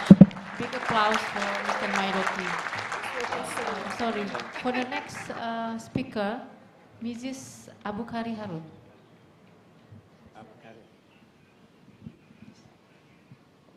أعوذ بالله من الشيطان الرجيم بسم الله الرحمن الرحيم Alhamdulillah. I think we all should say Alhamdulillah. Alhamdulillah. Alhamdulillah. Allahumma salli wa sallim ala Sayyidina Muhammad. Madam Moderator, Chairperson, executives of the World Zakat Forum, organizers, representatives and delegates from various countries here present, my fellow speakers, my very, very wonderful brothers and sisters.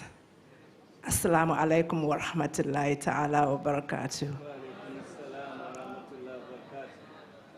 My presentation is in two ways. One, we are watching a video, and I think we should watch it now, and then I'll tell you the rest. Let's watch the video. On a mission to touch lives, Islam as the solution to the world's problems is practiced to the letter with the teachings of the Holy Quran and Prophet Muhammad. The pillar of Islam, Zakat, considered to be an act of piety through which one expresses concern for the well-being of fellow Muslims, as well as preserving social harmony between the wealthy and the poor, as a solution to eradicating poverty. But in Ghana, not all Muslims have the capacity to give zakat to form it. Hence, the establishment of the Zakat and Sadaqah Trust Fund in September 2010 by the Muslim Caucus of Parliament in collaboration with the National Chief Imam, Sheikh Osman Nur Shaributu, and the National Imams of the various sects in Ghana. The broader mission is to create that's our chairman. A sustainable institution to formalize and properly manage the Zakat and Sadaqah in the Muslim Ummah for the development of the country.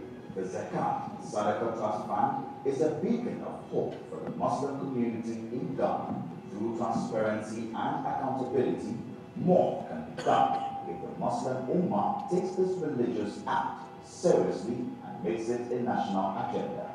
Unlike other institutions, the fund actually is very transparent in the way we receive and give out these monies that we collect.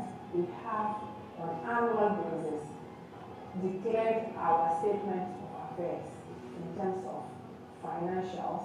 We also open our books, indeed, on a daily basis. Our offices are open, and anyone can walk in to ask questions about how we do things, and we are able to declare it for the person. Since its establishment, the Zakat and Sadaqah Trust Fund, through the benevolence of donors, continues to impact the lives of Muslims positively. The fund has supported the education of brilliant but needy students in the form of scholarships, paid medical bills of destitute, as well as empowered people economically to start their own businesses.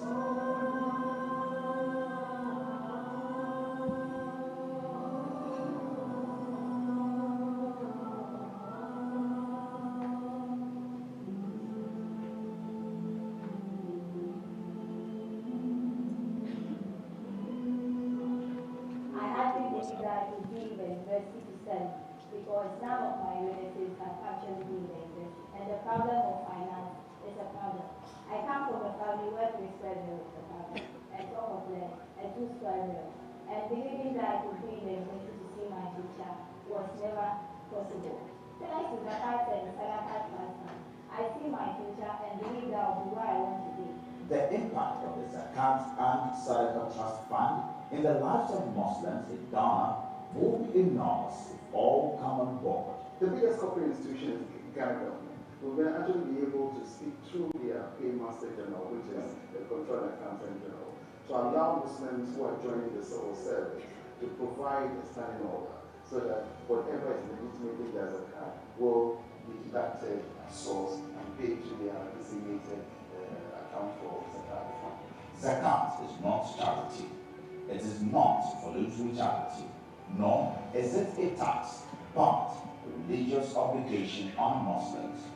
By giving zakat, the Muslims acknowledge that everything we have is ours, and we use it to remember Allah and help those who are in need.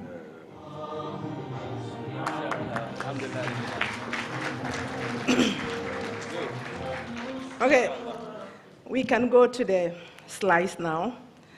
A little description of Ghana for you. Ghana is a West African English-speaking country with an estimated population of 30 million. It is a secular state, freedom of worship. Muslim population is 5 million, representing about 17% of the total population, according to the 2010 census. Therefore, Christian population here is 71%, and the rest is free worship. Our per capita income for the country is $1,343, with a GDP value of $32.5 billion after rebasing the economy in 2010. Ghana is a West African country, as I said, and you can see it as the red dot in the middle of West Africa. In size, you can see it in the brown.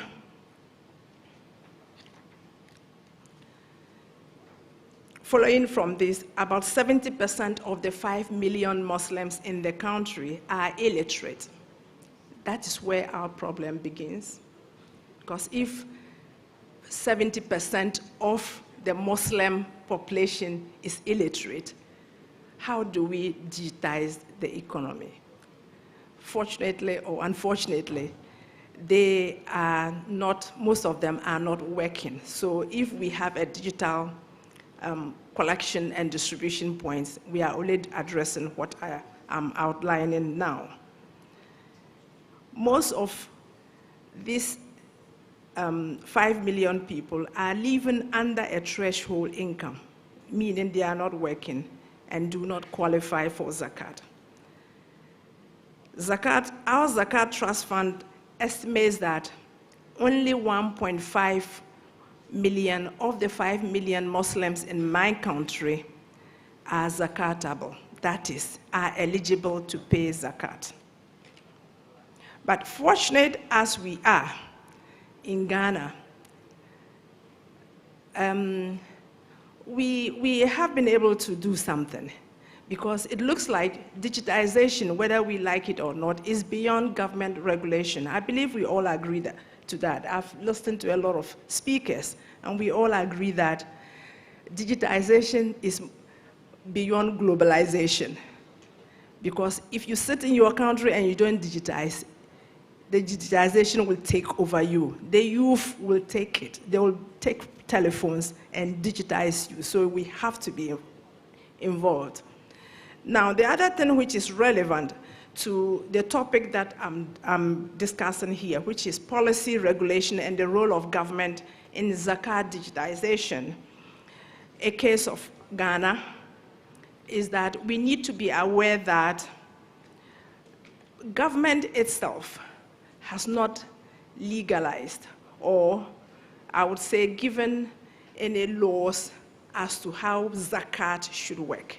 But Ghana as a country, we are a very lucky group, because a few of us who have gone to school and are in government have worked very hard to ensure that we are fully represented, even though we are only 17% per the population census reports. Why do I say that? We have about 275 members of parliament, and out of that, I think about 35 of them are Muslim representatives, representing the 17%. And each and every one of them, including all management staff of the legislation, are the reason why our Zakat and Sadaqah Trust Fund exists. And as a result of that, I would easily say that government, in a way, has a role in digitizing our Zakat, because it looks like, because they have the interest and they fear Allah, they have worked very hard to ensure that what it is that a Muslim should do to pay or give Zakat is done. And one of such events where the government actually has taken a big role through our leaders in legislation is what we call the Ninth of Power. I think we should go back. I want to really explain that. Through the Parliament House, government has provided a platform dubbed Ninth of Power for managers of the Zakat Fund. What does it mean? Ninth of Power in Ghana is something we really treasure as Muslims. It is normally conducted on the 27th day of Ramadan, and we ensure that the whole country, whether you are a Muslim or not, is inundated with it. And it is the government who has given us that permission to do that. I believe it is a form of digitalization because on that day, our national television carries this message. And in the message, next slide, you'll see the last one. We had the Vice President of Ghana, the Speaker of Parliament, all the members of Parliament who are Muslims, the leader of, and indeed, the Speaker of Parliament is not a Muslim, but he will normally be present as well. The Chief Justice, if is not present, will send a representative. The Vice President or the President is normally there. Luckily, our Vice President is a Muslim, so he has been coming. But when we even inaugurated Zakat and Sadaqah Trust Fund, it was the President himself, who is a non-Muslim, who came to the inauguration. So I must say that in Ghana, that power, Ninth of Power for me is the turnaround point for us because we create awareness using the television and what have you. And it has become common after the Ninth of Power to get clips to send across the world to people, particularly non-resident Ghanaians who must pay Zakat. The second contribution that I would like to give from our government is what my chairman said earlier in the video. Indeed, we have been very lucky because these 1.5 million people, they are our target. And they are the ones who are zakatable. And we have 80% of the 1.5 actually working with government. So what we have done is to agree with government for their zakat to be deducted at source income at what we call Controller and Accountants General's Department. So before you even receive your salary, your zakat is deducted, but only if you give a mandate. Currently, we have been able to, of the 80% of the 1.5, we have only been able to reach to about 100,000, of which 60,000 of them have expressed interest, and the numbers are growing. But it also gives us a way of knowing our database, in the sense that we do know that 50% of the collection so far is coming from government. There's a lot of work because you realize that if we are looking at 80% of 1.5 million, we need to work harder, but at least we have a channel we can easily get through to them. And for me, what is important is that we should all know that our basic problem as Muslims, our biggest challenge, at least in West Africa and Ghana, is education and leadership. And because of that, we are really working very hard to ensure that we are educated and get the right people in leadership. Additionally, I said that I spoke only of Zakat contribution, but we are a Zakat and Sadaqah Trust Fund. So the code for Zakat is there, and we also have a Sadaqah code that we can use for anyone in Ghana or elsewhere who is working with Ghana government to pay his sadaqah, and it all comes through the electronic system. The sum of total of the various monthly deduction is normally transferred to our funds after deductions periodically.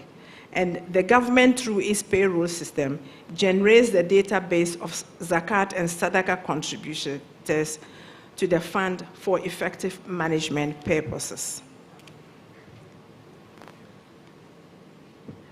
Electronic collections of our zakat and sadaqah trust fund from government payroll gives us about 50%. And of this 50%, I'm glad to announce that the security services are also participating, particularly the police, and theirs is compulsory.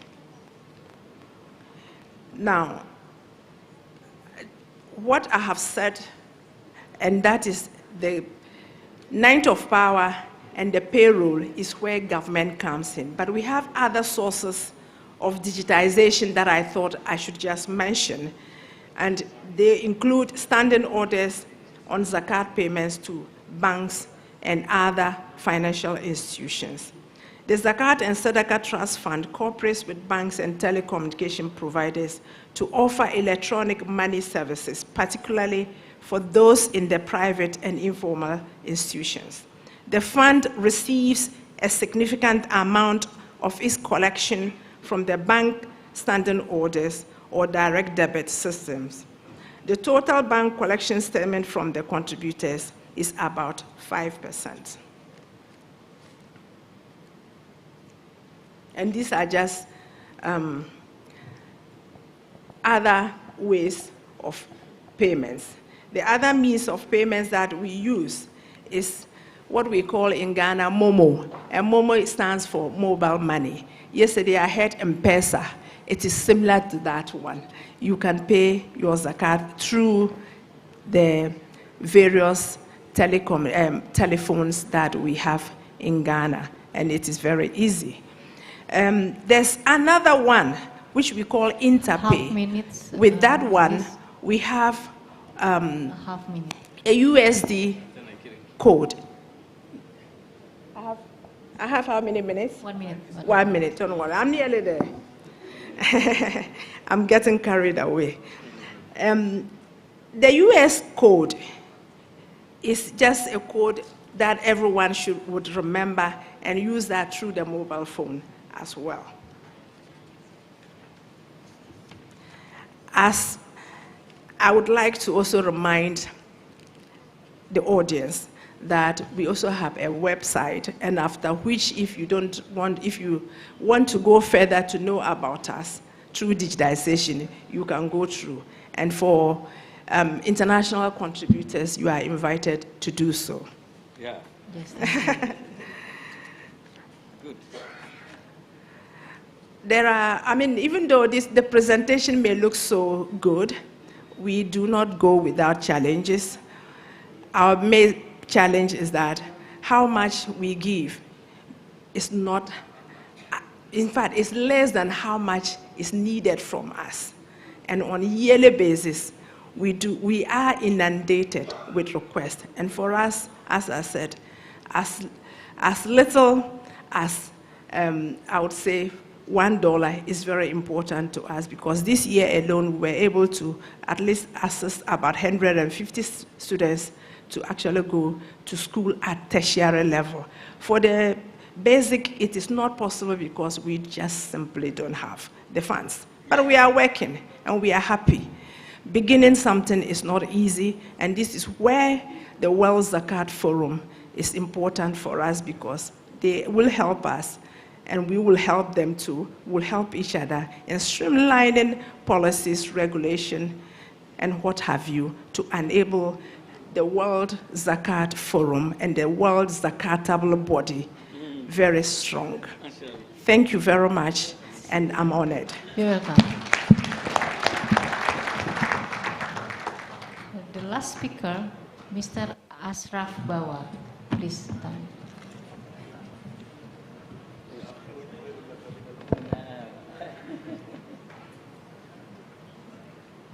Bismillahirrahmanirrahim. Alhamdulillah. Wassalatu wassalamu ala rasulillah. Wa ala alihi wa ashabihi wa man tabi'ahum bi ihsan ila yaumiddin. Rabbi shrah li sadri wa yassir li amri wahlul 'uqdatam min lisani yafqahu qawli. Respected moderator, dear panelists, brothers and sisters, Assalamu alaikum wa rahmatullahi wa barakatuh. Wa alaikum assalam wa rahmatullah. I'm really pleased and privileged to be here representing Muslims of Sri Lanka. And first of all, I must thank Allah for gathering all of us from various parts of the world. And also then I must thank BAZNAS and World Zakat Forum for organizing this blessed gathering annually for the 8th year. I was there in Malacca last year, so this is my second opportunity to be here. So again, Alhamdulillah.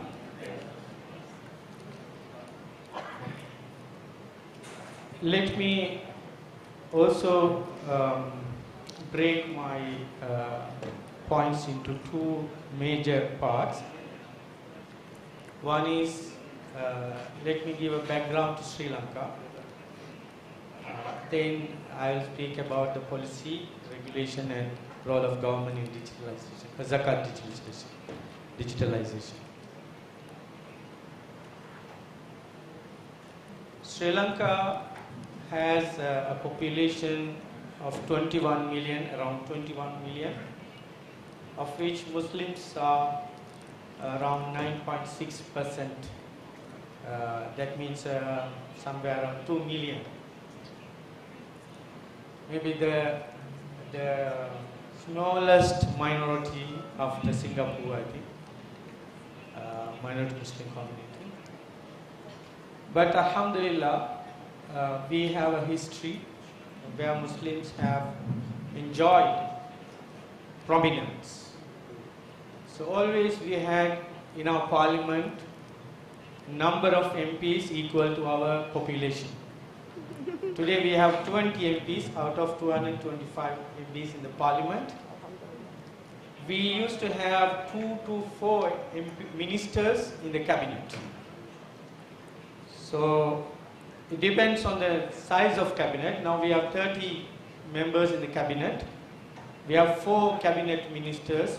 4 of them are powerful ministers, including my minister, who is the Minister of Muslim Religious Affairs, and also is having other portfolios also. And also we have a department, a permanent department established, and a 6-story building in the capital city built by the government for that department, and also for the Waqf board established under the Waqf Act of Sri Lanka, passed by the Parliament of Sri Lanka in 1956. And also we have a Waqf tribunal passed by the same act to look into, hear the cases regarding Waqf management and mosque management and other charitable trust issues, manned by a retired High Court judge and 2 other senior lawyers. And also we have another act to regulate Muslim personal matters, including marriage, divorce and inheritance. Actually 2 acts for inheritance, 1 act, passed in 1951 by our parliament. Now we are also, government has approved to bring another act to regulate Hajj and Umrah operations.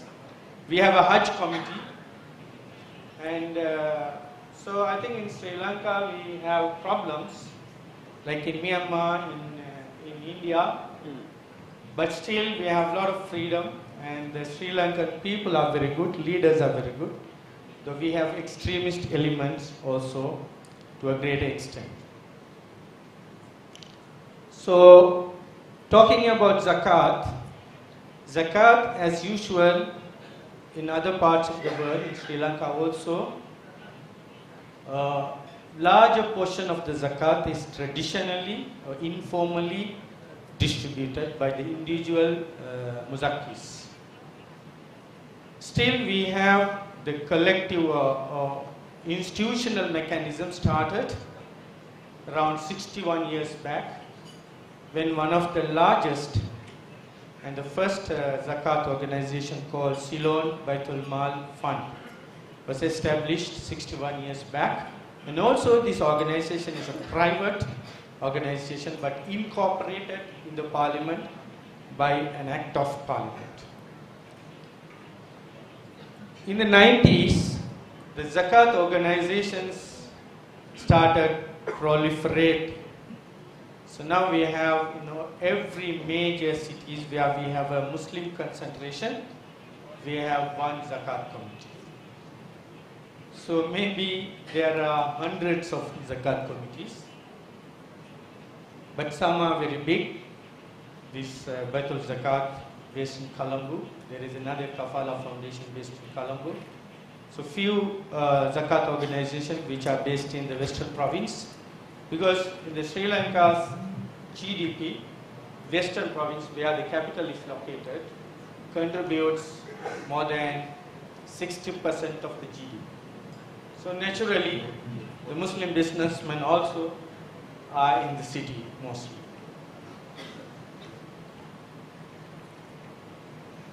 Coming to, but the zakat organizations, when I met them a number of occasions after my participation in the last conference in Malacca, so they are concerned that because of the international and local situations about funding for terrorism and etc., so they want government recognition for these zakat funds. So when we started amending our Waqf Act, because the government has approved to bring an amendment act to our Waqf Act in March, last March. So we have brought a new clause to accommodate registration of zakat funds under Waqf Act. So that is now with the legal draftsman. So if it becomes law, the Waqf board will have an oversight power to facilitate and regulate zakat in Sri Lanka. If we look at zakat digitalization in Sri Lanka, although Sri Lanka is also as other countries, because we are in the tide of digitalization, willingly or unwillingly, you are digitalized. So our mobile phone penetration is 136%.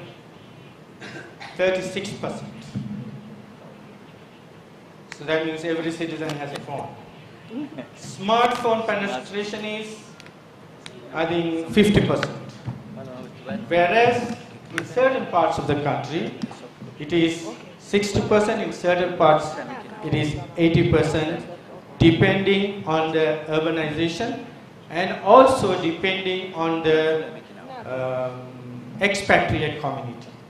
Like in the northern Sri Lanka, we have a lot of Tamils living abroad. So there the smartphone penetration is very high. So the potential for digitalization is very high. But still, in Sri Lanka, zakat collecting or zakat management organizations are also using traditional methodology, very little of digital tools used for zakat collection or distribution, except,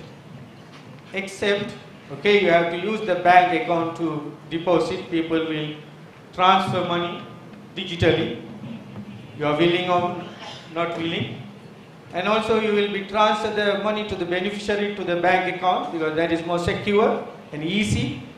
So such very limited transactions which any business today does are available in terms of zakat digitalization.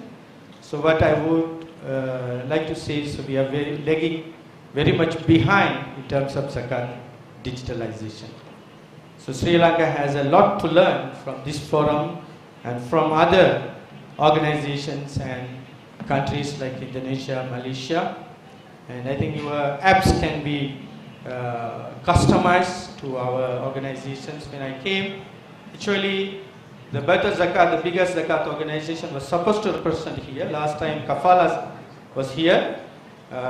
Last time they couldn't come, but they said they would like to look at the apps and other instruments which can help them digitalize their operation. So let me then come for the policy and regulation.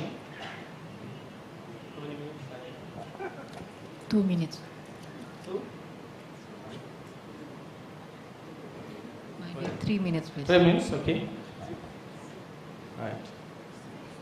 As far as the policy is concerned, Sri Lankan Muslims in Sri Lanka, they want the government to help and regulate, but not touch zakat. So government also doesn't want, the government allows any charity to operate under the general charity laws. But government is willing, on the demand of Muslims, to bring laws, also if need, and regulations.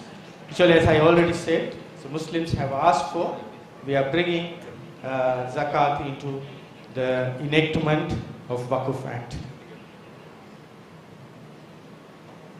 Then I would also suggest that we cannot leave zakat for any individual governments. As one brother from UK yesterday in the panel said, we have to consider zakat as one of our obligations of 5 pillars. So everybody should give their best to implement this pillar. Because of negligence of these pillars have caused, I think, the situation we are undergoing today all over the world as Muslims. Quran says you are the best ummah, but we are the worst ummah today. Because we have not given enough attention to these collective obligations. So, the policy had to be done collectively as an ummah. I think World Zakat Forum and other organizations have already started. Today we were discussing 3 technical notes based on the Zakat core principles launched in 2016 in Turkey. Namely, technical notes on Sharia control and internal audit, financial reporting and external audit, disclosure and transparency. So we are on the right track as far as the policy and regulations are concerned. So we have to continue and provide standardization. Especially fatwa is an issue. Of course, there is a space for localized fatwa into the details, but general policy issues, I think we as a global community should set global standards governing zakat. And also I want to take the liberty to getting little out of the box to talk about some rather fiqh mu'amalat issues regarding ansaf. I think World Zakat Forum should involve in such issues also. See now, the issue of Islamophobia. Should Zakat fund countering Islamophobia or not? The Islamophobia industry is funded by various sources, including governments. They say around $300 million goes to research and academic works for Islamophobia industry. How much our universities are given? If zakat decides, because that comes under fi sabilillah category, it is to protect Islam and Muslims. Especially the minority Muslim community suffer more than you from Islamophobia. We have been enjoying lot of rights and freedom, still we do, but we are threatened. We are threatened. We may be slipping to the level of Myanmar very soon. very soon Allah may protect us. I think more Muslim minorities are facing problems because of Islamophobia, not because anything wrong they have done. And also the extremism also, as you all know, this is created and planted. Extremists are funded. Are we tackling that from Zakat fund? Can't we do?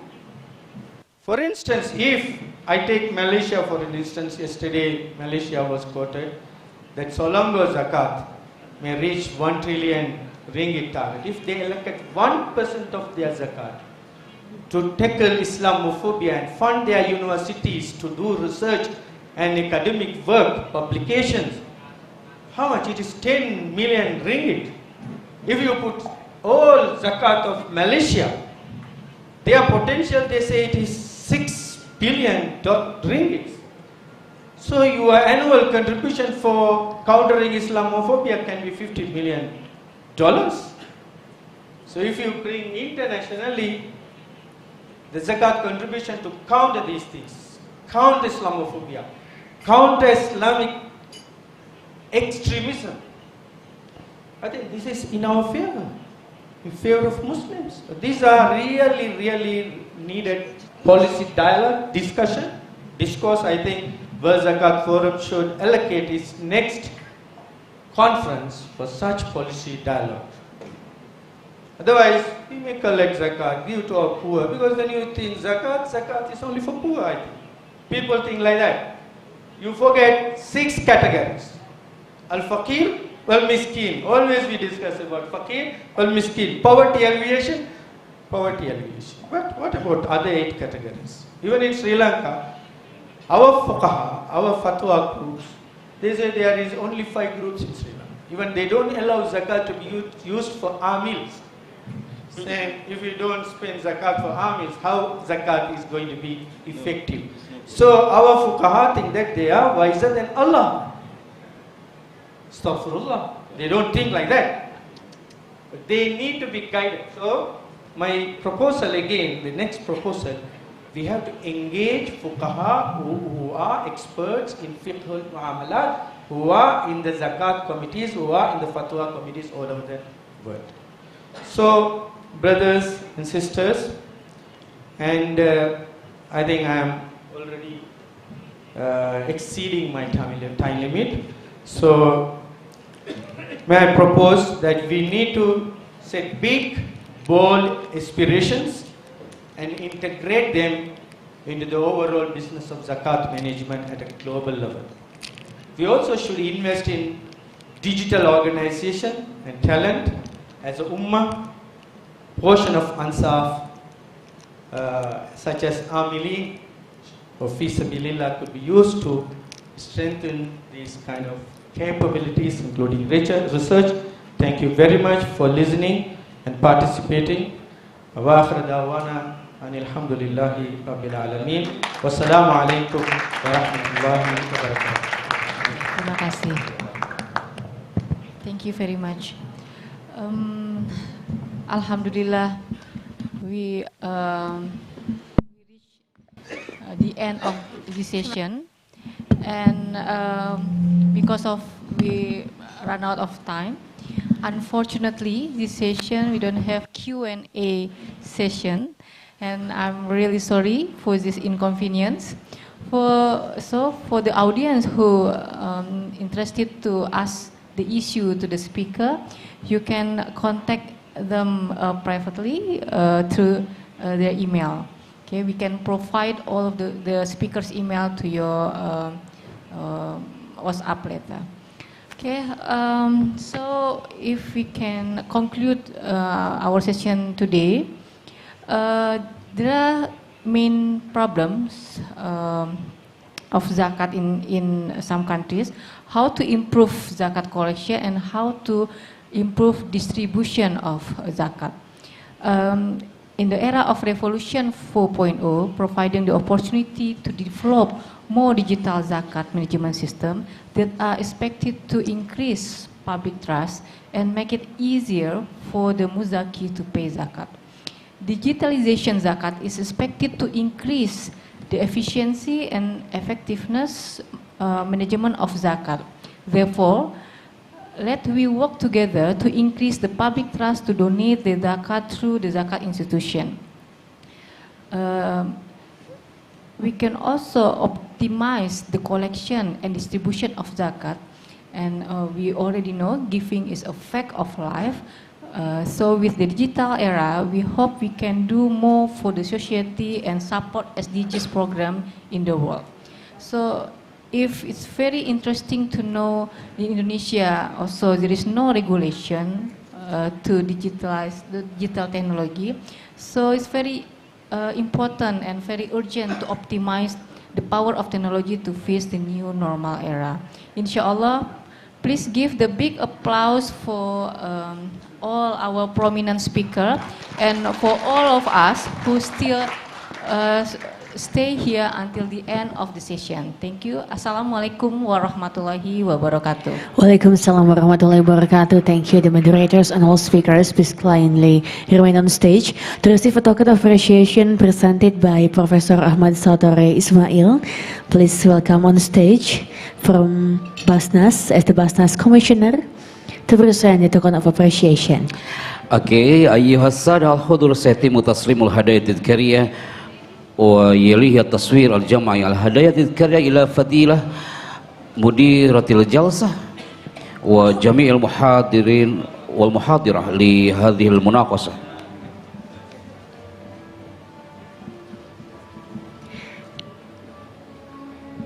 The first token of appreciation presented to Ms. Azara as the acting administrator of the Zakat and Zakat Trust Fund, Ghana.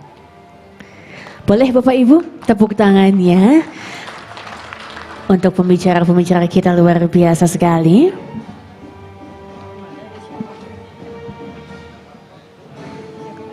Untuk pembicara yang kedua, kami persilakan Al-Ustadz Profesor Dr. Ahmad Satore Ismail memberikan plakat atau cenderamata kepada the next speaker. Berikan tepuk tangan yang meriah ikhwani wasadati atas fiqlahum. Betul sekali, ini luar biasa sekali. Plenary session 4 talking about policy regulations and the role of government in zakat digitalization with the great moderator from UNPAD or Pajajaran University. This is also one of the best university in Bandung, West Java.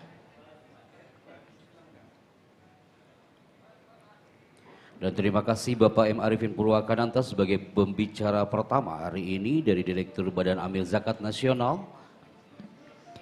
And ladies and gentlemen, actually this is the last plenary sessions for today and of course for the conference in 2019. And we still have another speech. This is the keynote speech from the Ministry of Foreign Affairs of Indonesia of the Republic. So we will still have one other session before we have the closing ceremony today. Please kindly have a group photo session, the moderators, the speakers, and also the BAZNAS Commissioner, Professor Ahmad Satore Ismail. ونخبركم علما بعد الراحة وصلاة العصر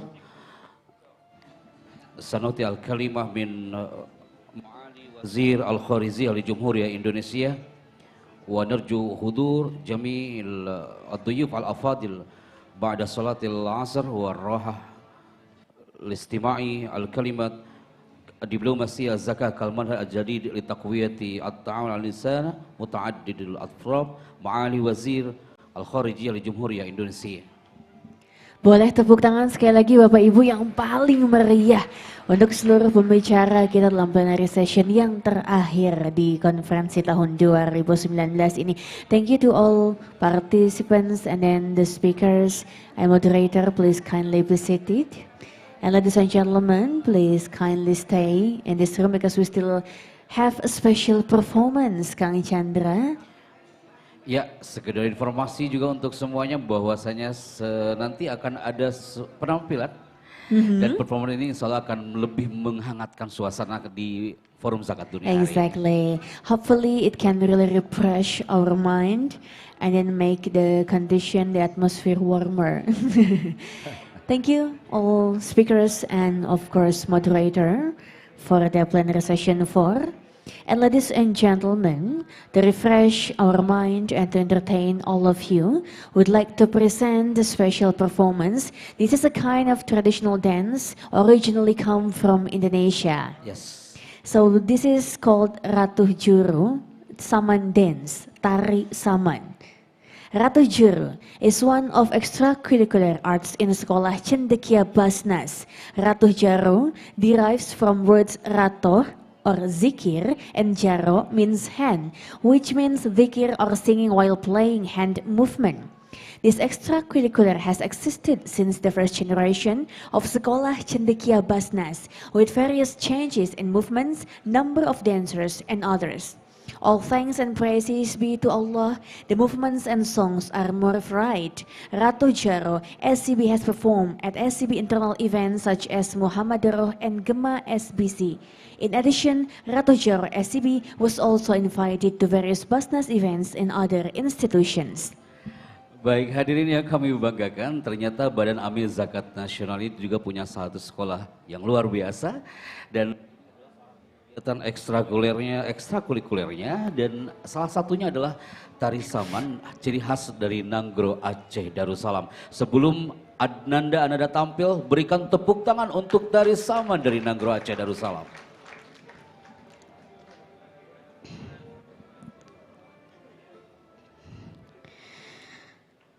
Salam alam alaikum wahala engkau nang rahmatua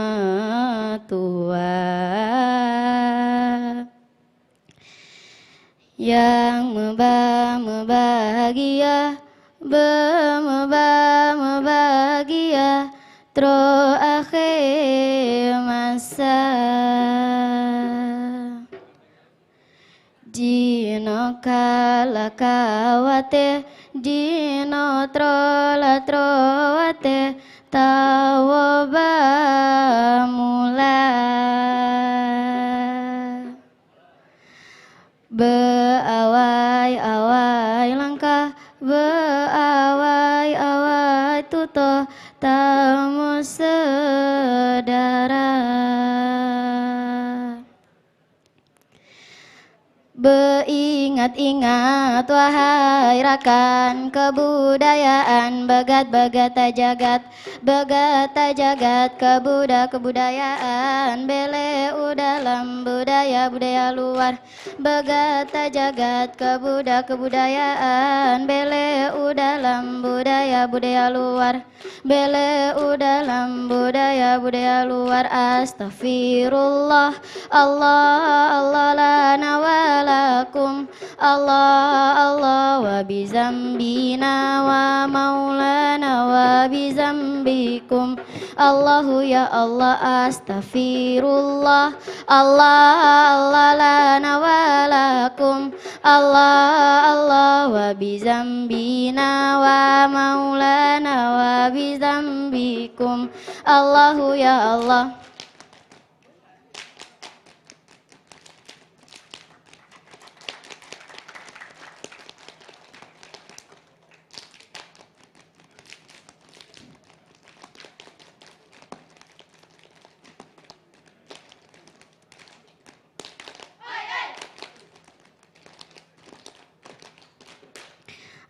Assalamualaikum warahmatullahi jaroda bela ate jamala jarolan sipo di ate ule wala olake bakawam dumna karena salamnya salam nabi kan sunnah jarotamu matamu masyarat mulia ware ranu pelompuan mulia rakan mame suara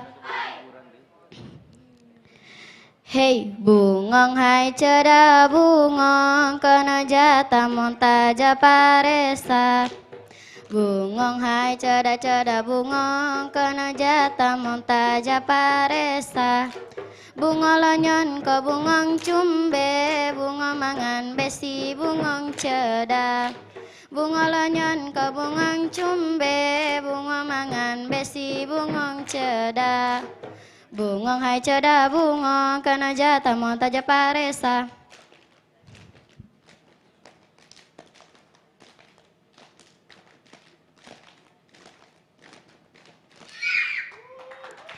Amin Allah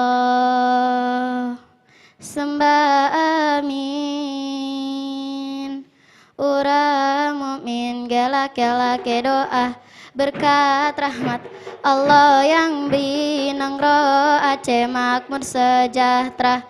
Amin Allah sembah amin ura mukmin gelak-gelak doa berkat rahmat Allah yang beri nangro Aceh makmur sejahtera.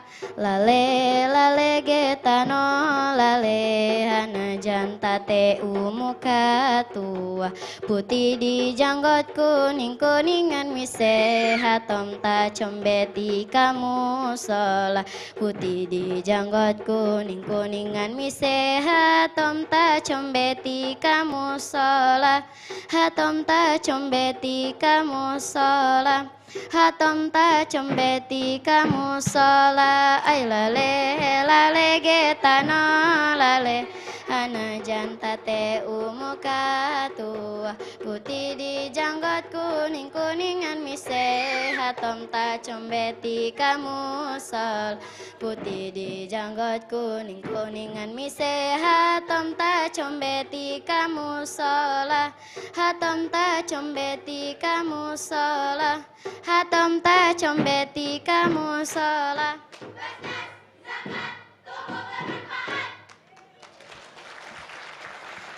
Haila otsa lila la ombak mah alon kapaji etron melumba lumba hai baca truk salah lah bukan sah lalon awai phone salah awai bageta haila otsa lila ombak mah alon kapaji etron melumba lumba hai baca truk salah bukan sah lalon awai phone salah awai bageta haila otsa.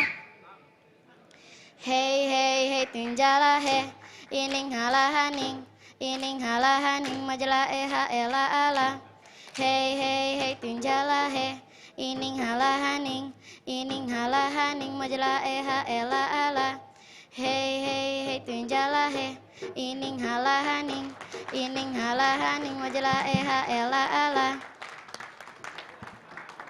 Wow, berikan tepuk tangan sekali lagi untuk adik-adik kita sekolah BAZNAS yang luar biasa. Ini adalah khas dari Nanggro Aceh Darussalam dengan kekompakannya yang dirindukan sama peserta kayaknya jeritannya itu ya.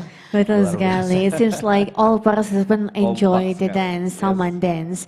And ladies and gentlemen, before we continue to the next agenda, would like to please you to have a prayer break for about 15 minutes. But please kindly be on time, because we will have another keynote speech from the Minister of Foreign Affairs of Indonesia. So you only have 15 minutes. Thank you. Oke, yuhasadal hudur yali halistiroha lisolatil asr wa nuitukum huna ilman anna hadal mu'tamar sayyuwassalamu ba'da solatil asr. Ladies and gentlemen, you only have 15 minutes. So for coffee break, you can take the coffee break into the ballroom and enjoy the coffee break while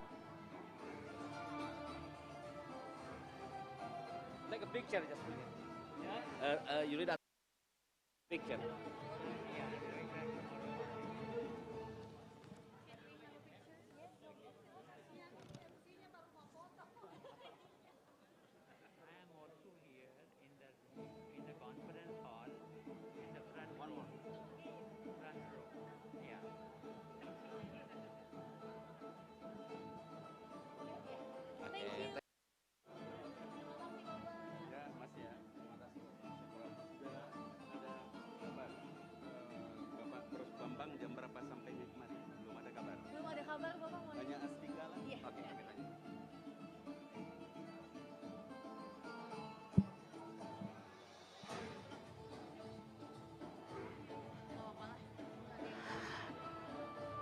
Dimohon kepada seluruh peserta untuk tetap menetapi tempat sampai nanti acara ini selesai.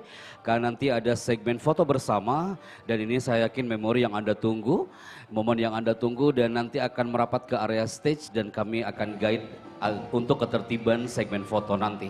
Exactly, Kang Chandran. After the keynote speech, there will be World Zakat Forum resolution in which we will conclude all discussions that we have conducted for today's conference 2019. So we'll know what's the conclusions and what's the resolution for every single problem related to zakat and technology.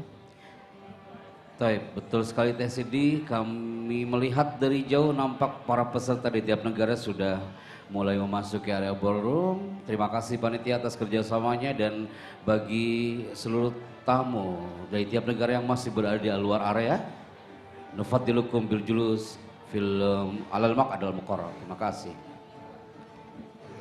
Baik, tentunya kembali kami undang kepada seluruh peserta konferensi internasional World Zakat Forum tahun 2019. Kita akan segera memasuki sesi terakhir untuk seluruh rangkaian kita pada tahun ini.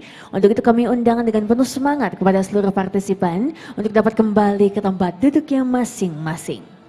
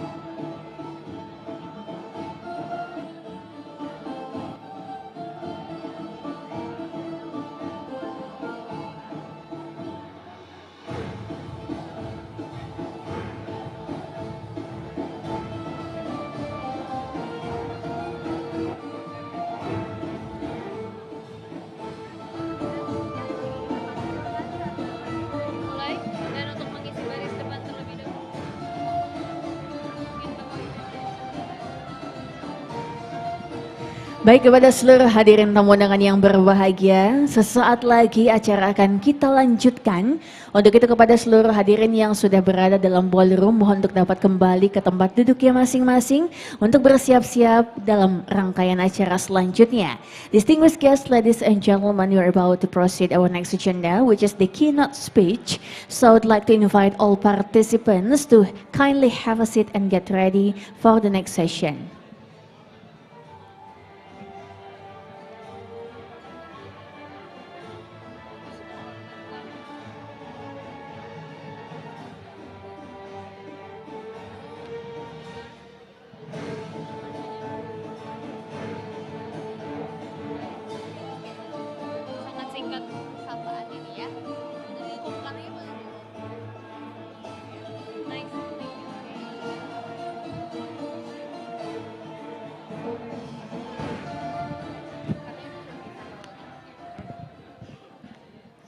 Distinguished guests, ladies and gentlemen, all of the professors, doctors, fellow academicians, scholars, sponsors, fellow participants, and all guests in attendance, now we'd like to continue our agenda today, which is the keynote speech.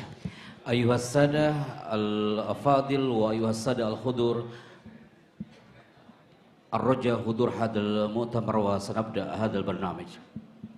And the keynote speech now, which will talk about the zakat diplomacy as a new approach to strengthen humanitarian multilateral cooperations. And it will be delivered by the Director of Middle East, Ministry of Foreign Affairs of Indonesia. Please welcome on stage Bapak Ahmad Rizal Purnama.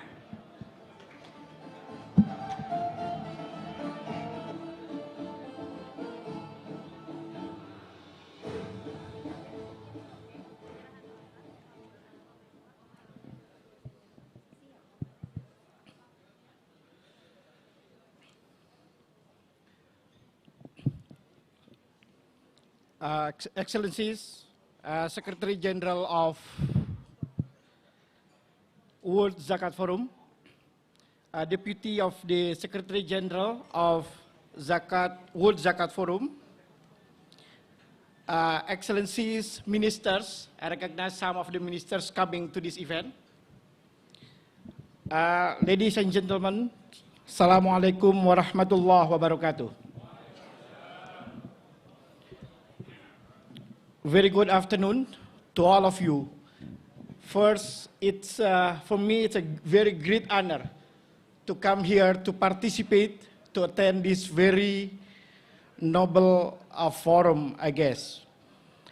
I must convey the apology of the Minister of Foreign Affairs of the Republic of Indonesia, Ibu Retno, for not be able to come to attend to this event. She just came yesterday with me from Bangkok, participating ASEAN Summit with President Joko Widodo, and today we receive Secretary of Commerce of the United States of America coming to our country, and she must accompany the President for that. So in this connection, she sent me representing her to attend to this very important event. Excellencies, the topic of our World Zakat Forum, this very timely and very important, as the world today is seeking new and innovative ways to find solution for global humanitarian problem. I must say our world, particularly the Islamic world, is defined by two things. First, war, and second, poverty. These two are our biggest challenges for the world, particularly for the Islamic Ummah.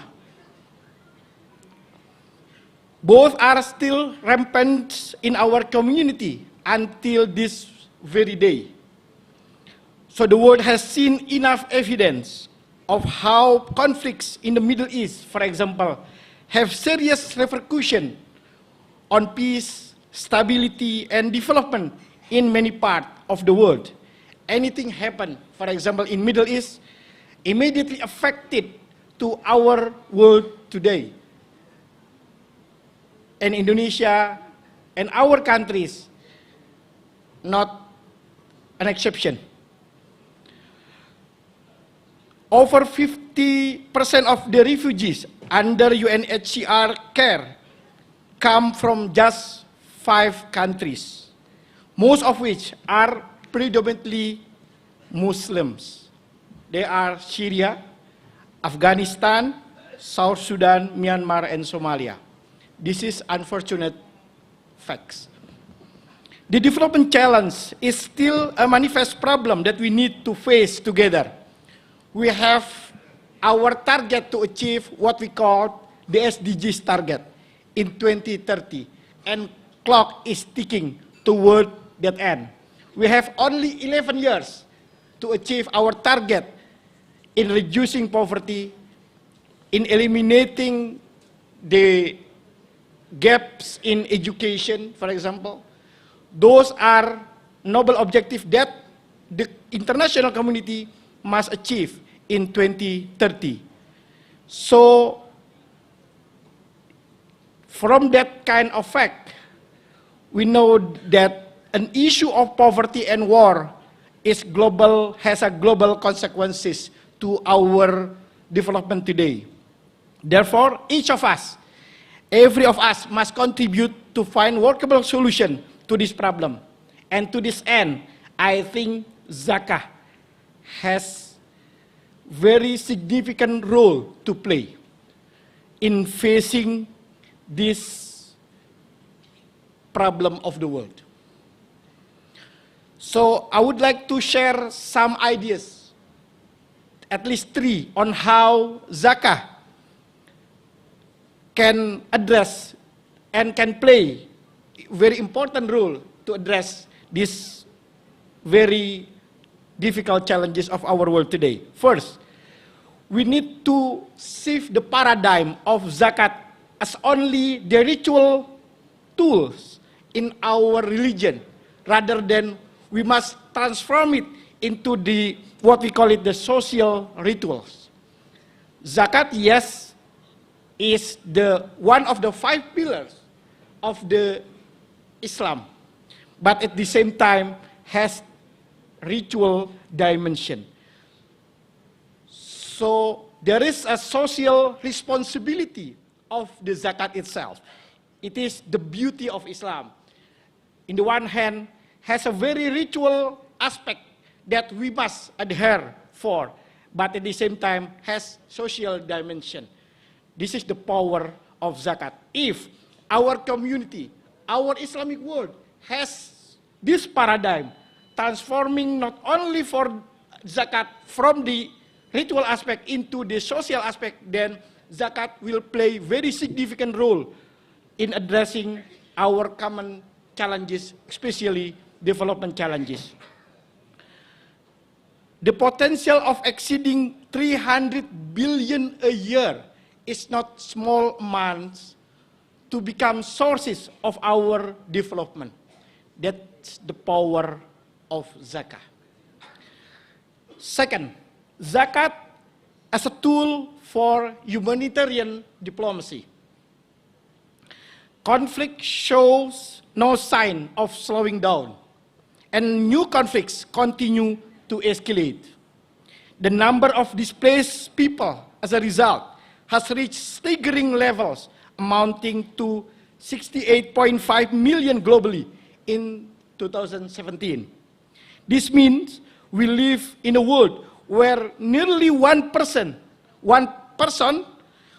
is possibly displaced in every 2 seconds.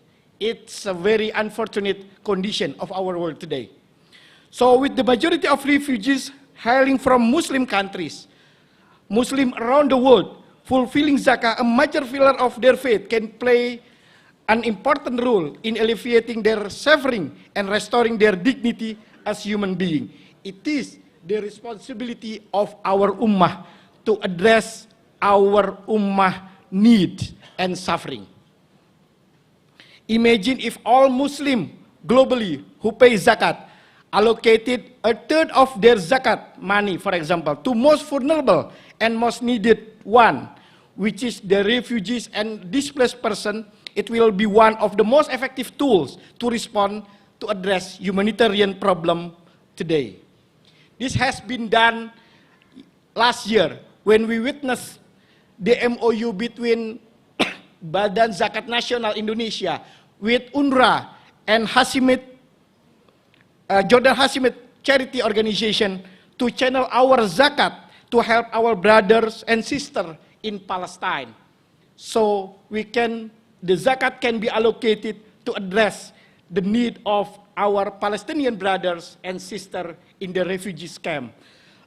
Ladies and gentlemen, the third, zakat is a tool for development. Zakat could play a significant role to overcome financing gap for sustainable development goals. Indonesia has taken various steps in ensuring adequate funding through inclusive and innovative finance. We initiated what we call it the green sukuk or green bond, faith-based financing, including zakah, for addressing our financing gaps to finance our sustainable development goal effort. In a concrete way, even, this zakat fund could be collected from Indonesian Muslims to develop sanitation and drinking water facilities in our province. So, to date, 4 regions, for example, have implemented this scheme, namely West Nusa Tenggara, Banten, Central Java, and South Sumatra province. So, zakat has been allocated for our sustainable development goals effort. Ladies and gentlemen, to conclude, we at the Ministry of Foreign Affairs believe that zakat has an important role to play in diplomacy. Most importantly, it has also a crucial role in humanitarian response and development. In this regard, I believe effort to include zakat in the landscape of international financial instrument to address humanitarian and development issues must be one of our concern. In this sense, there should be list of evidence on the effectivity of zakat in humanitarian response and development, and collaboration between Islamic countries, between our ummah, must also be strengthened to place zakat as instrument or international instrument to address humanitarian and development issues around the globe. And I think Zakat Forum like this, Zakat World Forum like this, has significant role to play. I thank you very much. Assalamualaikum warahmatullahi wabarakatuh. Thank you, Bapak Ahmad Rizal. Please kindly remain on stage to receive a token of appreciation. Bapak mohon berkenan kembali ke atas panggung untuk menerima cenderamata. Nakhdu ila al-barnamij ba'dah taslimu al-hadaya ad-didkariyah. And the token of appreciation will be presented by Bapak Zainul Bahar Nur as the Vice Chairman of BAZNAS. Please welcome on stage.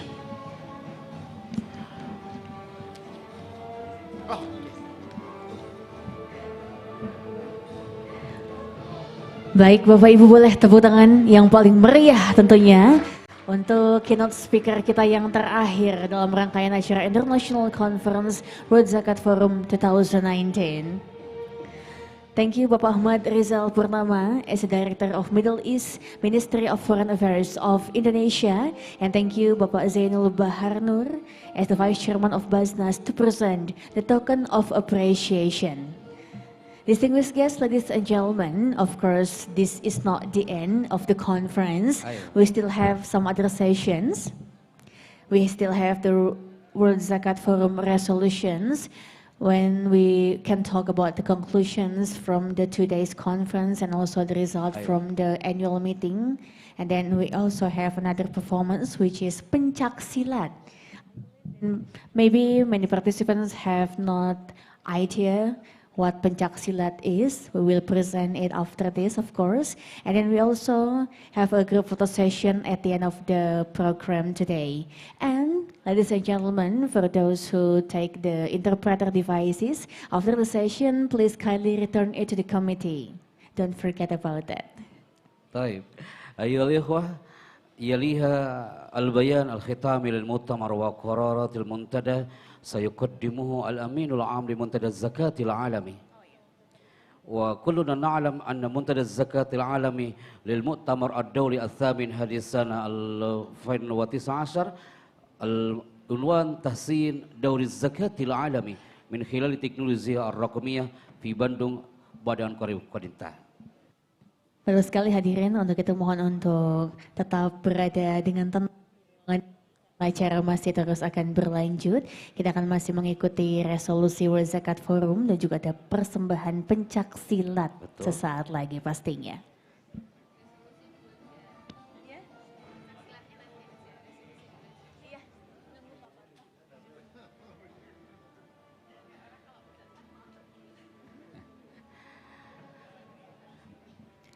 And distinguished guests, ladies and gentlemen, in minutes we will listen to the World Zakat Forum resolutions, in which we will talk about the conclusion. Exactly, Kang Chandra.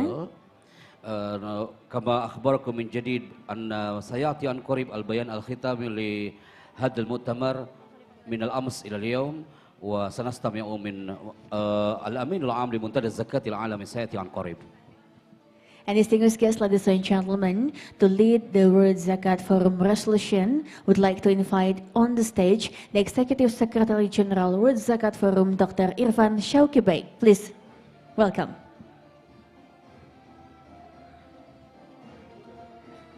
Baik, kami undang. طيب السيد إرفان شوقي بك فليتفضل.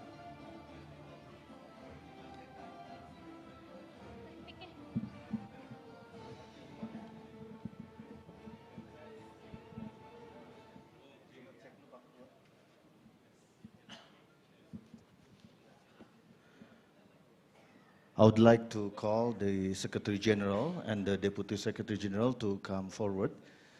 Dr. Elnur Salihovic, Dr. Muhammad Ayub Mia, and Brother Lawal Maidoki to come to the stage. And also we are waiting for the Secretary General.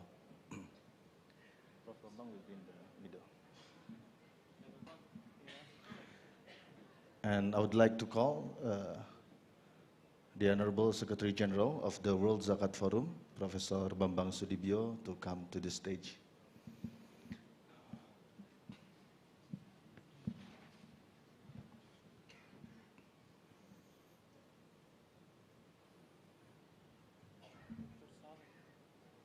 And also Dr. Saleh Ali Al-Waji. Do we have Dr. Saleh Ali Al-Waji?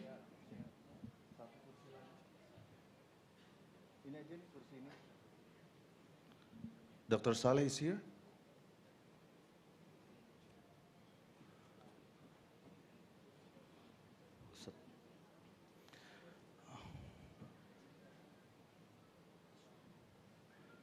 Dr. Saleh Ali Al-Waji, or maybe he's still...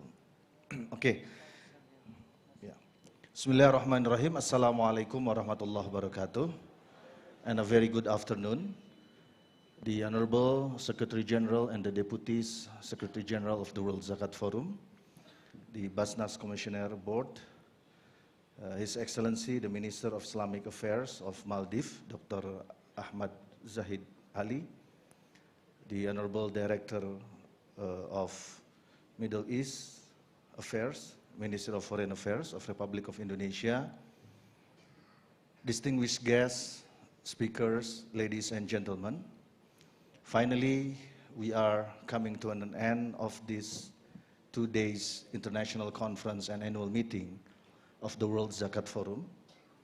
And in this moment, in this session, we would like to declare about the resolution of the 8th World Zakat Forum International Conference and Annual Meeting 2019 that will be delivered by the Honorable Secretary General of the World Zakat Forum. Without further ado, I would like to call Professor Bambang Sudibyo to provide us to state the resolution of the 8th World Zakat Forum International Conference and Annual Meeting 2019. The stage is yours.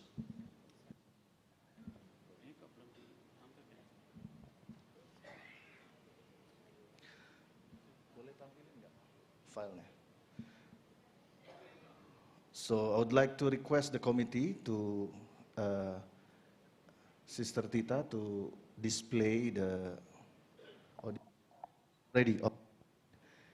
Okay. Boleh digedein dikit, besarin dikit.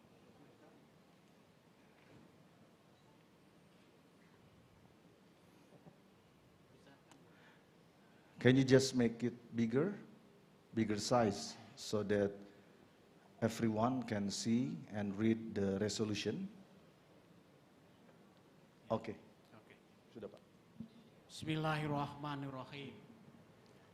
Resolution of the 8th World Zakat Forum International Conference and Annual Meeting 2019. Optimizing global zakat role through digital technology. Bandung, Indonesia, November 5 to 6, 2019. The World Zakat Forum as an international platform of zakat movement has a role to synergize global zakat stakeholders in improving the welfare of the Ummah and alleviating poverty. Therefore, with the mercy of Allah, the World Zakat Forum has conducted the 8th World Zakat Forum International Conference and Annual Meeting 2019 on the 5th and the 6th November with a theme optimizing global zakat role through digital technology at the Crown Plaza Hotel, Bandung, Indonesia. This conference has discussed various updated topics on global zakat development, particularly in the light of current progress of digital technology. Those are, but not limited to, Number one, strengthening the role of the World Zakat Forum in the digital era. Number two, digital zakat movement in the Muslim countries, including Muslim minority countries. Number three, contemporary fiqh of digital zakat. Number four, appropriate regulation on digital zakat. And number five, various instruments to increase standardization of zakat management. The conference has also marked growing role of zakat to solve global poverty and inequality problems and proposed new measurement standard for measuring the impact of zakat on the welfare of the mustahiq or zakat beneficiaries. Based on the discussion for two days, the World Zakat Forum set the resolution as follows. Number one, the growing role of digital technology should be optimized for the benefit of the global zakat development, especially in enhancing awareness of the Muslims to fulfill their zakat obligation. Number two, the use of digital platform in zakat management shall be advanced.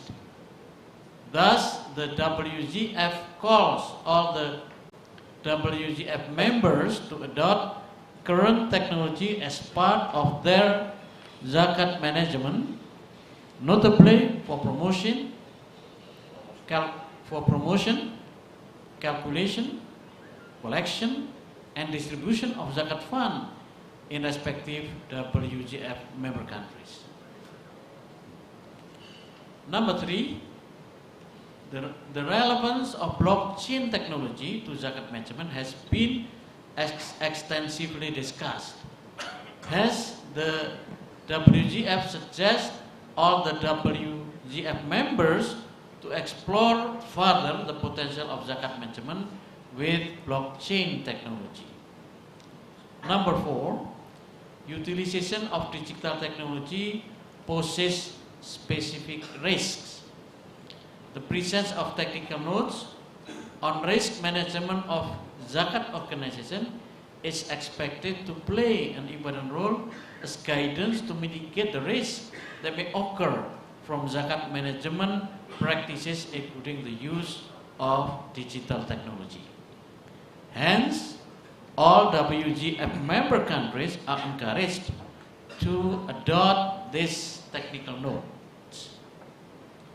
Number five, all WZF members are encouraged to adopt the technical notes on good amil governance as realized in zakat core principles in order to enhance the quality of zakat management. Number six, WZF calls all members to strengthen their collaboration with UNICEF and UNDP as has been agreed in the MOU in order to fulfill their requirements of SDGs. Number seven, WZF shows concern over engagement of some multilateral institutions in zakat collection and distribution, in particular related with observance of Sharia compliance and national regulations. The World Zakat Forum agreed to conduct the 9th World Zakat Forum International Conference and annual meeting 2020 in Selangor, Malaysia, and will be hosted by Lembaga Zakat Selangor. The agenda for the 2020 annual meeting will include discussion on technical notes on financial reporting and external audit, technical notes on disclosure and transparency, and discussion on World Zakat Welfare Index.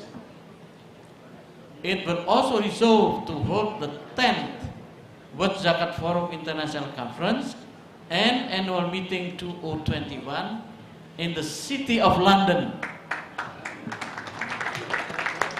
United Kingdom, and hosted by NZF Worldwide.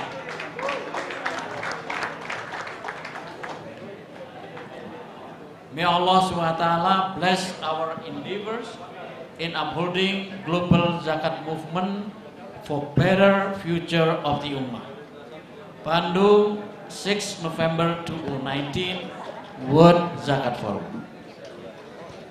Thank you very much, Mr. Secretary General. Let us give warm applause once again for the resolution of the 8th World Zakat Forum International Conference and Annual Meeting 2019. And I would like to directly take over the closing ceremony. So, without further ado, I would like to call again the Honorable Secretary General of the World Zakat Forum, Professor Bambang Sudibyo, to deliver his closing speech of the event. Falyatafaddal mashkura. Assalamualaikum warahmatullahi wabarakatuh. Alhamdulillah wa syukurillah wassalatu wassalamu ala rasulillah wala hawla wala quwwata illa billah. Allahumma sholli ala Sayyidina Muhammad wa ala ali Sayyidina Muhammad. Alhamdulillah, we have completed all of the agenda of the 8th World Zakat Forum International Conference and the annual meeting 2019. The whole processes of the conference and meeting have led to the formulation of the resolution that I myself have just read it. I am, as the Secretary General, and all of the deputies of Secretary General and the WZF Secretariat would like to thank and appreciate.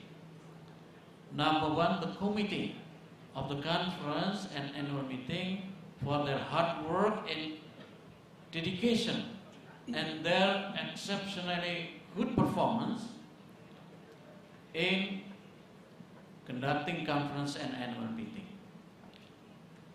Some, I have heard, some of us have said that they have set a new challenging standard for holding World Zakat Forum conference and annual meeting. So the next meeting and conference in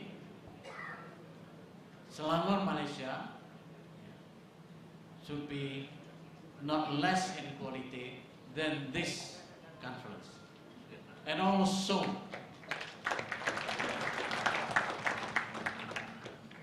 the meeting and conference in London. We have set a new standard for holding meeting and holding conference and meeting.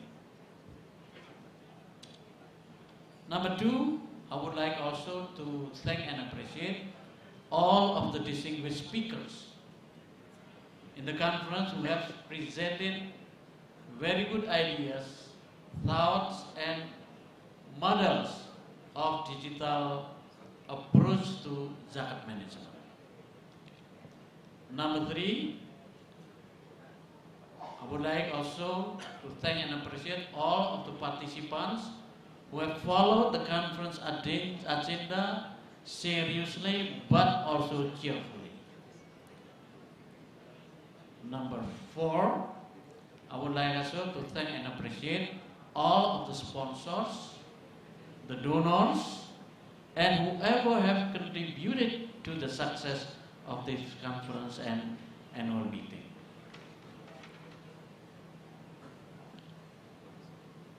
The 9th WZF Conference and Annual Meeting 2020, inshallah, will be conducted in Selangor, Malaysia in October 2020, hosted by Lembaga Zakat Selangor.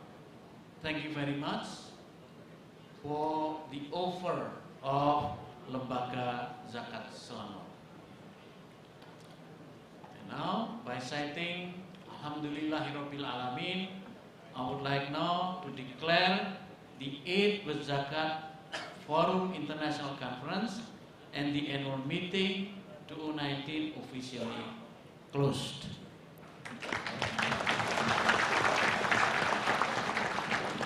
Wabillahi taufiq wal hidayah. Wassalamualaikum warahmatullahi wabarakatuh. Waalaikumsalam warahmatullahi wabarakatuh. Thank you very much for the closing speech from the Secretary General of the World Zakat Forum. But don't leave the conference room because we are still having one, although it is officially ended, but we still be watching one performance. And therefore I would like to pass the mic back to MC. Thank you very much. Baik, tepuk tangan sekali lagi untuk acara kita hari ini. 2 hari kurang lebih dan alhamdulillah usai sudah acara kita sudah ditutup langsung oleh Sekretaris Jenderal Profesor Dr. Bapak Sudibyo. Wa nufaddilukum lil auda ilal maq'ad. Thank you, the Secretary General, and of course the Deputy Secretary General and Executive Secretary General of World Zakat Forum for declarations of the resolutions, also to officially close the International Conference of World Zakat Forum 2019. And ladies and gentlemen, please kindly stay at the ballroom because we still have another session, the group photo session. The thing that we need to wait for, of course, and we also have another special performance. Originally comes from Indonesia. This is a kind of attraction, and then this is like the unity between the art and also, you know, like the sport, traditional sport, right? Dan sekedar informasi, nukhbirukum ilman anna ba'da hadan nurid an nusyahid al-isti'rad minna min lajnah muntadal zakatil alami al-thamin huna. And this is actually called pencak silat. So what pencak silat? Pencak silat comes from traditional Indonesian martial arts. Currently this sport has developed more than 40 countries in the world, while in Indonesia, almost thousands of pencak silat colleagues born in penjuru Nusantara. One of them is called Bangau Putih, that become one of mandatory extracurricular activities at Sekolah Cendekia BAZNAS. Sekolah Cendekia BAZNAS is a boarding education institution in Bogor, West Java, Indonesia, and this school is specially for orphans, duafa, and mustahik from all over Indonesia, and it is fully funded by BAZNAS. One of the best programs in Cendekia BAZNAS is character education, building and optimizing student achievement, which is accordance with the vision becoming a model school that builds the character and optimizes potential. Oke, pencak silat bela diri tradisional yang berasal dari bangsa Indonesia. Dan mari kita saksikan bersama, inilah pencak silat, dan tepuk tangan untuk performance kita yang terakhir hari ini.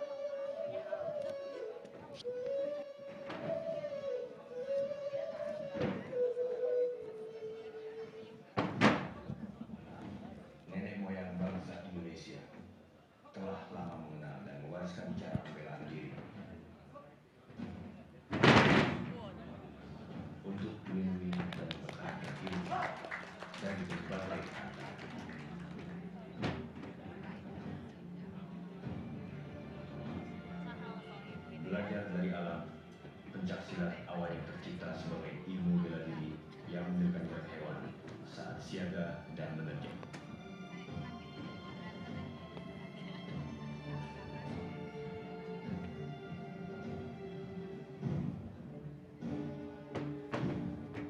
Juga diambil dari keahlian gerak nenek moyang kita saat berenang. Gerakan yang lihai, mahir, dan indah. Pencak silat kini telah mendunia dan diakui sebagai salah satu cabang olahraga internasional.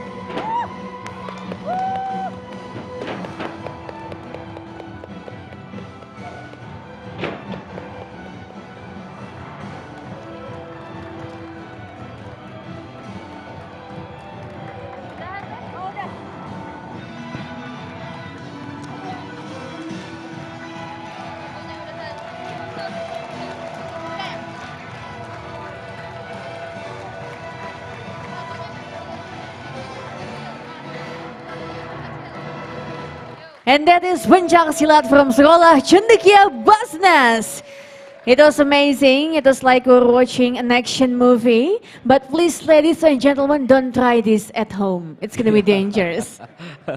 Ini menegangkan sekali ya. Sangat Jadi, menegangkan. Forum Zakat Dunia diakhiri dengan suasana yang sangat menegangkan. Betul. Nanti kita cek panggungnya, insya Allah masih kuat hari ini ya. Baik, and ladies and gentlemen, this is finally the end of the whole program, World Okay. Zakat International Forum Conference 2019. Thank you all professors, doctors, fellow academicians, scholars, fellow participants, and all guests in attendance. Hopefully, through this conference, the quality of zakat management can be improved globally to achieve welfare goals, and it can also strengthen our friendship and silaturahim. Ayuhas sada al-hudur tamma muntada zakat al-alami lil mu'tamar dawl al-thamin li hadhihi sana. Thumma hafluna al-yawm wa natamanna lakum dawam al-afiyah wal mu'afat asa yakuna hadal barnamaj wasilah li tahsini dawri zakat al-alami min khilal teknologiya ar-raqmiyah. And ladies and gentlemen, you at World Zakat Forum International Conference 2020. Wassalamualaikum warahmatullahi wabarakatuh. And now I'd like to invite all of you to join on stage for a group photo session, please. All VIPs and also all participants, please join on stage for a group photo. Yaliha al-an at-taswir al-jama'i nufaddilukum al-afadil ad-duyuf al-afadil li ataqaddum ila al-amam al-masrah li taswir al-jama'i. Baik, kami silakan kepada seluruh peserta untuk dapat bergabung di atas panggung bersama dengan seluruh pembicara kita yang sudah hadir di sini untuk mengikuti sesi foto bersama. Would like to invite all participants and also all invited guests and all speakers, of course, to have a group photo session because this is a great event and it need to be captured in a group photo session today. Betul sekali Teh Cindy, ini adalah segmen yang luar biasa dan ini adalah yang ditunggu-tunggu oleh seluruh peserta, yaitu segmen foto. Baik, silakan memposisikan tentunya sebagian strategis mungkin supaya dapat terlihat di kamera. So please stay on your best position so the camera can easily catch you in this session, a group photo session, one of the most important session in this international conference. So you can get closer to each other, ladies and gentlemen, because it will be a huge session. It's almost 300 people joining in this ballroom, and then we'll have a group photo session together in one stage. This is a kind of amazing event.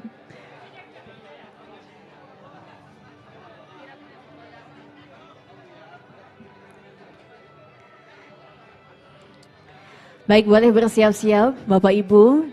Tunjukkan senyum yang paling cantik, yang paling tampan, yang paling luar biasa. Show your best smile, of course, on this session, because it will be the last sessions in the whole program in the International Conference World Zakat Forum 2019. All right, we are still waiting for other participants who will join. Please kindly join us. You can get closer to each other again.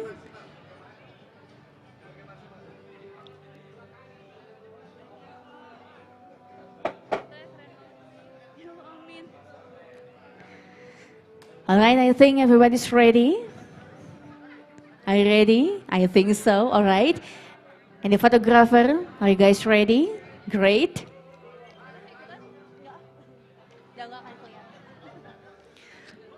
Okay, the photographers are ready and the participants are also ready. So we'll start the photo session. We will start the photo session.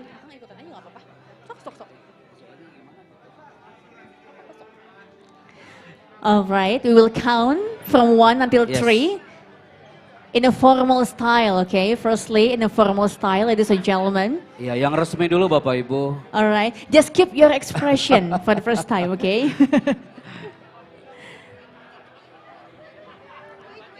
All right. Oke, ada yang To all committees, you can also join. Photographers. Peserta masih ada di belakang, silakan langsung merapat ke area stage. Sudah bisa? Baik, masih belum bisa juga. We are still getting ready for this photo session. It may be the biggest photo session ever this year. That's a great idea. Taking a selfie, great. Gak sabar sepertinya Bapak ya. Okay, everybody's ready. We'll count from 1 until 3 in formal style. Okay. Siap semuanya? Fotografer sudah siap? Baik. We will count. 1, 2, 3. Okay. Freestyle with your biggest smile. Widest smile. 1, 2, 3. Great. And when you say World Zakat Forum, please say Allahu Akbar together, okay? World Zakat Forum. One more time. World Zakat Forum. The last time. World Zakat Forum. Give applause for all of us, ladies and gentlemen. Thank you very much for your participation. This is very great, of course. See you at 2020 in Selangor, Malaysia. Wassalamualaikum warahmatullahi wabarakatuh.